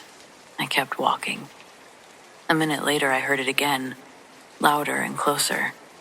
This time, I fully turned around, expecting to see headlights bearing down on me. Again, there was nothing, but the sound didn't fade like a passing car would. It cut clean off. And that's when the paranoia started to set in. I'd heard of black ice accidents, cars losing control and sliding into ditches. What if someone had crashed up ahead or behind, and I just hadn't seen it yet? What if the wind was bouncing the noise around? I decided to cross the road anyway, just to feel less exposed. On the far side, there was a steep embankment, maybe waist high. I figured if I climbed up a little, I could stay out of the way of any vehicle coming around the bend. I checked both directions, empty, and I jogged across. As soon as I reached the middle of the road, the sound hit again, but this time it wasn't subtle, and a car was barreling toward me. I heard the engine roaring and the tires grinding. And then I saw the headlights, bright and white, coming straight for me. I screamed and threw myself up the embankment, slipping on the fresh layer of snow and slamming onto my hands and knees. I remember the cold sting. I braced for the hit. I waited for impact, for the rush of air, for anything. But nothing happened. The road was empty and everything was silent. I tried to stand, but I slid back down, shaking so violently I could barely stay upright. I must have stood there for a full minute staring at the stretch of road, waiting for some car to materialize, but it never did. I saw nothing in either direction. The snow fell quietly, like nothing had happened. What was I supposed to do? Call the police and tell them I'd been hit by what exactly? A phantom? A hallucination? So I just kept walking. Every few steps I checked behind me, but the sound never came back. I didn't talk about it to anyone until years later. And even now, when I think about it, my body reacts before my brain does. My chest sort of tightens and my palms sweat. Like I'm back on that road, seeing that phantom car. 15 years and I still don't have an explanation. All I know is that stretch of road was never quite the same.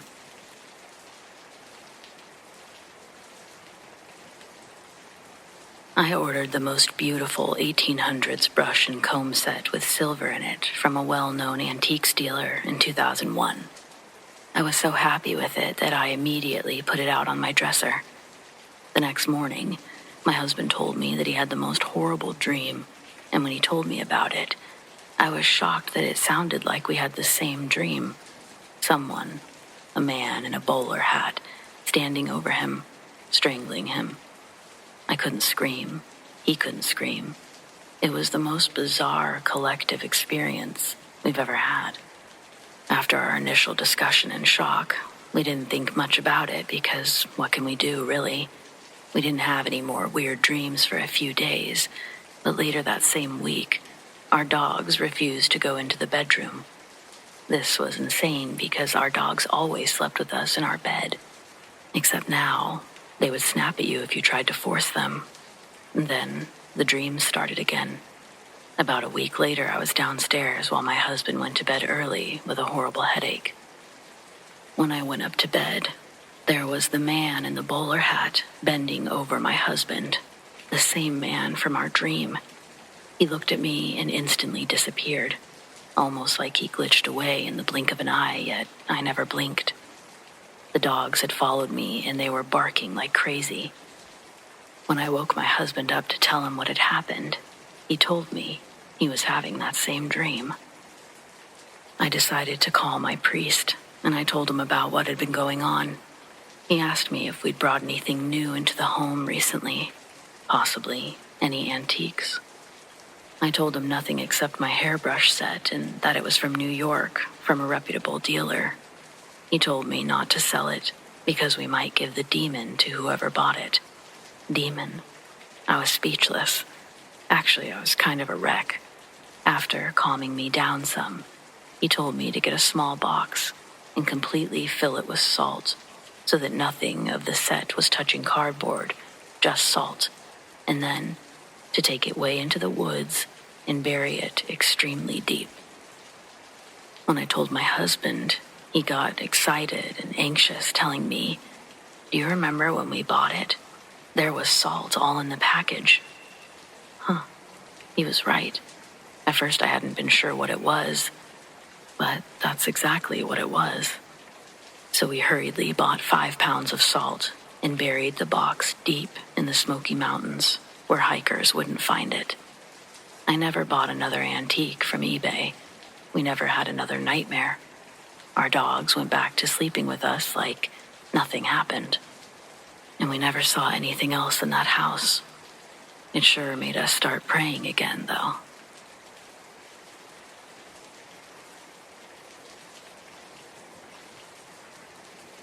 I grew up in South Jersey, so I heard the Jersey Devil stories my whole life, really. To us, it was just a local joke, something to put on a t-shirt or name a hockey team after. I didn't believe in it. I was into urban exploration, specifically colonial-era ruins. If you know the Pine Barrens, you know they're littered with the remains of old iron forges and ghost towns that the forest has swallowed up hundreds of years ago. In October 2019, I found a set of coordinates on a private forum for an unmapped iron furnace deep near the Mulliken River. I hiked in about 4 miles off the main trail. The barrens are weird. The sand is white, the water is the color of tea because of the tannins, and the pitch pines are all twisted and stunted. It's easy to get turned around, but I found the site, a massive crumbling stone chimney and the skeletal remains of a wooden warehouse. It was about 4:30 p.m. The sun was getting low, casting long, spindly shadows through the pines. I climbed inside the warehouse ruins to get some shots of the light hitting the rusted machinery. The first thing that hit me was the sound, or lack thereof it. It was like someone had hit a mute button on the world. No wind or crickets. It was just heavy, expectant stillness. Then I saw the rafters, about 15 feet up, on a crossbeam that should have been too rotten to hold a bird. There were marks. They looked like someone had taken a hot branding iron in the shape of a horse's hoof and pressed it to the wood. But they were deep, gouged in, and they were fresh. I could see the sap still weeping from the wood around the edges, and that was the smell in the air, burnt wood. I felt a chill that had nothing to do with October air. I started to pack my camera gear, my hands shaking just a little, and I heard heavy, leathery thuds from the roof above me. It sounded like someone had dropped a wet mattress onto the shingles. I looked up through a gap in the ceiling. At first, I just saw 2 points of light. They weren't reflecting the sun. They were glowing with a dim, internal heat, like the embers of a dying fire. The thing shifted, and I saw the silhouette. It wasn't a dragon. It wasn't a bird. It was wrong.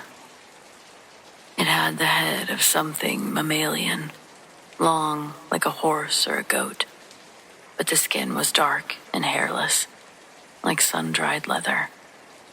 There were wings, but they weren't feathered. They were ribbed, skin-stretched membranes that looked like a bat's, but they were massive. It didn't scream. It let out this low, clicking sound, like a Geiger counter going off. I didn't think, I just bolted. I ran for the doorway, and as I cleared the threshold, I heard it drop. Not a graceful landing, but a heavy, hoofed crash onto the wooden floor, right where I'd been standing a second before. I didn't look back until I was 50 yards into the pines. When I did, It was perched on the top of the stone chimney.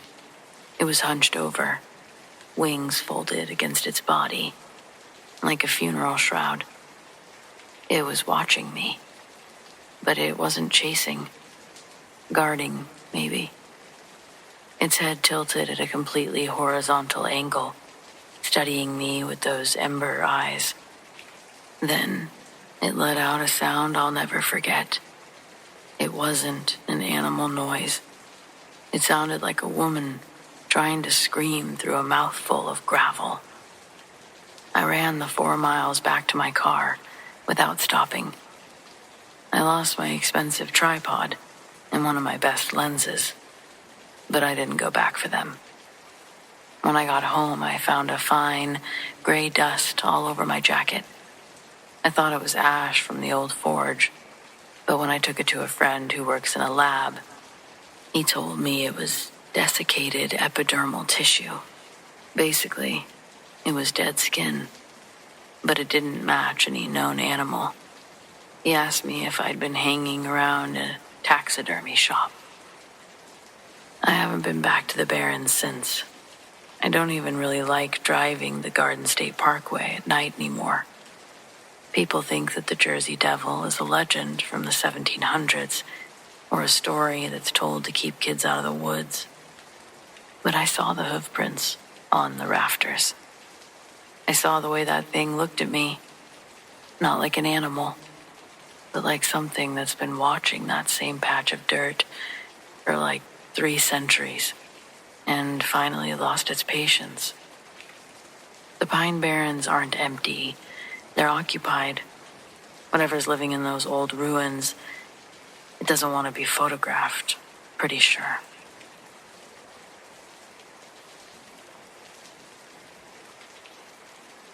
I was still a rookie when my older brother took his own life. He lived in another state, and though we were close, I hadn't spoken to him in weeks. The guilt ate at me. I kept thinking if I just called, just checked in. By the time they found him, his body was in bad shape. Closed casket service, no final goodbye, just silence. About a week after the funeral, I was back on patrol trying to fake some kind of normal. My partner and I rolled up to a gas station after dispatch got a call about a fight.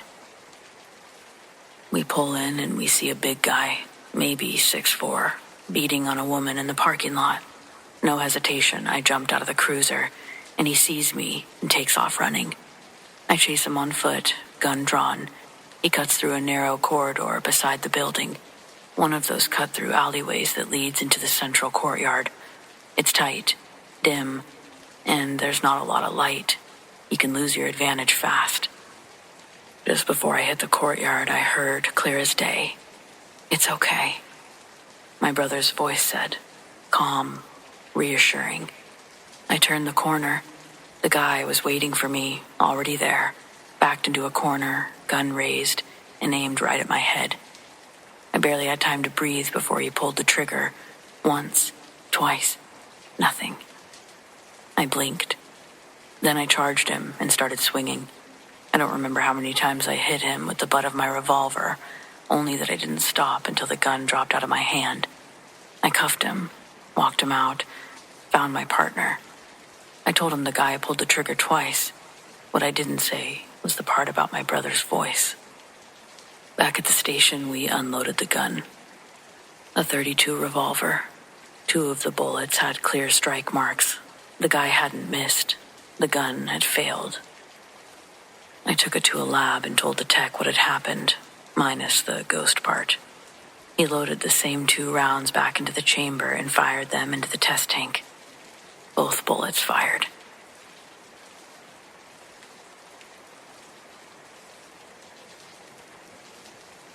It was late summer when this happened. Humid air, still as glass. My mother had gone to bed hours ago, and I was the last one awake. I remember because the clock on the wall had just clicked past midnight, and I was sitting at the kitchen table, trying to finish a book. The window over the sink was open, and I could hear the crickets, and the slow groan of the back porch swing moving in the wind. Except there wasn't any wind. Not that night. At first, I thought maybe it was the old wooden frame shifting, but then I heard it again. The slow creak, like weight being added and released, back and forth. I got up, still holding my book, and I peered out the window. The porch light was off, but there was just enough moonlight to see the swing. It was moving, gently, the way that it does when someone sits in it. Only no one was there. Then the swing stopped, in a way that can only be described as unnatural. Then, from the darkness of the tree line surrounding the house, something moved. It wasn't a person, I knew that right away. It was far too tall and thin, and it just didn't move right.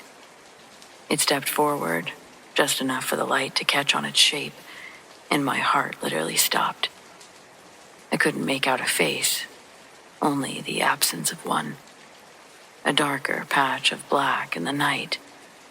I'd never seen anything like it. I blinked and it was gone. The swing creaked again. I don't know what made me do it, but I went to the back door. Maybe I thought I'd imagined it. Maybe I just wanted to prove I wasn't scared, even though I was. I flipped on the porch light and the swing was perfectly still now. But the door, the one that had been locked 100 times before, was cracked open just an inch. My mom was meticulous about locking up, always double-checking, always.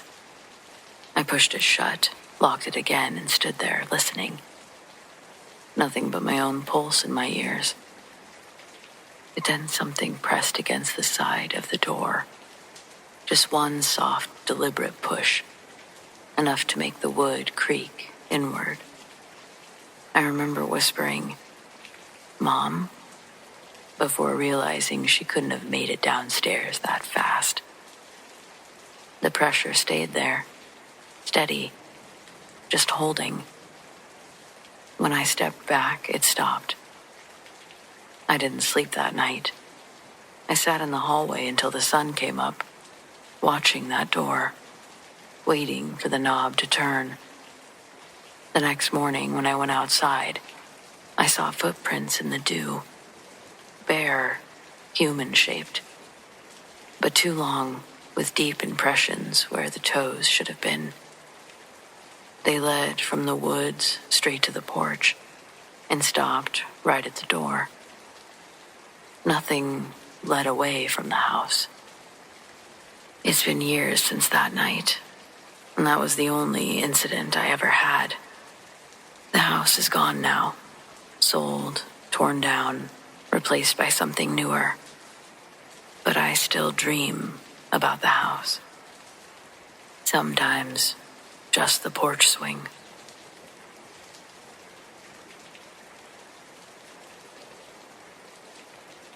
Like most other times, I noticed before the sirens had started.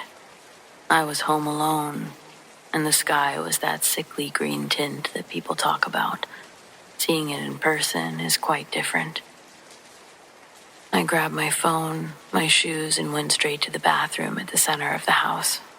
No windows, solid walls. The house creaked as the wind picked up.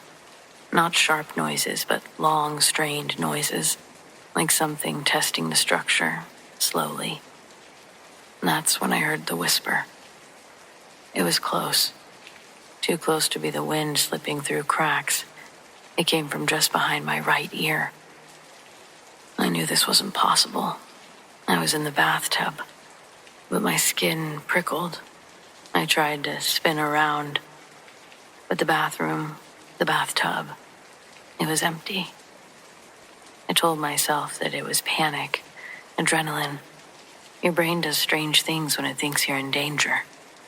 The pressure in my ears intensified and the walls groaned again, louder. The sound of debris scraping across the roof made me crouch further.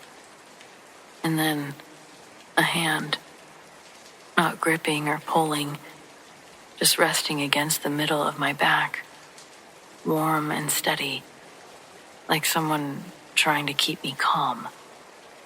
I couldn't move. Yet somehow I was comforted. The sirens cut off, and the sudden silence was worse than the noise, and the hand slid away. The pressure released, my ears popping. I could still hear the aftermath of the storm. I stayed in the tub long after it was over. When I finally stood, the house was intact. No major damage, just branches down. I never told anyone that story, because I know how it sounds, but I know what I felt and heard.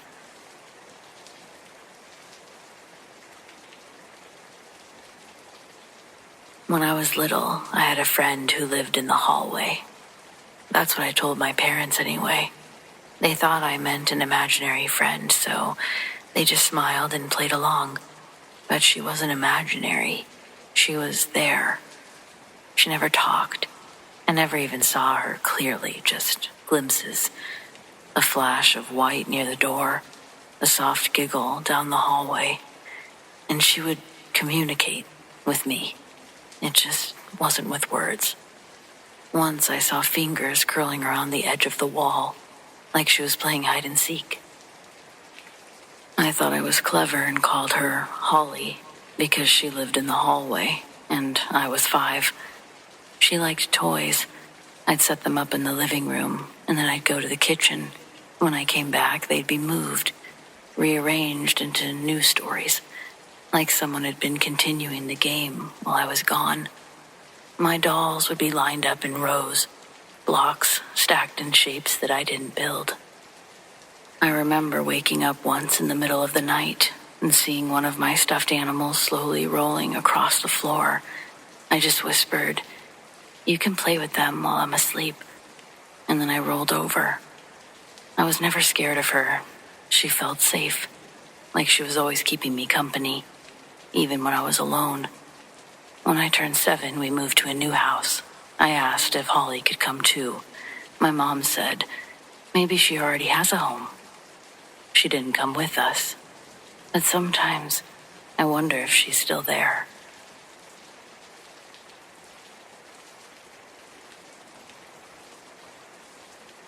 We were sitting in the living room, my sister and I, talking about our grandfather. It had been a year since he passed. He was the kind of man who never had much to say, but somehow still managed to fill a room. Always polished shoes, always carried peppermint candies in his pocket. We weren't crying or anything like that, just remembering, telling stories, laughing quietly at the little things, his terrible handwriting, how he used to insist that all bananas were too green. The picture frame on the bookshelf across from us, 3rd shelf down, a photo of him and our grandma on their anniversary. He's smiling in it, something rare. His hand is on hers. It's one of those moments that doesn't look like much until the person's gone, and it suddenly means everything. We were mid-conversation. She was saying something about his old workshop when I noticed it. The picture frame had turned, not tilted or tipped, it turned, slowly and deliberately, as if someone had gently twisted it to face us. The movement took maybe 3 seconds, just enough to make my stomach drop. I pointed. My sister turned and saw it mid-move. Neither of us spoke for a good 30 seconds. There was no draft in the house. Nothing was shaking the floors, and nothing else moved. Just that one frame. She got up and walked over to it, placed a hand on it, looked behind the shelf. Nothing strange and nothing out of place. "Okay," she said, half laughing, but her voice cracked a little. "Hi, Grandpa." We haven't seen it move since, but we do swear that it happened. And neither of us has moved that frame back, still facing the direction he left it, in that room.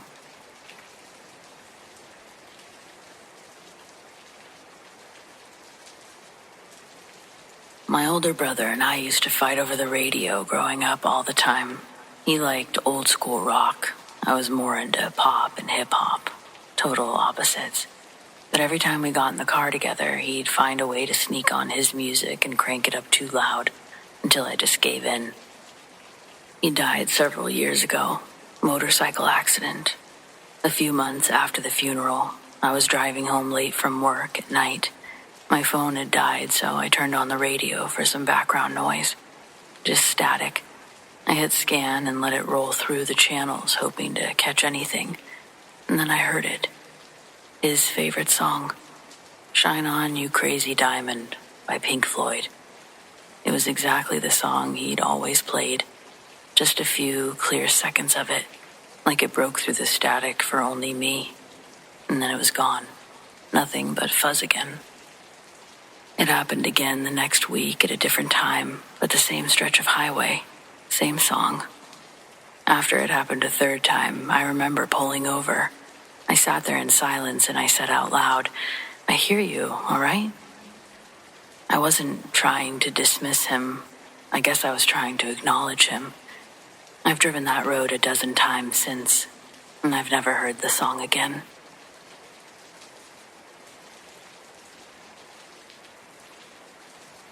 When I was about 8 years old, my family didn't have a lot of money, so me and my sister shared a bed in this small room at my grandma's house. It was an old house where everything smelled faintly like cedar and mothballs. The hallway, always a little darker than it should be. This one night sticks with me more than anything else from that time. It was late, like past midnight. The window was cracked open because it was summer and we didn't have AC. I remember waking up because my sister rolled over and kneed me in the side. I sat up a little, annoyed, and then I saw a woman. She was standing at the end of our bed. She wasn't moving or saying anything, just standing there. She looked kind of blurry in the dark, but I could tell that she had some kind of long dress on, old-fashioned like.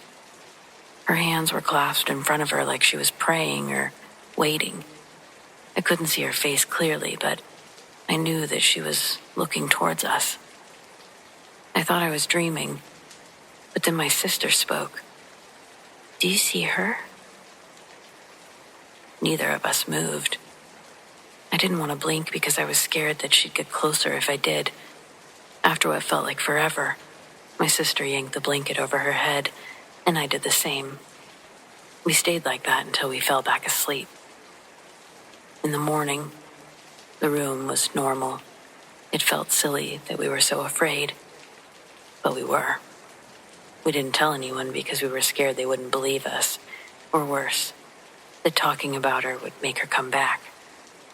We really only talked about it years later as adults, and my sister remembers it exactly the way I do. The woman at the foot of the bed, her dress, her hands. We've never seen anything like that. Neither of us have seen anything like that since. But we've never forgotten her.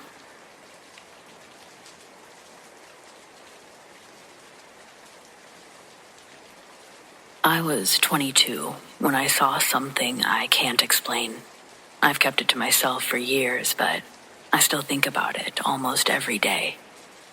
At the time, I lived in a tiny studio apartment in a rundown building downtown. The place had paper-thin walls, flickering fluorescent lights in the hallways, and a weird draft that I could never quite pinpoint. It was late, past midnight, and I'd been up writing. I just started my first book and was making decent progress. But that night, the words weren't coming. I was tired, frustrated, and decided to take a break. I stepped outside into the narrow alleyway behind my building. It wasn't much of a view, just a brick wall and a few dumpsters, but it was quiet. I lit a cigarette and stared at the ground, trying to clear my mind. And that's when I heard something rustling in the shadows near the dumpsters. At first, I thought it was a raccoon or a stray cat.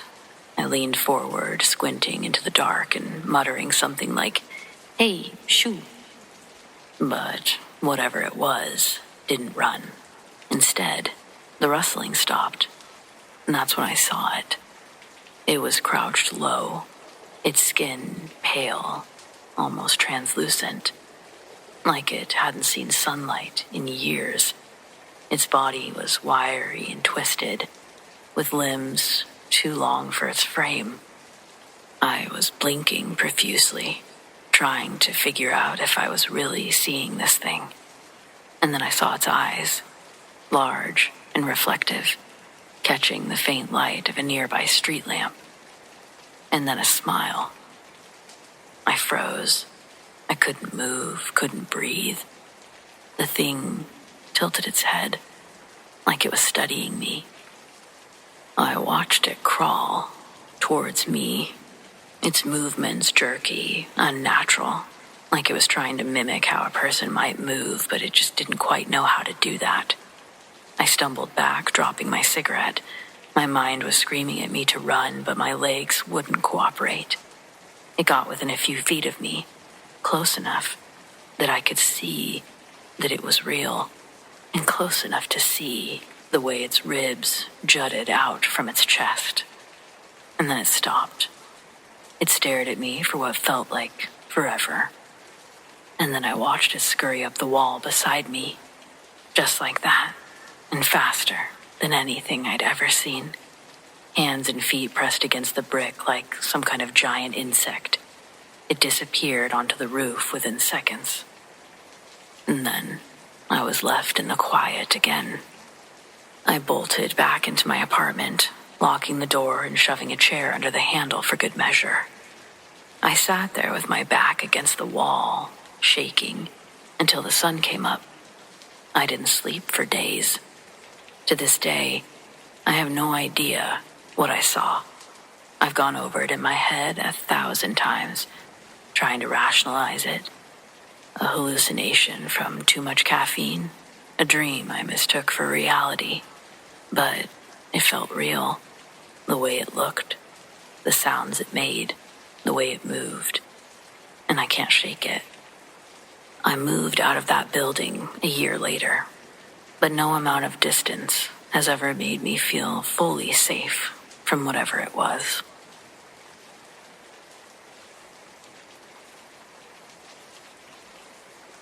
I have several stories that I would consider paranormal from when I worked as a mortuary transport tech. The job was basically transporting the deceased from where they were to where they needed to go.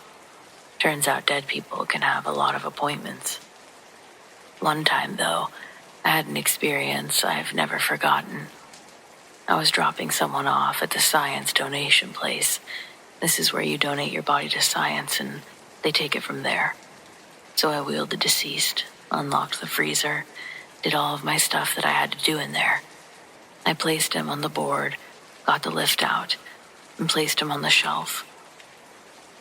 The interesting thing about the freezer was that most everything, once it's processed, was wrapped in this blue tape type thing, and you could definitely tell what was inside. Legs, hands, feet, etc. Kind of interesting to me at the time. Anyway, I shut the freezer and I locked it back up. While wheeling the gurney back over to the garage door, the science drop-off and processing area was a big L shape, with the freezer off to the large, long portion. And then you turn the corner, there's desks, filing cabinets, whatnot. I about had a heart attack as I turned the corner, and there was just this guy standing there, examining files in the file cabinet. Looked just like you or me, dressed modernly, but out of place for what people normally wear back there. I stopped and said that he'd have to forgive me, but he almost gave me a heart attack. It didn't look like he heard me at all, or even knew I was there. I should mention that this was also at about 1 a.m. I'd never seen anyone at that place this late. So I said, "Well, sorry if I startled you or anything," and went on about finishing up my stuff. I got the gurney back to the van, closed and locked the large garage door from inside, all while this guy was just standing there, staring at an open file in front of him, not paying any attention to me.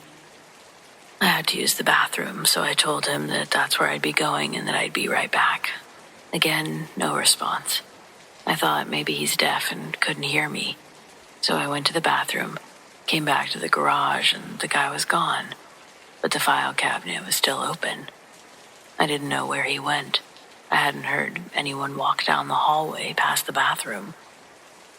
I checked and made sure everything I was responsible for was still locked, and it was. So I just announced I was going to be leaving and locking up to set the alarm. No response.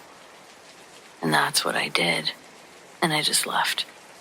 I'm not sure who he was or is or what happened, but it was definitely an odd experience, and one I still remember perfectly. I have a few other memories about the time at that job. That one sticks with me the most, though. And I have that nagging feeling of, why didn't I go look at the file? I don't know.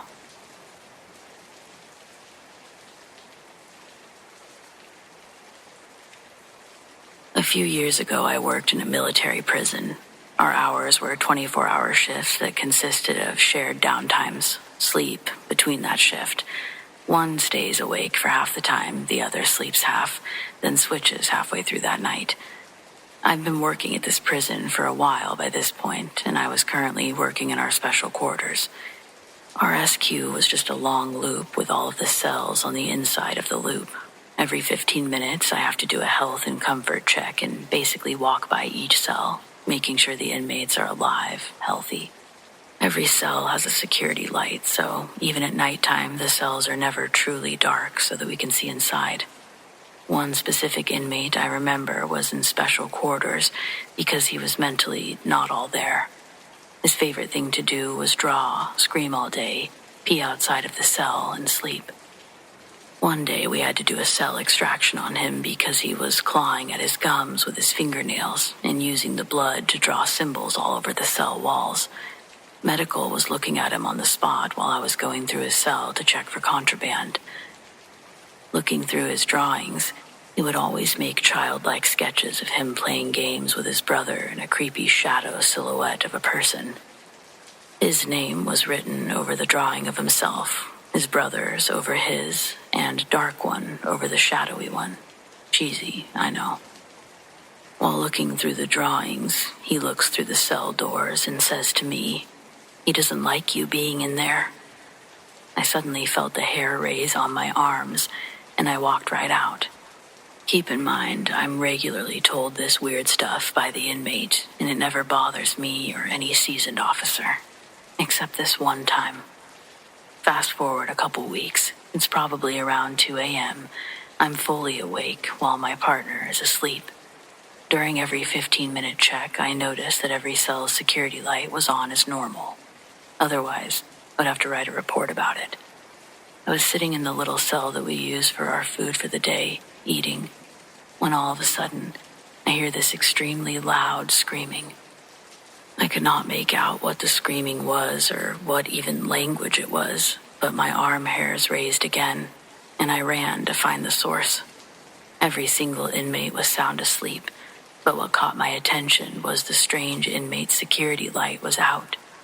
There's no way that they would be able to mess with those lights, the way that they're installed. I quickly yelled to the other officers in the other bays if they heard that screaming, thinking maybe it came from one of their bays. Not one of the others heard the screaming. I was the only one. Strange inmate had moved. That cell was empty. Since that day, I always requested to never be posted in there again. Even though it was one of the most sought-after posts, I couldn't do it.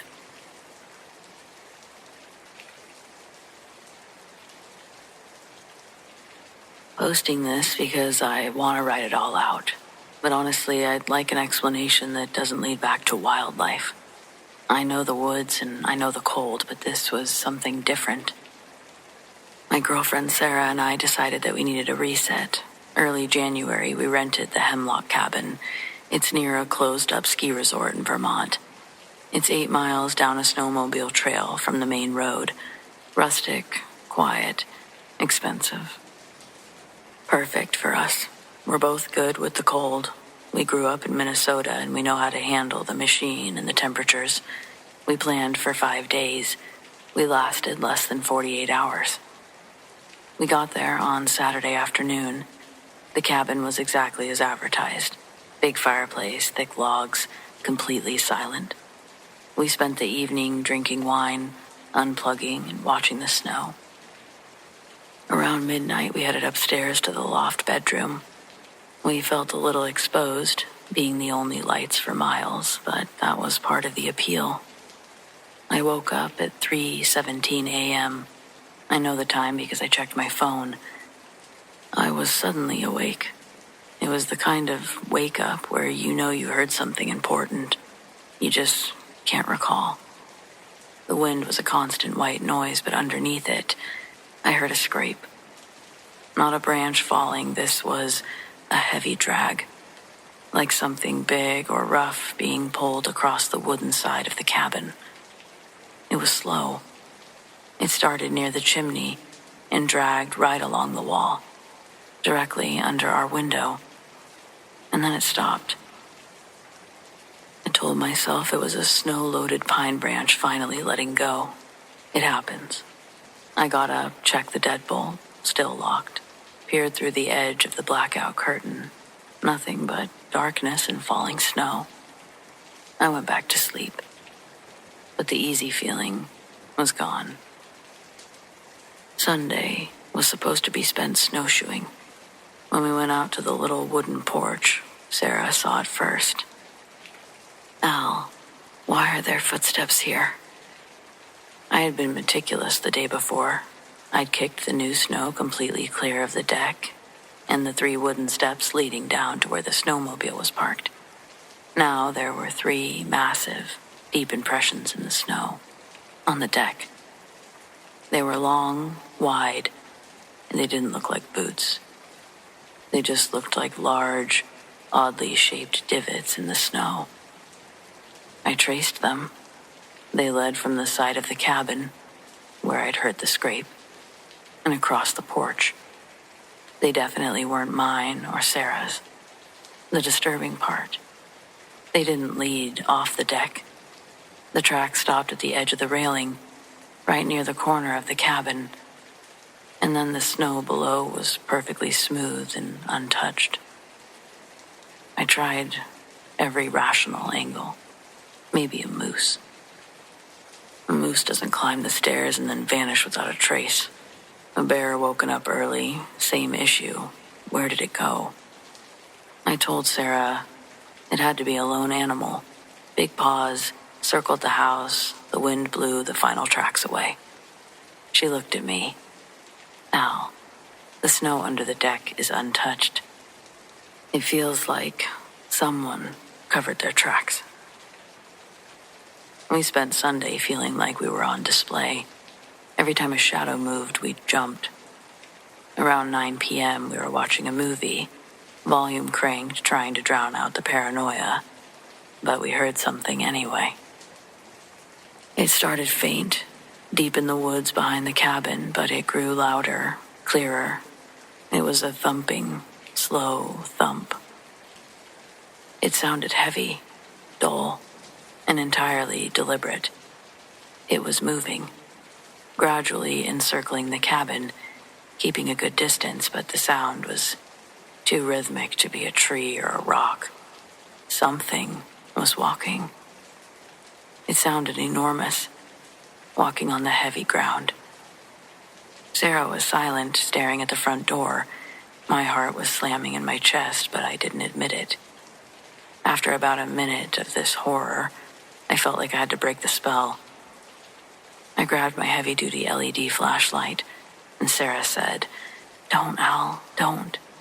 But I unlocked the door anyway. I was shining the beam right out into the blackness. The thumping, of course, stopped. The sound was cut off mid-rhythm, like something flicking a switch. Now, ringing silence, save for the wind. I stood there for maybe 15 seconds, beam sweeping the snow, and I saw nothing. I was about to close the door when I looked down at the porch railing. Lined up perfectly on the thick, flat top of the rail were 3 little snowballs. Not chunks of ice, not wind deposits. They were small, packed, perfect spheres of snow, placed there. They weren't there when I opened the door, so I don't know how they got there. For some reason, that was enough for me. I stopped being rational. Whatever it was, it had been close enough to leave a calling card of some kind, and also smart enough to shut up the second that it was challenged. I don't think it was just watching, it felt like it was interacting with us. I slammed the door and didn't bother locking it yet. "We're done," I told Sara. We grabbed everything. The next 15 minutes were a blur. We threw everything essential into our backpacks.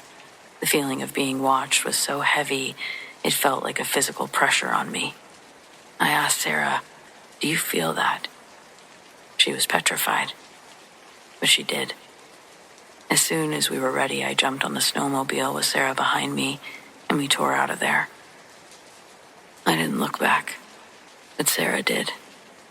She said for a split second, framed in the large living room window, she saw what looked like a vertical blur of white. Too tall to be a person, too solid to be snow. Before the trees blocked it completely, she'd seen something in that cabin. We drove 8 miles in silence, shaking, got to the main road, checked into the first fluorescent-lit, carpeted, generic motel we could find. We left the cabin keys in the snowmobile ignition at the resort parking lot and drove home. I forfeited the deposit and the rest of the stay. I suppose they didn't believe me when I told them something was stalking that cabin. Otherwise, they might have thought to comp the trip. But it was supposed to be relaxing, romantic. Instead, we walked away with actual nightmares. We still love the snow, handle well in it, but might be a while before we take another remote vacation like that.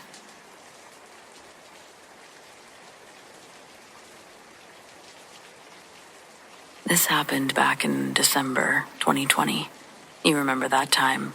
Everyone was masked, lines were long, and if you worked food delivery, you were running on pure stress and hand sanitizer. My job was shopping for online orders and then the delivery drop-off. I had a tight schedule, and this specific one was already running a little late. I was speed walking through the aisles, grabbing the last few items, frozen vegetables, a turkey, and I saw a woman. It was this old woman standing near the upright freezers. She was wearing a heavy brown wool coat, a thick hat, a faded plaid scarf wrapped tight. Even through her mask, I could see that she was shivering profoundly. It wasn't the usual gentle tremble of an older person. It was a full-body shake, like she was standing outside in a blizzard. The store was warm, maybe 70 degrees. My first thought was just concern. She shouldn't be that cold. I stopped, violating every time management rule I had. "Ma'am, are you all right?" I tried to project warmth through a mask. "You look awfully cold. Is there anything I can get you?" She turned towards me. She wasn't ghostly, just pale and tired. Her eyes, though, were intensely focused on me. They looked vaguely frightened. Her voice was raspy, but soft. "So cold," she whispered, her words slightly muffled by the mask. "I'm just so terribly cold." I instinctively started unwrapping my own scarf, a thick fleece one. "Please, take this for a minute. Just warm yourself up." She shook her head and very slowly took 2 shuffling steps back, repeated in the same desolate whisper, "So cold." Then she turned the corner at the end of the aisle, heading toward the paper goods. I paused just for a second, debating if I should call a manager, but the woman was slow, elderly and masked. It just seemed like a confused, cold shopper. I hurried after her, intending to make sure she was okay before getting back to the timer. When I rounded the corner 3 seconds later, she was gone. That aisle was empty. It was impossible. There were only 2 ways out. Both had other shoppers nearby, who definitely would have seen an old woman in a big coat disappear that fast. I shrugged it off. Just a nervous, confused old lady running from interaction during the pandemic. I had frozen peas to grab. I focused on the job, and the weirdness was forgotten in the stress of the clock. 40 minutes later, I was pulling up to the delivery address, an older 2-story home, quiet street. The time was 4:15 p.m., and the sun was sinking fast. The air was so brittle. As I walked up to the porch, something immediately felt wrong. The heavy, insulated front door was standing slightly ajar, maybe an inch. With the air temperature well below freezing, that was a huge mistake. Through the crack, I could see just the edge of an armchair and a pair of resting feet on the ottoman. I was relieved that someone was home, but I followed protocol. I stood on the porch, called out clearly, "Hello, grocery delivery. I'm going to leave the bags right here for you." But as I said it, a wash of extreme cold hit me. It wasn't just the outside air blowing in. It was the temperature of the house itself. It was the same as outside, dense and suffocatingly chilly. I looked at the door frame, and I swear I saw a fine layer of frost glittering on the wooden edge of the inner door. I started to get spooked. A voice in my head was screaming to leave the groceries and run, but that wasn't the one I listened to. Barely above a whisper, carried on the draft of cold air, "Come in."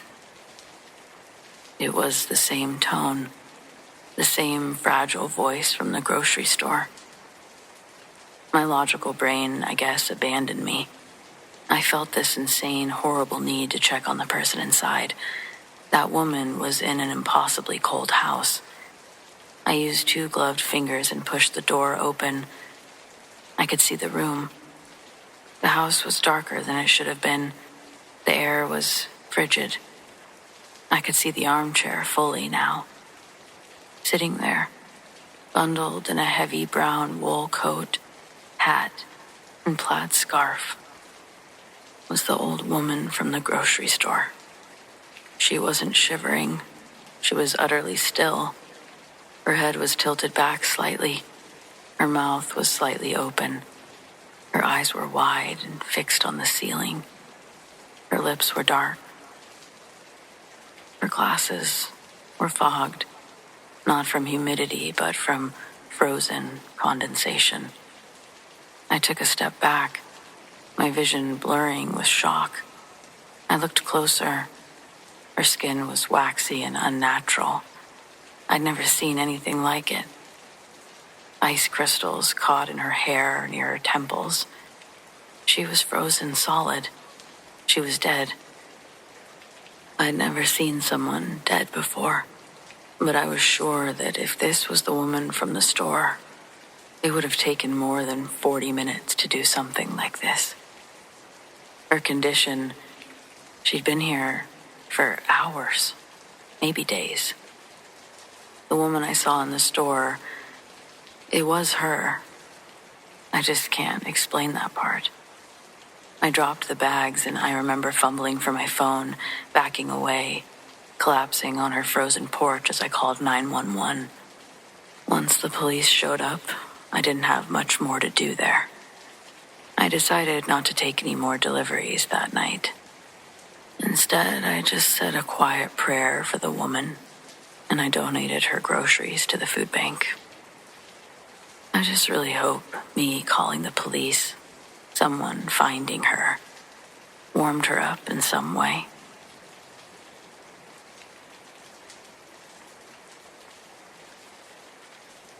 I do believe in phone calls from beyond, and I speak from experience. Early one morning, way back in the landline days, I answered a call from an uncle in New York City who asked in an uncharacteristically quiet tone to speak to my mother. I told him that she had left for work, and he thanked me and hung up without leaving a message.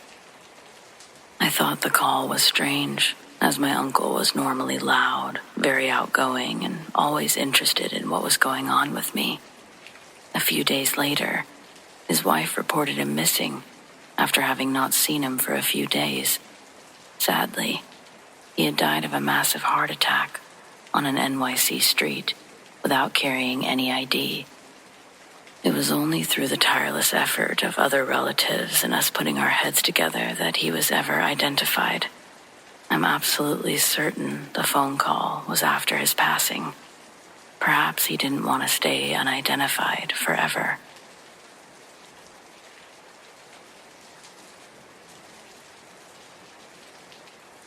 Tornado warnings are strange things.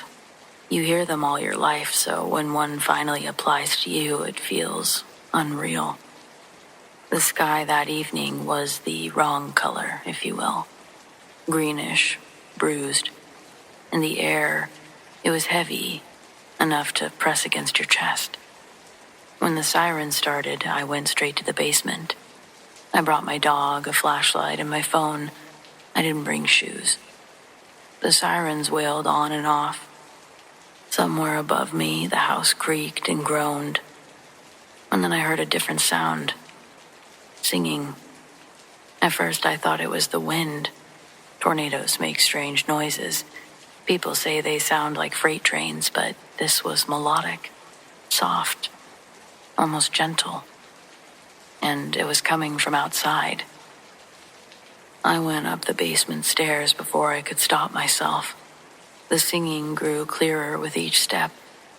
When I opened the door to the backyard, the wind nearly knocked me over. The field behind my house, usually empty, was full of people.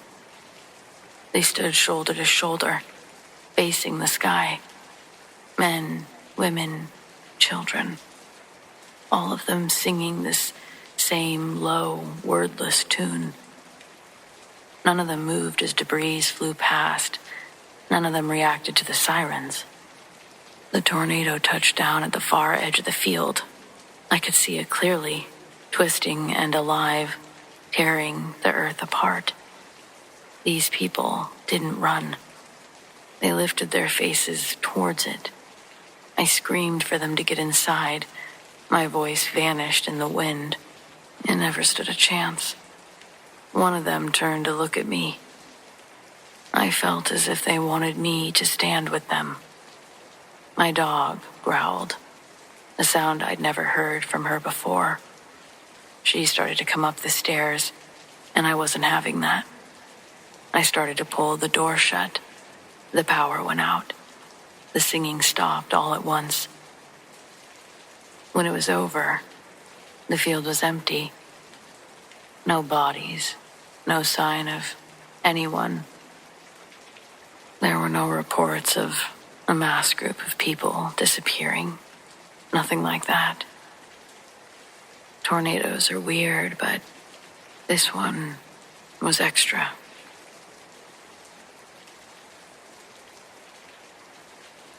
When I was 20, my parents, who had divorced but were now living together, asked me to go on a weekend trip with them. I was amazed that my father would even ask. We weren't close. I barely spoke to him. He'd been physically abusive to my mom and my siblings, and especially me, my whole life. I ran away from home at 13, married at 16, so that I'd never be under his thumb again. Yet suddenly he wants to be cozy. My mom was sweet, but a weak woman. She never knew when to get out. This invitation came on the weekend of my 20th birthday. My dad was insistent that I go. I came up with all sorts of excuses. I had to work. My husband had to work. Dad was fine with the latter excuse. Said that just the three of us would be great. I knew that it was a rotten idea from the beginning. He'd get drunk, they'd fight. I'd be referee. No way. The more he pushed the idea, the worse I felt about it. I just knew something was wrong. I finally just said that there was no way that I'd go. We'd already made plans for my birthday party with friends, so they went alone. 2 days later, on my 20th birthday, The state police came to tell me that my parents were dead. My father had killed my mother and then taken his own life. From a note that he had left, it was quite clear why he was so adamant that I come along. My instincts that day told me the trip was a bad idea, and yes, I was right. I told my mom after the divorce to never let him back into her life, but she always thought that he would change. Now I'm happily married to the love of my life, with an amazing grown son and grandchildren. I've had a lovely, full life filled with great times. Unfortunately, my siblings are all gone after failed marriages, drugs, and alcohol. They chose to be victims, spend their lives blaming our parents for all that's gone wrong in life. Where I chose to learn and never make the mistakes that they did. Not sure if I'm editing this in the correct manner to add an afterthought, but here goes anyway. I'm surprised by the number of views and upvotes. Personally, I didn't think anyone would even care. I mean, it happened so long ago, and as the only survivor, I'm long over the whole thing, I guess. But at times, I do wonder if others out there experience the double murder or murder-suicide of parents and also survived relatively unscathed, or if because of the abuse I'm simply detached from the situation. Just something that I think about.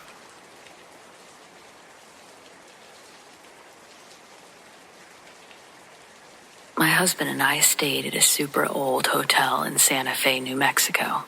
At the time, I didn't really believe in paranormal things like ghosts, mainly because nothing had ever happened to me. The old room that we were staying in had this decorative wooden chair that had a slanted seat. I took note of the slant because I wound up putting my computer bag on this chair and felt comfortable doing so. I'm super careful with my electronics, and the slanted seat made it so that my bag slid all the way to the back of the chair, and so that it couldn't fall. I also hung a nice new dress on the back of the chair. We went out for sightseeing, and when we came back, my dress was on the floor near the chair. I wondered if housekeeping had touched it, even though we had a do not disturb sign on our door. Oh well, we ordered some dinner and went to bed. My husband and I were laying in bed in the dark, talking, almost falling asleep, when suddenly we heard a super loud slam. It was so loud we shot awake and both turned on the light. There, on the other side of the room, a good 10 to 15 feet from the chair, was my computer bag. It was like someone had lifted it and threw it down. There's no way that it just fell off the chair that far away, and the chair's seat was slanted backwards toward the wall. It would have been hard for just about anything to fall off, especially forward and 15 feet away. And it was a slam to the ground. I was so terrified, but my husband just shrugged it off like, I guess this place is haunted like a lot of places in Santa Fe. Guess the ghost doesn't like our stuff on its chair. I demanded that we sleep with the light on. I didn't even have the courage to check if my computer was okay until the next day. For anyone wondering, it was fine. Thank goodness. It had a nice case on it. Well, the next morning, my husband asked the front desk if the hotel was known to be haunted, and the guy just laughed and said, "Oh, what? Did you see the little girl?" No, we hadn't seen a little girl, but we certainly had seen something. Update for those of you who are wondering, the hotel was the Hotel St. Francis, and I found a picture online of the chairs on a random Yelp review. I guess a few of their standard rooms have this chair, so the pictures probably aren't the chair. But if you're into the paranormal, check out Hotel St. Francis. Maybe you'll see the little girl.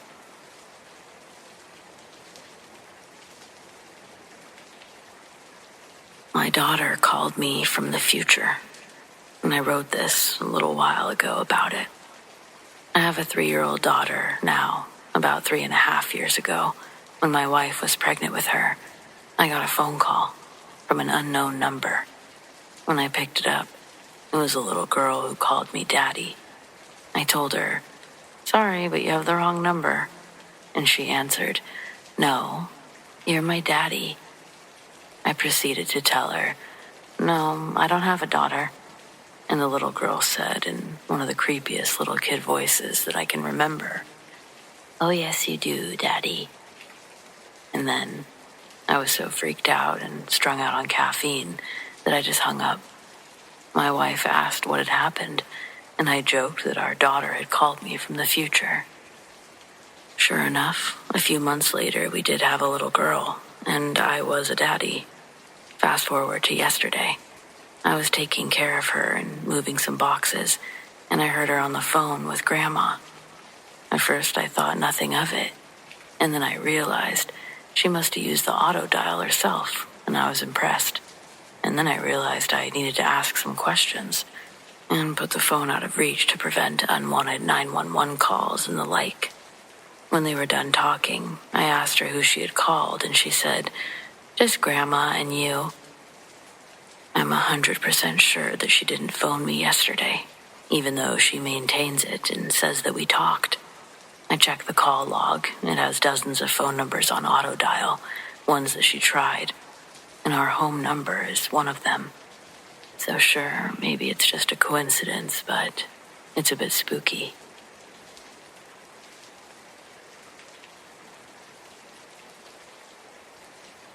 I grew up in a place where snowstorms were normal, so when the forecast warned about a historic event, I didn't take it seriously. I should have. By the time I left work, the roads were already disappearing. Snow came down sideways, thick, heavy, swallowing headlights and blurring everything into a white tunnel. I made it as far as the rural stretch near my apartment before my car slid into a shallow ditch. No damage, no injuries, just stuck. I tried calling for help. No signal. I really couldn't hear anything out there. No passing cars. Just a silence really deep that I felt pressure in my ears. I kept the engine running and the heat on low, reminding myself not to panic while simultaneously not wanting to run out of gas. People survived this kind of thing all the time, I told myself. While scanning the area outside, I noticed something in the snow. Footprints. They came from the tree line, perfectly shaped, leading straight to my driver's side door.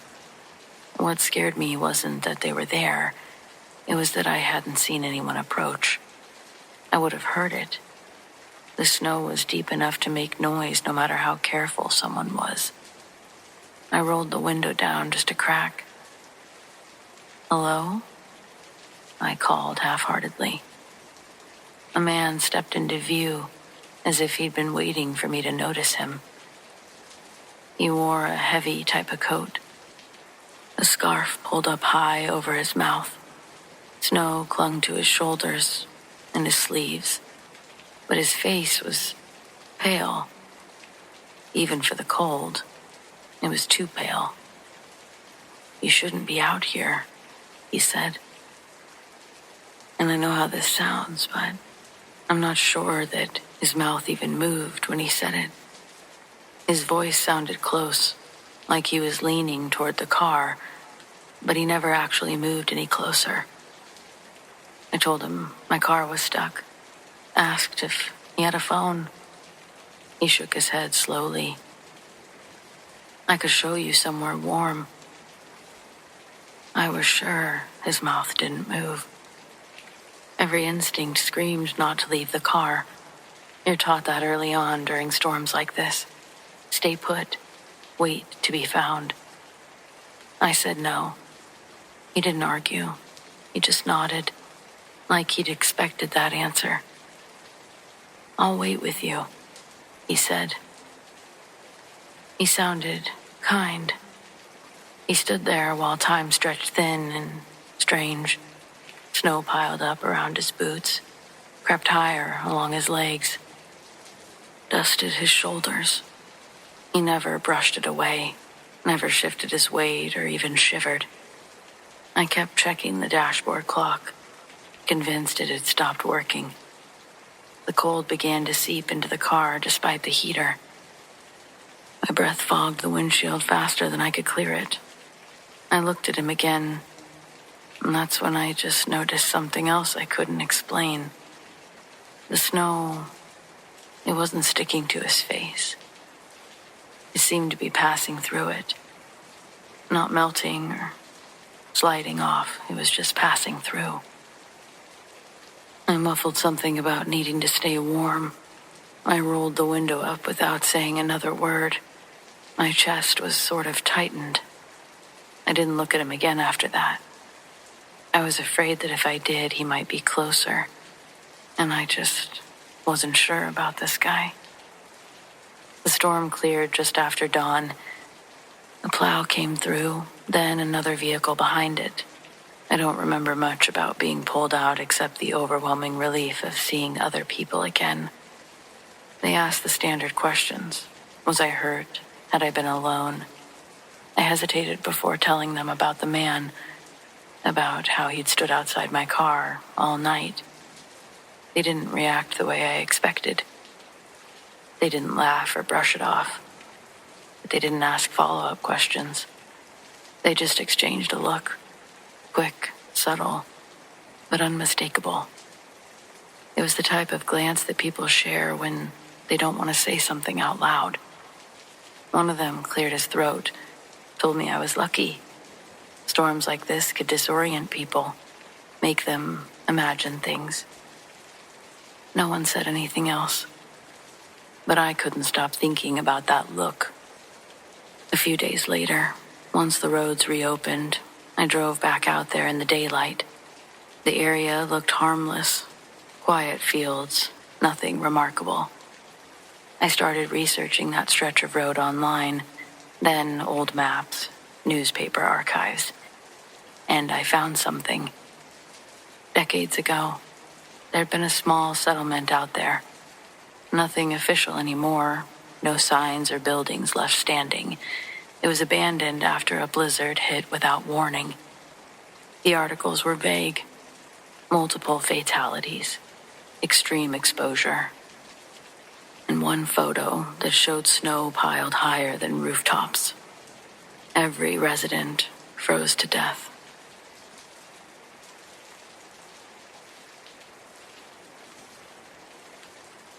In 2007, I was at university, taking on more than a full course load, waiting tables, doing volunteer work, and generally exhausting myself to death.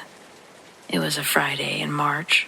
I'd pulled an all-nighter the night before, and after finishing my afternoon classes, I decided to lie down for a quick rest before my shift at work. As I was lying there with my eyes closed, this vision flashed up behind my eyelids of a person hanging, and then someone lifting them up. It startled me to the point that I sat up out of bed, giving up on the idea of sleeping and deciding to get ready for work. A couple of hours later, I was waiting tables when a man came into the restaurant to see me. I'd never seen this man before, and when he walked into the front door of the restaurant, there was no indication that he was there for me, yet somehow, instinctively, this uncomfortable feeling started twisting around in my gut. As he spoke to my manager, a feeling of dread passed over me. How did I know they were talking about me? I couldn't hear them. They weren't looking at me. My manager sent me to talk to this unsettling stranger, and he gave me the news. My younger brother was dead. Before the man even explained how he died, I knew he had hanged himself. It had happened at the approximate time that I had that vision. I've never been able to fully make sense of it, but along with the other experiences in my life, I think it lends itself to the suggestion that we, as humans, as living beings, as part of the universe, are far more deeply connected than we observe in normal circumstances.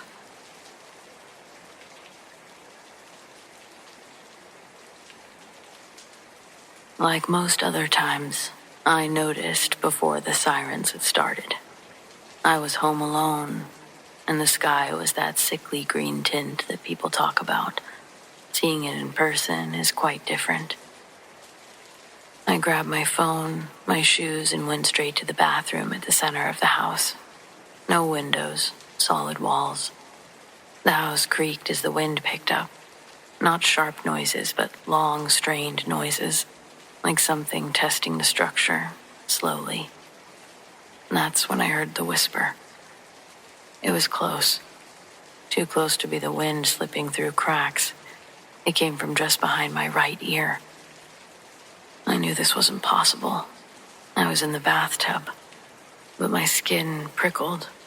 I tried to spin around, but the bathtub, it was empty. I told myself that it was panic, adrenaline.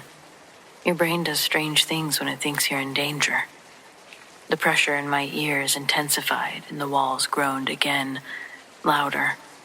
The sound of debris scraping across the roof made me crouch further.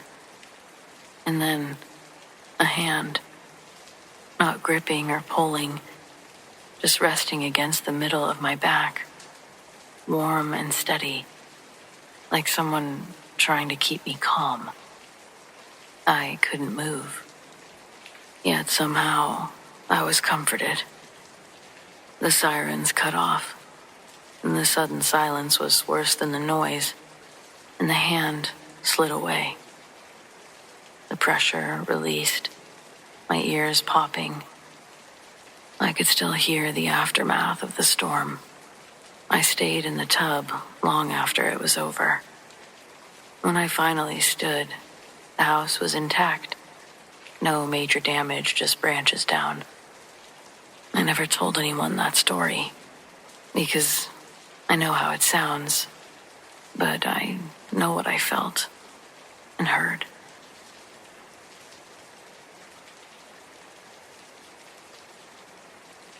I was 7 when my parents moved us into a New Hampshire townhouse. My brother, David, was 5. We made friends with a little girl around the same age and thought she was a neighbor. We'd play in my room or in the backyard, but any time our mom came around, the girl disappeared. We spoke of her enough that our parents considered her an imaginary friend. One day, the girl asked David to walk her home. Mom saw him leaving and caught him just before he made it to the street. They didn't think our imaginary friend was so cute after that. A few days later, we moved out with no explanation. Earlier this year, Mom confessed that she and Dad had woken up to see a little girl standing at the foot of their bed. Only she had a severely burned face, and most of her skin was peeling off. Eventually, she faded into a cloud of black smoke that smelled like death. They didn't even go back to sleep.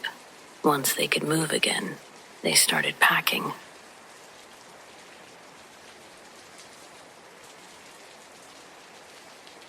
Does a single act of rage make you an evil person? The prosecutor objected, and the lawyer with silver hair paced back and forth in front of the witness stand as he thought about how to rephrase his ambiguous question. He was one of the best money could buy, with an intimidating presence that was only clarified the moment he opened his mouth. It was a prime example of how money plays such a big role in deciding the outcome in our justice system. The jury only needs reasonable doubt to throw the case, even if all the evidence clearly points in one direction. When he stopped in front of the stand again, he asked, "Do you believe my client is capable of offending again?" Yes, we were all friends, but I didn't know Aiden like my husband Nathan did. He was asked the same question when it was his turn to get grilled on the witness stand. Nathan's opinion of Aiden would be held in higher regard and impact the jury's verdict far more than my testimony. They were work buddies and spent nearly every day around each other at the office. Could this be enough to make a decision if Aiden was capable of murder? There had only been a handful of events that we all spent together as couples before the Florida trip, and I personally never saw anything that made me raise my eyebrows. Cora was a lovely woman on all accounts, and a wonderful hostess when we'd visit. They weren't big drinkers, neither were we, but there were a few times that we finished more than one bottle together. They were a delight to be around, and looked to be best friends. We wouldn't have even considered such a big trip with them, believing otherwise. But when Aiden invited us to go island hopping in the Florida Keys, we were excited to go. It was planned to be a 5-day trip. Aiden rented a 32-foot Catalina sailboat that held the 4 of us comfortably. Our first day we all met in Key Largo. Aiden and Cora took a later flight than us, so while we waited, Nathan and I took time to get lunch and explore the town. It was a little after 2 when we all got together. We spent the next couple of hours loading provisions and luggage onto the sailboat, and then we spent the rest of the day reef snorkeling, drinking, and chain smoking. Not all at the same time. The drinking and smoking came after the snorkeling. The first night felt like the beginning to a picturesque vacation. We were all excited for the days to come. The next day, Aiden got us all the way to Marathon, and that night we anchored near the Molasses Keys, and we felt our first taste of true isolation. No more glow of nearby towns on the horizon. I didn't know how much the distant light gave me a sense of ease. Not like I would have been able to swim there if an emergency were to occur. It was more the assurance that the world still existed. It's probably just my brain, but it's why I enjoy listening to the traffic update on the radio. I can't be sure that the news portion I hear isn't on a pre-recorded loop, but the traffic update is live, telling me the world's still spinning. The open water prides itself on humbling a human's significance in the world. I'd never been so far from civilization, and as much as I tried to ignore the encroaching pit I had, no amount of music, laughter, or drinking could let me fully relax. As well as being a skilled sailor, Aiden was also well-traveled when it came to mixing drinks. I'd hardly drank enough to feel as woozy as I did that night, whether it be the motion of the ocean or the fact that it had been years since I'd partied multiple days in a row like that. I was the first to call it a night. Nathan joined me soon after. In Nathan's statement, he said that Aiden and Cora were slow dancing and having their own little moment at the front of the boat. He felt like a third wheel just standing out there watching them, so joined me down inside the boat. The next morning, Nathan and I were woken up when we heard Aiden running around the boat in an absolute panic. Nathan ran up first, and Aiden started immediately directing him step by step how to assist him with the sail, and he jumped into action. As I sat up, I realized I was the only one still in the sleeping area. All of the other beds were empty. I quickly got dressed, found my shoes, and went to join everyone on the deck. Both men looked like they had their hands full tossing ropes around a thing and doing whatever they were doing to secure it to the mast. It was clear that something bad had happened during the time I'd been sleeping and woken up again. Aiden had long serrated gashes that stretched down his face and bare chest, as if he'd walked through a glass window.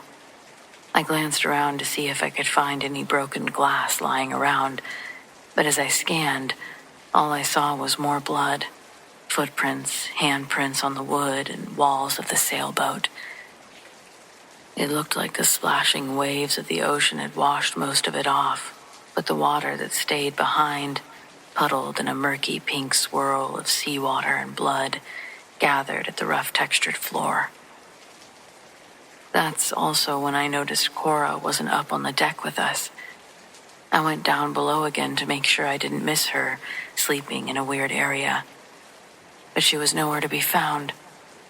From above, I can hear Aiden shout about how the anchor on the sailboat hadn't fastened onto anything. Or whatever it had stuck to broke because it dragged on the ocean floor and let our sailboat drift for an unknown distance, off course. He looked physically drained and battered from trying to wrangle the sails down by himself before Nathan jumped in. I described Aiden's demeanor as genuine to the court. Tears poured down his cheeks when he told us that he couldn't find Cora when he woke up, and he feared that she fell overboard after they passed out. Aiden woke up again when the anchor tugged on something from below and shook the boat. That's when he discovered Cora to be missing and the anchor mishap, all at the same time. It took us a while to get him settled down enough to make a plan. Aiden was the only one who knew how to read the information on the equipment, but watching him touch the buttons and squint at the screen resembled a student slowly reading the question to a test they hadn't studied for, rather than the confident captain we'd set sail with. Suddenly, Aiden wasn't sure what anything meant. He didn't give us details on why the instruments were malfunctioning, but he opted to only use a compass to get us back to the keys. The only problem with that was depending on how far we drifted in the 5 or 6 hours we'd been asleep. We ran the risk of overshooting them, getting ourselves more stranded in the Gulf. Without a radio transmitter or radar working, we had no choice but to trust Aiden when he told us this way was our only real option. Our acceleration was based purely off of wind and long drafts of a current that were few and far between. The sun went up and down around us 2 more times before we'd see buildings silhouetted in the horizon as the sun set for the second round. The next morning, as it rose again above our shoulders, the windows shined like distant crystals. Aiden managed to stay awake the whole time, and the fatigue had taken its toll on his mental health. The lawyer with silver hair made that a focal point to the defense when they addressed the other recorded statements that Nathan and I made to the cops when we got to shore. Both he and I saw Aiden have bouts of manic delusions where he'd shout and curse at the water. He said, "Can't you see? Cora's following the boat."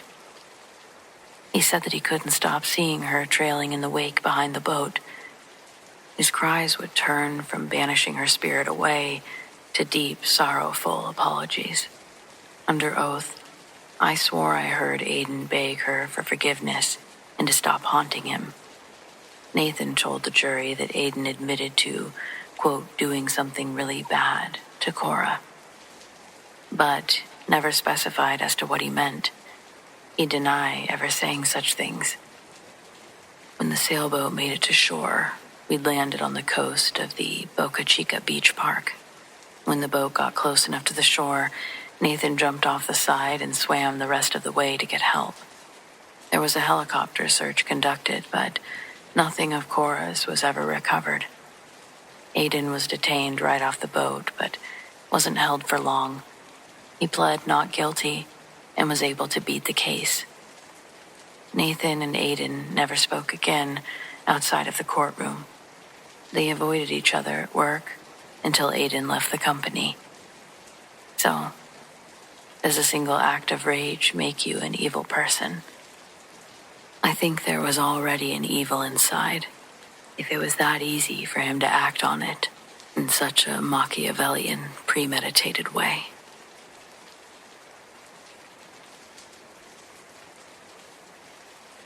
I've been driving a plow truck for my city for over 28 years. If you've ever been awake at 3 a.m. in a blizzard, you know the sound. The massive roar of the diesel, the lights reflecting off the endless wall of white, the constant grinding scrape of the blade on asphalt. Probably one of the loneliest jobs out there. You learn to rely on what you can see in those 30 feet of illuminated road in front of you. This happened maybe 2 winters ago. It still messes with my head every time the snow starts falling heavy. My main route is a section of rural highway that runs through thick woods. Once you leave the city limits, it's 40 miles of total isolation. It was about 3:30 a.m. The snow was coming down hard, a real heavy, wet, visibility-killing snow. I hadn't seen another car in over an hour. I was focused entirely on my blade and my wing, trying to keep the road clear. Then I saw movement ahead, on the passenger side shoulder. A hitchhiker. He was tall, wearing a thick, dark hooded coat. It seemed to absorb all of the light from my rig. He was just standing there, with his thumb out, hunched against the snow. He was miles from any town or place that a car could have broken down. I'm trained not to stop the rig unless absolutely necessary. It's a huge liability, especially out there. But it was well below zero, and the guy was practically buried in the growing snowdrift. Had I not been looking or his coat not been so dark, I might have plowed right into him. You see a human being in that kind of cold and protocol sort of melts away. I slowed the big truck down, hitting the air brakes gently, debating the best way to pull over and offer him a ride without putting anyone in danger. As the gap closed, the figure raised a hand, a slow, deliberate wave. A desperate plea for help, maybe. I leaned forward in the seat, trying to see his face under the heavy hood. I couldn't. It was just deep, an absolute shadow, like a hole in the light. Then, just as the huge engine block was passing him, my training, my deep internal knowledge of the road kicked in, and I saw two things that made my blood turn to ice. First, I realized exactly where he was standing. He wasn't on the asphalt shoulder. He was standing on a snowdrift that was easily 3 feet high, a perfectly smooth, hard-packed bank of snow that was higher than the curb. My plow blade hadn't even touched it, and it was obvious that no vehicle had stopped there. No person should have been able to walk up there without leaving a distinct trail in the heavy, fresh snow. Secondly, though, he was wearing that heavy dark coat, but his lower half seemed indistinct. He wasn't wearing boots. His legs just seemed to fade into the dark mass of the coat, right above the snow line. I was staring right at him through the passenger side window. He was still holding his hand up, waving. And then, as the truck passed him completely, the figure vanished. It wasn't a quick step away or a sudden drop to the ground. It was like he was pulled up on a wire. The outline of the figure, the tall, dark shape, simply pulled itself together, rising maybe a foot above the snowdrift, then just evaporated into the blowing snow. I, against all training, slammed on the brakes, the air hiss echoing in the cab, the plow scraping to a stop. I didn't know what I expected to see. Maybe the guy running. But I saw nothing. I'd already bothered coming to a complete stop, so I threw on the hazards, and I parked, looking frantically into the massive passenger side rearview mirror. The reverse lights on the rig flooded the entire area behind the cab with blinding red and white light. The area where it had stood was pristine. The snowdrift was smooth, undisturbed, and beautiful. There was no indentation, no foot track, no hint that anything heavier than a snowflake had rested on that spot. I sat there, I remember breathing hard, trying to rationalize it. Trick of the light, snow blindness, fatigue. I didn't believe any of it. As I registered the empty, impossible scene in the mirror, the visual proof that he had never been solid. There was this violent, sudden blast of concentrated Arctic air that slammed into the driver's side, into my warm cab. It was so intense that it made my teeth hurt, and it put a sudden brief film of internal condensation right on my window. Then, just as quickly, it was gone. I sat there for 5 minutes, hazards on, engine idling, staring at that untouched snow. I drove the rest of the route, but the silence inside the truck was getting suffocating. I realized that whatever that thing was, it was so cold or so desperate that its presence, it was the coldest thing on the highway. I've never told anyone this, but I'm curious if anyone else who's worked night shifts or worked deep, cold, isolated places, have you experienced a visual anomaly that leaves behind that impossible evidence of not being there at all? I can't really explain it either.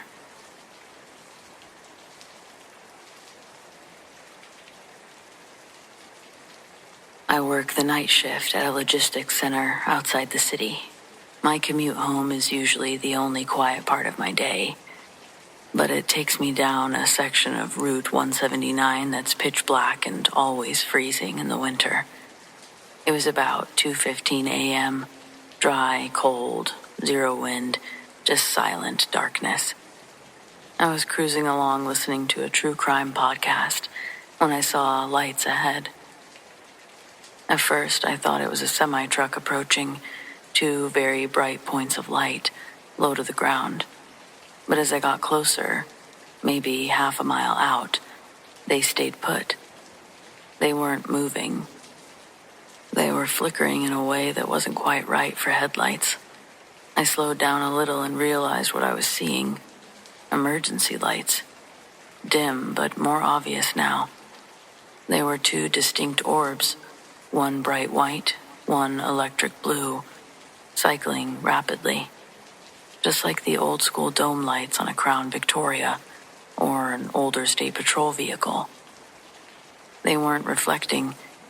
They were rotating maybe 2 feet above the asphalt. They didn't cast any light on the trees or the guardrail. They were a self-contained, intense glow directly in my lane. As strange as it was, my rational brain took over. An accident. Out here, on a night this cold, someone could freeze to death in an hour if they couldn't get help. I instinctively hit the brakes. My thought process was, I'm the first responder. I have to see what happened. I slowed to a stop about 50 feet away. I shifted into park and reached for my phone to call 911, ready to report my location and start searching for victims. The second I stopped moving, it was like the world changed. My radio, which had been clear and crisp with podcast dialogue, was suddenly annihilated by a burst of screeching, ear-splitting static. It was so loud it actually hurt. And buried deep within the noise, I heard what sounded like a human shriek, a call of pure distress. At the exact same moment, the temperature in the car seemed to drop drastically. I had the heat blasting, but I looked down and I saw my own breath fog up in front of my face, like I was outside. A thin, instant layer of condensation formed on the inside of my driver's window. I could feel this heavy, killing cold flooding the space. It smelled like frozen wire. I looked up at the emergency lights hovering right above my hood. They were still flashing, but they looked less like a warning and more like two desperate, focused eyes. And they still had no car underneath them. Nothing. Just two floating, pulsing orbs of blue and white light. I snapped out of whatever cold I was in, and I realized this wasn't a crash. The cold wasn't a symptom of the winter. This was some other kind of cold. Survival instinct kicked in so fast I didn't even put the car in drive first. I just floored the gas. As the tires spun on the ice and caught traction, I felt the car shudder violently as I sped past the lights.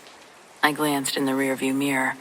As I shot past the blue and white glow, they wobbled violently, almost dipping to the ground, and then they stayed there, hovering stationary in the lane where I had stopped. In the same instant I passed them, the static instantly cut out. The podcast snapped back on mid-sentence, and the heat returned to my car. The air was cleared. I didn't slow down for 10 miles. So yeah, I almost stopped to help an accident on the highway. Except The emergency lights had no car attached to them, so I don't know what I was doing or what I saw.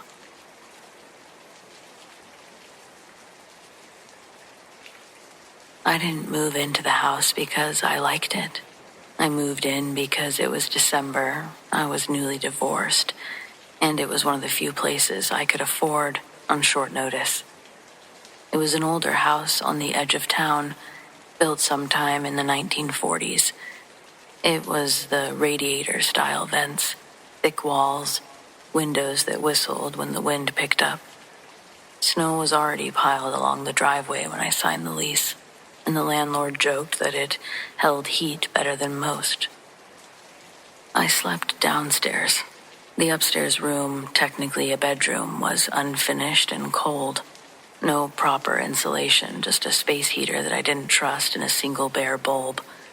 I used it for storage and avoided it whenever possible. Winter quiet has a certain weight to it. No bugs, no birds, just wind, ice popping, and the house settling. So when I heard footsteps upstairs late one night, I barely reacted. Old houses creak, especially when the temperature drops. But this was pacing. After listening, I realized it wasn't random. Back and forth, heel to toe, slow and steady, like someone walking to keep warm. It happened almost every night, usually after midnight when the radiators knocked and the snow outside reflected just enough light to keep the house from feeling fully dark. I'd lie there listening, staring at the faint glow of Christmas lights that I'd strung in the living room because the place felt too empty without them. I checked the upstairs room during the day.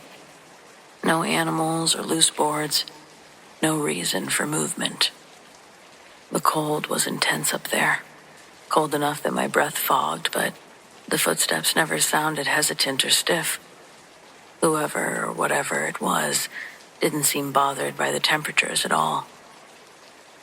Then, the dresser moved. It was an old wooden thing I hadn't unpacked yet, shoved against the wall.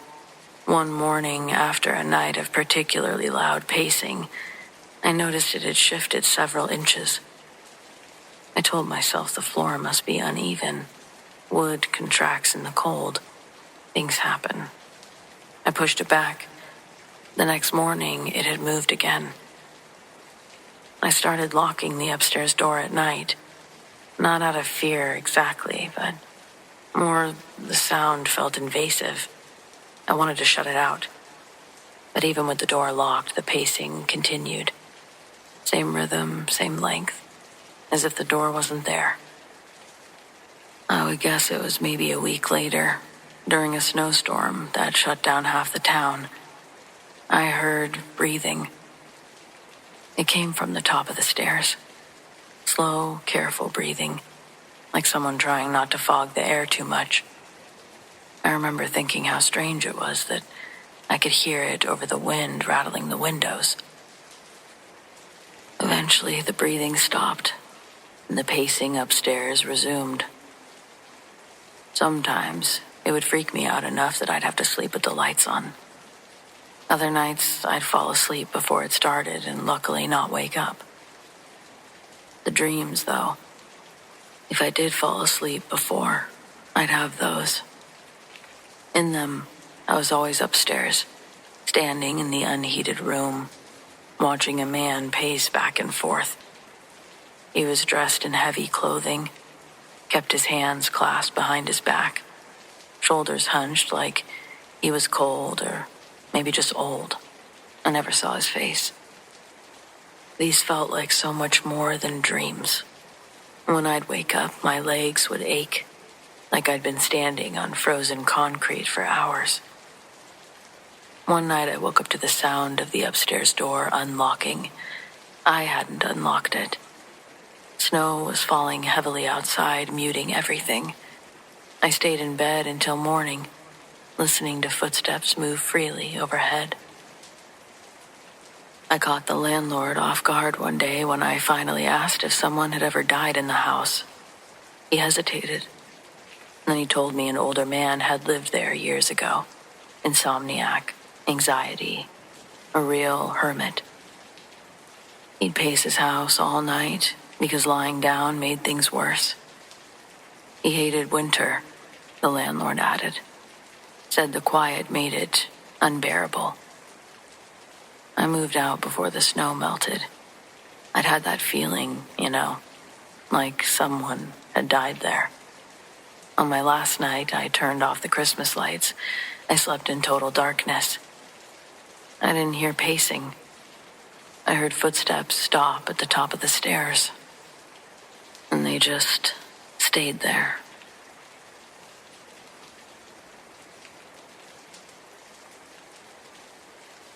I'm posting this because I just saw a TikTok of a scary desert sound, and it triggered a panic attack so violent that I nearly blacked out. People in the comments were joking about it being a mountain lion or a prank. I wish I had that luxury. I wish I could go back to being the guy who thought the dark was just the lack of light. It was 1998. I was 26. Driving a rig for a company out of Flagstaff. At that age, you feel invincible behind 18 wheels. The desert at night felt like my kingdom. Just me, the hum of the engine, the endless black ribbon of Route 160. Then the left front tire went. The sound, a sickening thwack pop, followed by a violent shudder of the steering wheel trying to rip my wrists out of their sockets. I managed to limp it onto the shoulder. When I stepped out of the cab, the heat of the day was still radiating off the asphalt, but the air hitting my face felt thin, malignant. You know that feeling when you're in a library and you realize someone is staring at the back of your head? It was that, but magnified by 1,000 acres of empty space. I was kneeling by the tire, my flashlight tucked between my shoulder and ear. The silence was so absolute that I could hear the blood thumping in my own temples. Dad. The word didn't just reach my ears. It hit like a physical blow to the solar plexus. I stopped breathing. My brain did a frantic, dizzying loop, calculating the distance to Albuquerque. The fact that my 6-year-old Chloe was asleep in her pink pajamas, the sheer impossibility of her being in the Navajo scrub at 3 a.m. Without much thought, I found myself yelling hello. My voice sounded tiny and fragile, like glass breaking in a canyon. Dad, I tripped. My leg, it's bleeding. God help me. I started toward the sound. That's the thing people don't get. It's not a choice. It's a biological override. Every fiber of my being was screaming, protect her, even as a colder, more logical voice in the basement of my mind was whispering, that's not her. That's not a person. I swung the beam of my mag light toward the brush. The light hit it and my stomach turned over so hard I thought I'd vomit. About 30 yards out, something was crouched. At first, I thought it was a deer because of the hair. Matted or short, dusty, yellowish fur. But the proportions were all wrong. It was far too long. Its spine was knotted and curved like a piece of driftwood. Its limbs, far too many joints. But the eyes, they weren't reflecting light like an animal's.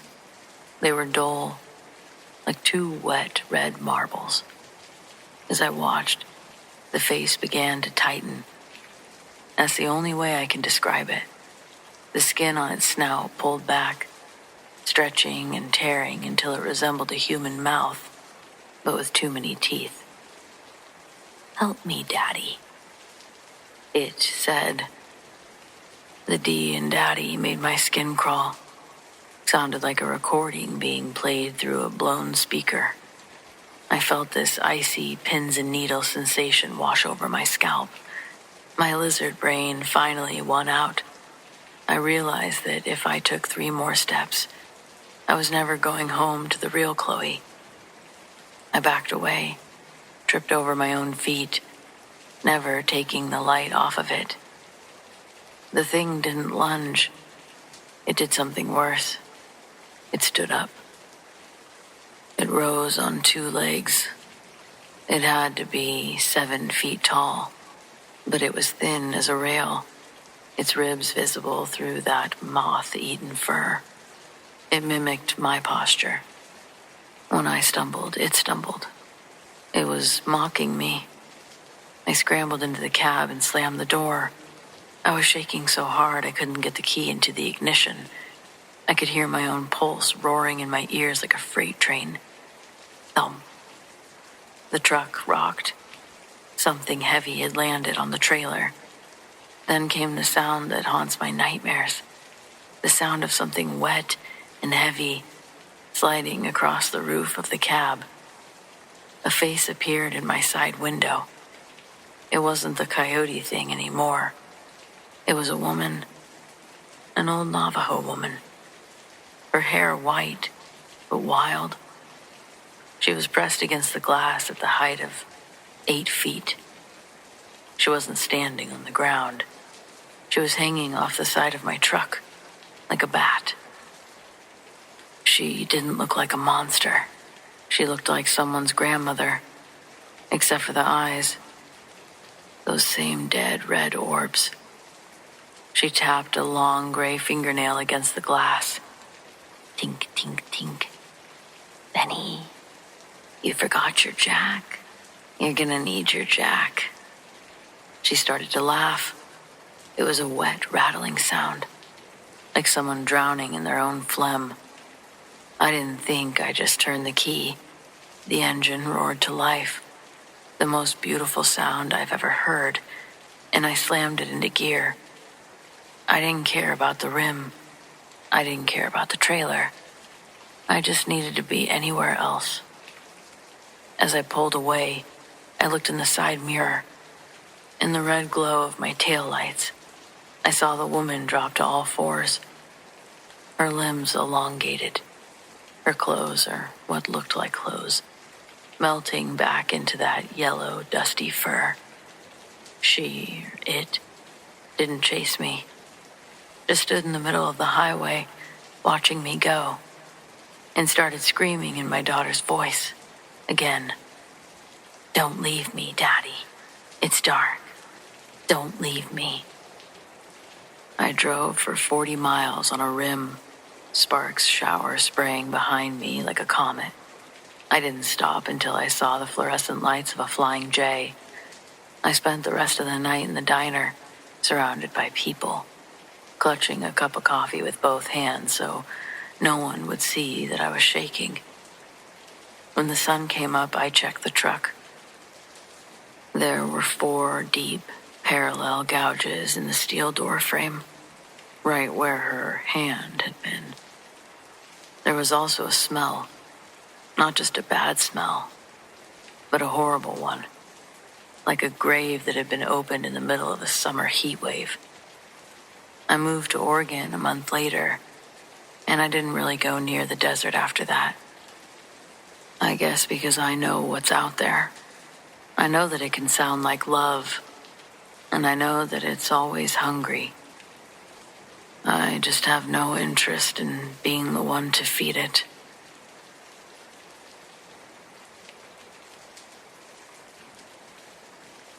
I wasn't a first responder. I want to be clear about that. I was just the guy who lived closest to the river. When the call went out over the neighborhood Facebook group that someone had gone under near the old footbridge, I grabbed a flashlight and ran. It was instinct more than heroism. That stretch of water had always been part of our lives. Kids skipping stones, teenagers drinking on the banks, people letting dogs off the leash like nothing bad could ever happen there. By the time I got there, the police were already setting up tape, and the fire department had pulled in their trucks. No sirens, just headlights cutting through the fog, and the low, constant sound of the river moving fast from the recent rain. A woman stood on the bank screaming a name I didn't recognize. Someone said that a man had slipped while trying to cross the rocks. Another said that he jumped in after a dog. Stories change fast when people are scared. A firefighter asked if anyone had an extra light. I raised my hand without thinking. That's how I ended up standing shoulder to shoulder with people who knew exactly what they were doing, and me, who absolutely did not. They had divers suiting up, but it takes time. Water like that doesn't forgive rushing. Until then, they had us all scanning the surface, looking for bubbles, movement, anything that suggested where the body might have gone. I swept my beam back and forth across the water.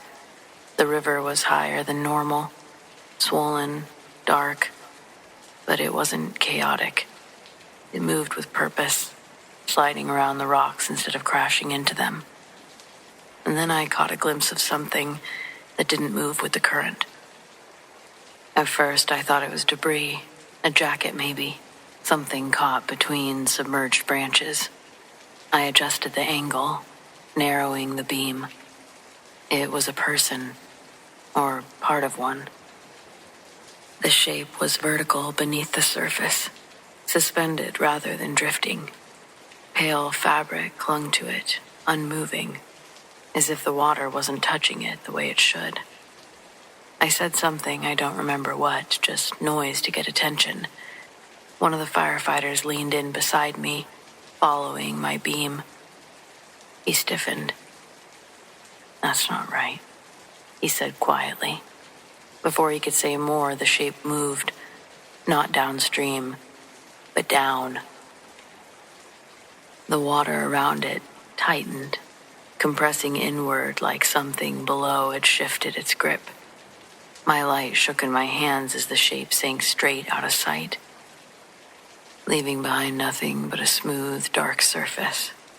No disturbance or bubbles. The firefighter took the flashlight from me gently, like he was afraid I might drop it. They found the man 2 hours later, wedged against a rock farther down the river than anyone expected. The official explanation was the current, undertow panic. Everyone nodded along because that's what people do when the alternative is too strange. And maybe what me and that firefighter had seen is not related, but no one asked me to describe what I'd seen. In the days after, I told myself that adrenaline had warped my perception, that water does weird things to light, that shock fills in the gaps with imagination, that me and that firefighter likely didn't even see the same thing. But sometimes, I remember the stillness around that shape, just what it looked like the river seemed to pause around it entirely. I don't run towards emergencies all the time, but I did that day.